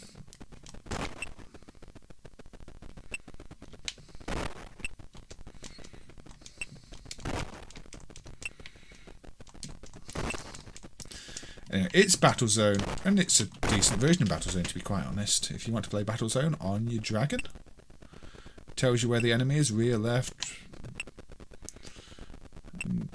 It's not got the volcano in the background, though, from what I can tell, which is kind of, I don't know, to me, Battlezone needs the volcano in the background to feel like Battlezone. Anyway, we've seen Battlezone, so that was Rommel's Revenge. A Battlezone clone with a fancy loader. let's have a look at another one that's kind of arcade-like with some truly annoying controls. I got absolutely nowhere on this when I was testing it earlier. This is Kung Fu, the Master by Alan Haywood. Not spelt the same way as my name.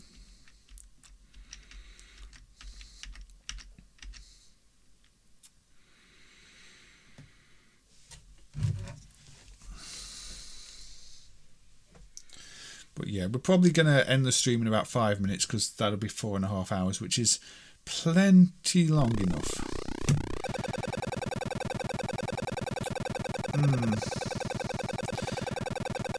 It's nice that, say, loading often depends on the CPU speed as well, doesn't it?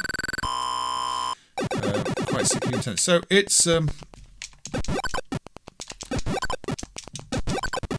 it's Kung Fu Master, but it looks like you're naked.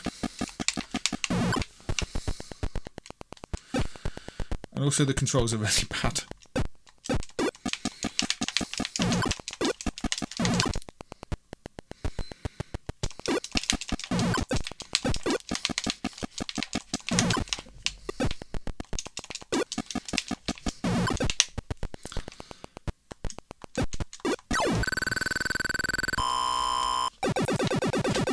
Coco Talk on YouTube, Saturday at 1.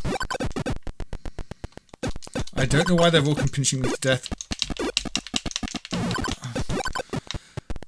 The problem with Kung Fu Master is you really want good controls. And this just has annoying controls.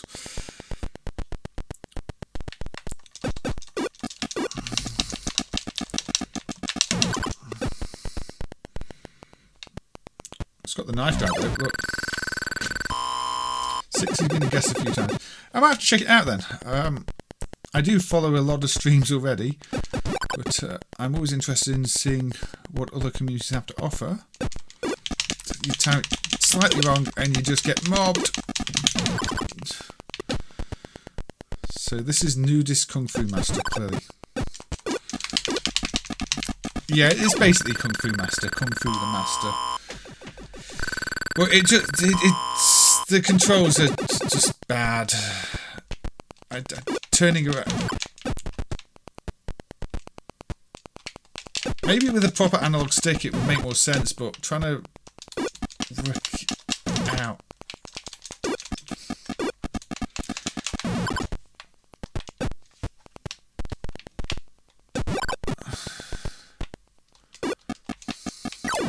I can't play that. It looks nice, but yeah, the controls are unresponsive, which just completely ruins it, unfortunately. At least for me. I wanted to like it, but I really couldn't like it.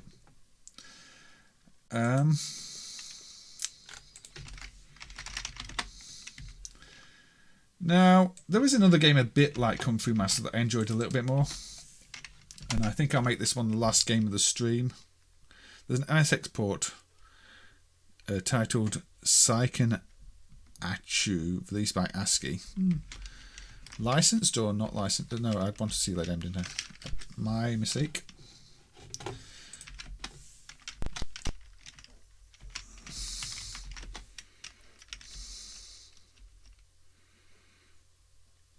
Crossbow isn't playing certain sound effects. I don't know why that would be.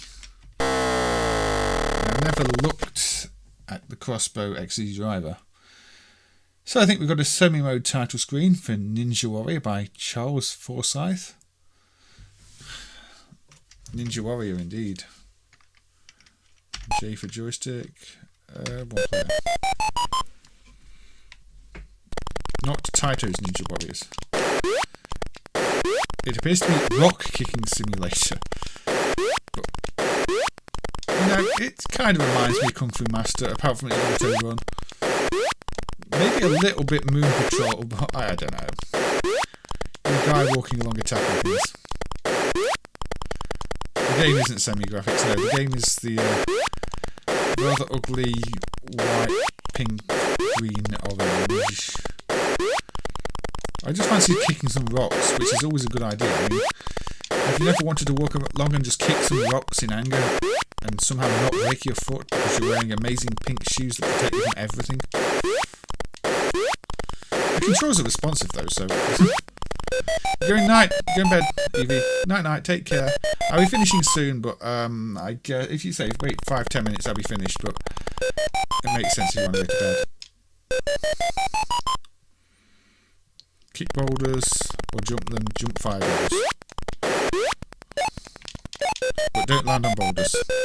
You have to be able to. That's alright, 60. I'll maybe see you on another one. I don't know if I'll do another Dragon exclusive stream. But it's been nice seeing on these ones, and your input has been really valuable. And say I'll have to check out some of the things that you have been mentioned. Say that if I'll go back over the chat and look at say the Tetris update and things like that. Right, take care, and I'll see you around. And say we'll be finishing in about 2 minutes. But yeah, say there are more games to cover, but I thought I'd just kick some rocks and. Yeah, that'll be it. So, it's alright. Not bad.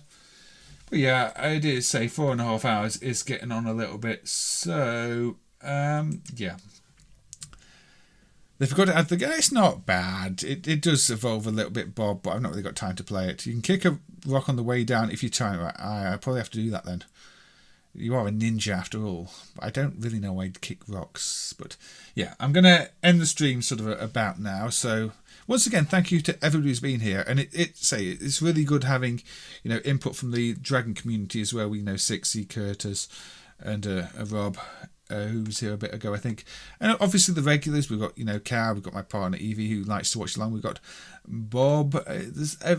Everybody is really valued here. We've even got some from say Zypho streams. We've got Matt Myers who dropped in, and I appreciate it. I mean, I'm just. Somebody who's been doing MAME for years and decided I just want to show off some of the things it does, including, Dragon emulation, which tends to be overlooked. It's a computer from, the UK, from Wales, and it offers something that the Coco doesn't for certain, it's got its own software, and it's nice to cover it. It's nice to show that MAME can do a good job of it. There are some bugs in MAME, like we saw with that Space Panic clone.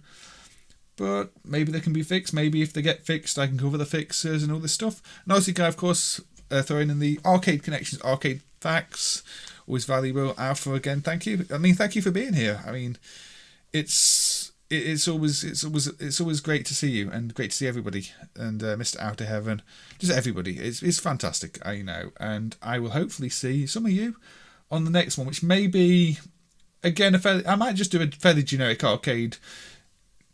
Console one, just no real plan between making plans for other streams.